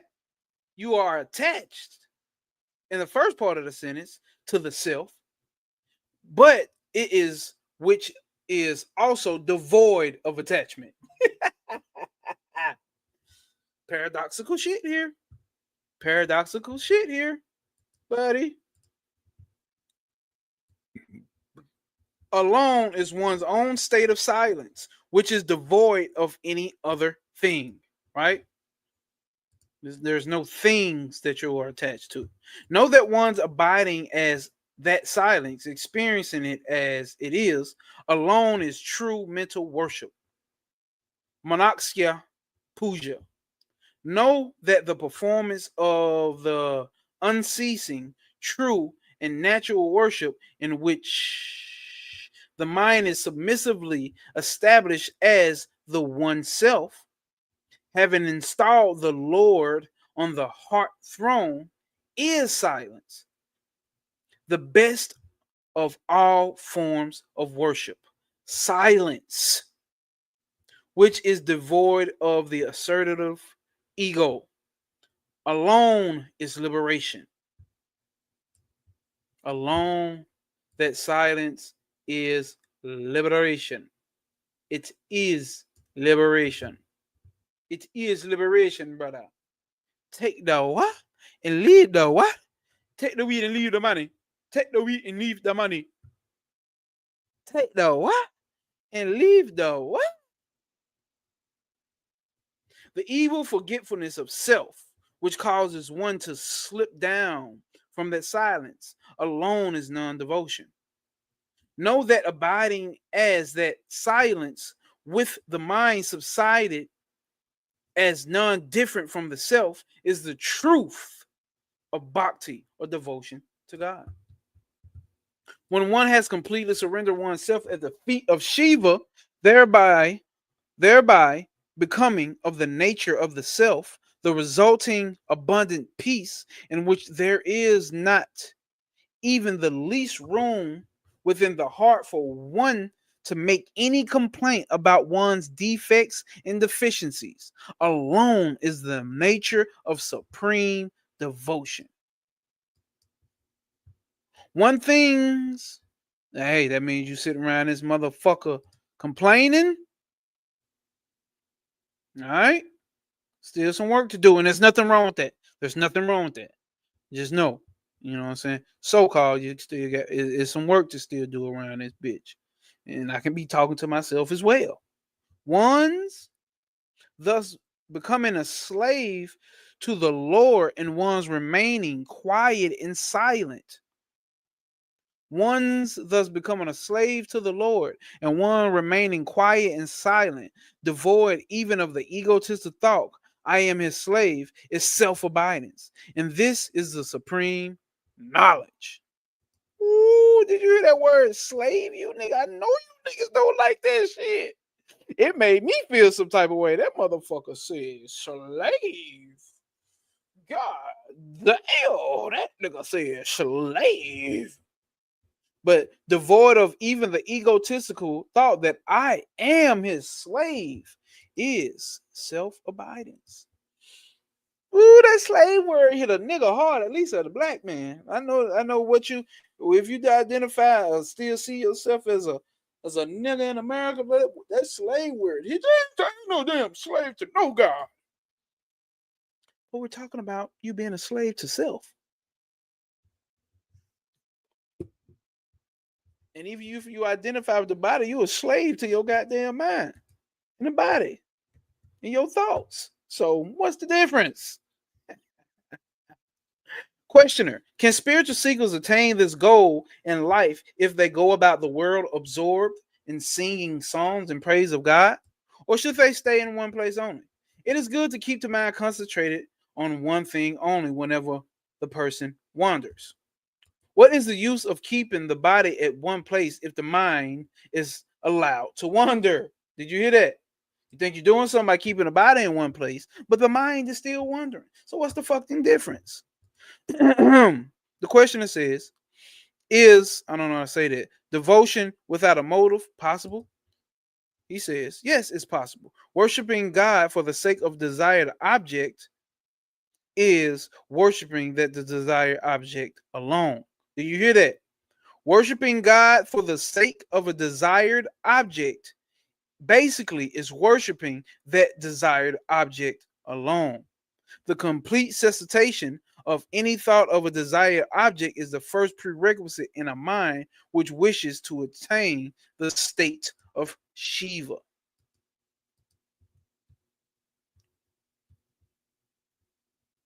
Question. Sri Bhagavan outlines a way to find Krishna in the heart by prostrating to all and knowing on all as the Lord himself. It is the right path leading, is this the right path leading to self-realization? Is it not easier? Is it not easier to adore Bhagavan in whatever meets the mind than to seek a supramental thought?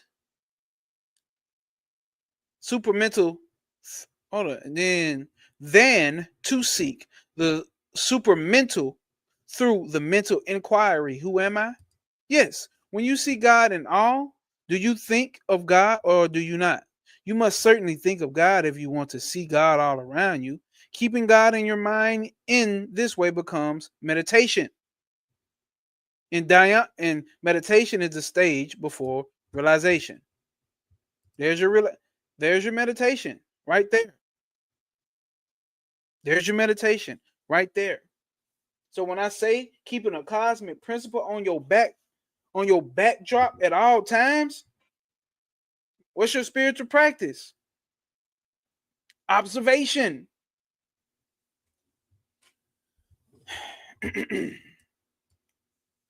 Yeah, but what I'm saying, what you eat, do you do rituals? Do you do observation? Who is this I?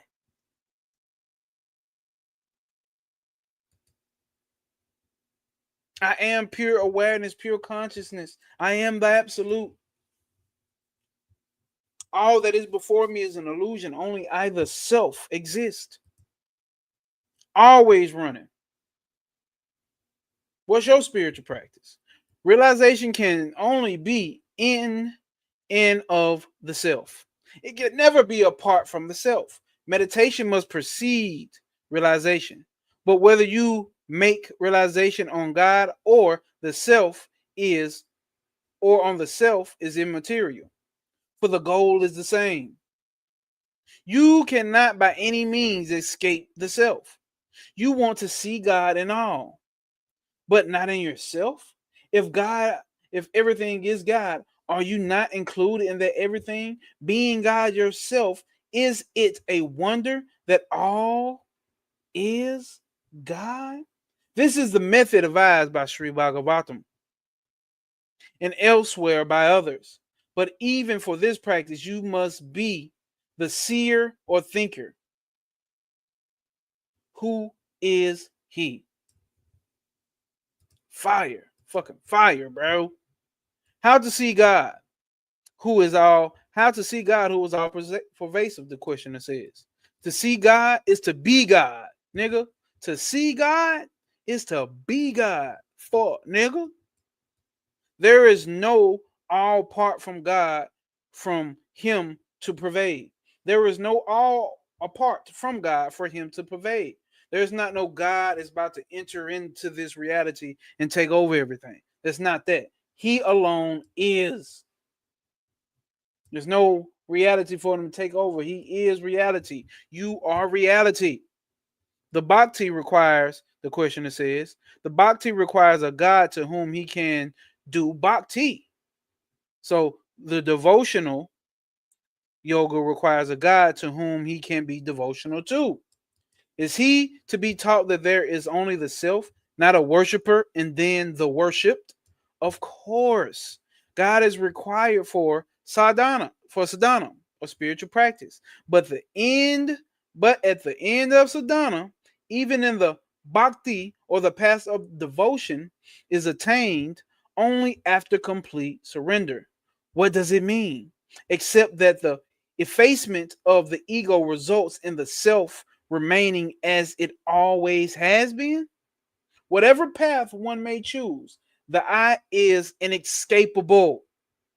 The I does not, I mean, the, the I that does the nishkama karma or motiveless acts, the I that pines for joining the Lord for whom it feels it has been separated, the I that feels it has slipped from its real nature, and so on. The source of this I must be found out. Then all questions will be solved. Pick your path. Pick your Wiccan, pick your occult, pick your left hand path, pick your right hand path, pick your Christian path, pick your Muslim, pick your Hebrew Israelite, pick your goddamn Kabbalah, pick your goddamn Hatha yoga, Karma yoga, pick your Jnana yoga, your Advaita Vedanta, pick what the fuck you want. But the source of this motherfucking I is going to have to be figured out. If I also is an illusion, then who casts off the illusion? If the I is an illusion, then who can't cast off the illusion? Here's your answer. The I casts off the illusion of I, and yet remains as I. This shit is not going to make intellectual sense to you. Accept these words and take them as truth and move the fuck down. Oh, he said it right here. He said it right here. Look, check this out. So here we go. The questioner says, let's run this back. If I is an illusion, then who casts off the illusion? Bhagavan says, the I casts off the illusion of the I, and yet remains as the I. Such is the paradox of self-realization.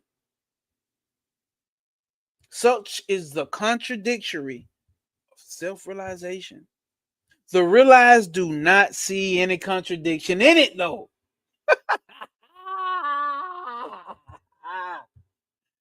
They don't see the contradiction. Everyone else looking out, looking in, say, this is stupid. He don't know what he's talking about. Take the case of Bhakti. I approach Ishwara and pray to be absorbed in him. Ishwara is another name for God. I then surrender myself with faith and concentrate on Him. What remains afterwards? In the place of the original I, perfect self surrender leaves a residue of God in which the I is lost. Hearing this? You hearing this? This is the highest form of devotion, para bhakti, and surrender in the highest of vigariya, non-attachment. Hmm? Hmm? You give up this. You give up this and that of my possessions. If you give up I and mine instead, all are given up at a stroke. All is given up in one stroke. You're not worried about, oh, I need to give up the money. I need to give up my wife. I need to give up my kids. I need to give up my life. If you give up the I, my, and mine sense, you give up everything in one stroke, my nigga. One stroke, my nigga. One stroke, nigga. One stroke, my nigga. Like some R. Kelly freaky shit. One stroke. It's down. Down, down, down, down. One stroke, take that ego through there. The very seed of possession is lost. Thus, the evil is nipped in the bud or crushed in the germ itself. This passion, vigaya, must be very strong to do this. Eagerness to do it must be equal to that of a man kept under water trying to raise up to the surface for his life. This, my friends, we have learned what my man has told us. We have learned the misconceptions of self-realization.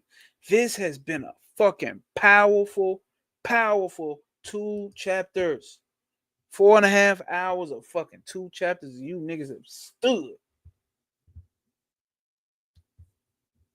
Expressing your true essence, Don Tree says, takes practice through experience, devotion to shining eternally. For example, Mike Jackson was able to immediately perform in front of 50,000. It took practice in essence, right? Your essence is what makes you unique, a signature of the supreme. That's why it's important to be able to question concepts and perceptions. Eventually, you'll come to realize your transcendental self. Talk that motherfucking sass, nigga. Talk that P, nigga. Push that P, nigga. Stand on that P, my nigga. Man, this shit is amazing. Facts, bro. Facts. Time and puzzle piece. Sir and Peck. Zero. The motherfucking Mexico hero. Yeah, we finna end this shit, man. You know how we go. Hey, we finna read this part so we know what we getting into next Sunday. Part 3, the guru.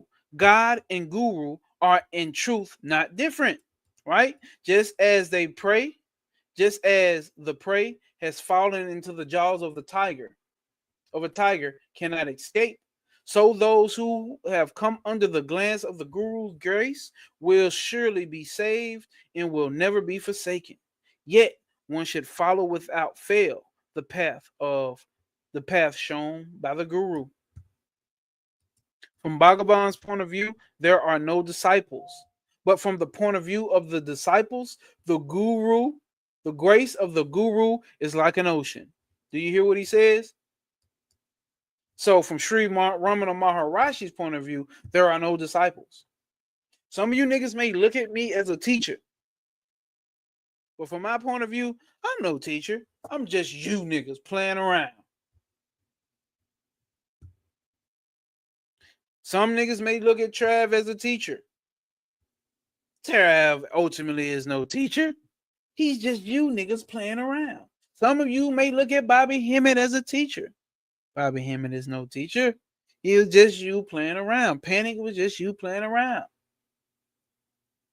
Everybody is you playing the fuck around.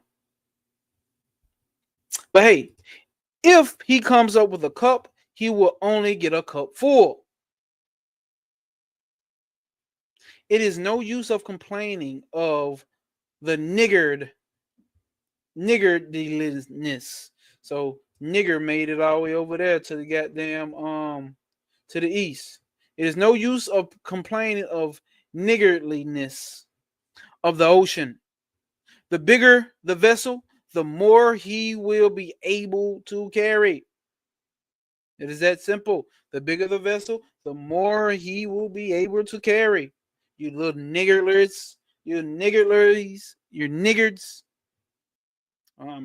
What Uncle Rucker said, I'm gonna start calling you niggas. You have to switch up your racial slurs and insults. Yeah, Tom. I'm gonna start calling you, no, Robert. I'm gonna start calling you jungle bunnies. Jungle bunnies. So there's no use of complaining about the jungle bunniness of the ocean. The bigger the vessel, the more he will be able to carry. It is entirely up to him. One method of securing the temporary cessation of mental activities is the association with sages. They are adepts in samadhi, and it will become easy, natural, and perpetual with them. Those moving with them closely and in sympathetic contact gradually absorb the samadhi habit from them. So, with that being said, today we have done what we should be doing today. Today we goddamn it stood on Big P for 4.5 motherfucking hours, y'all. Salute y'all. And y'all gotta always know. Come back and watch this shit. I ain't gonna lie to you. Y'all gotta come back and watch this. I'm gonna come back and watch this shit. I ain't gonna lie to you. But we gonna end it with the P. No, no, no obstacles will apprehend you. Prosper over pain. Prosper over pain. You're going to prosper over pain because you're going to figure out those were not obstacles. They were opportunities for you to what? Prosper over pain. Prosperity just does not mean money. It means realizing the self. Being completely alert that who the fuck you are and standing in that conviction. There is no better thing on fucking earth, my nigga. Peace. SOP. Stand on principle. There's peace, love, and motherfucking hair grease.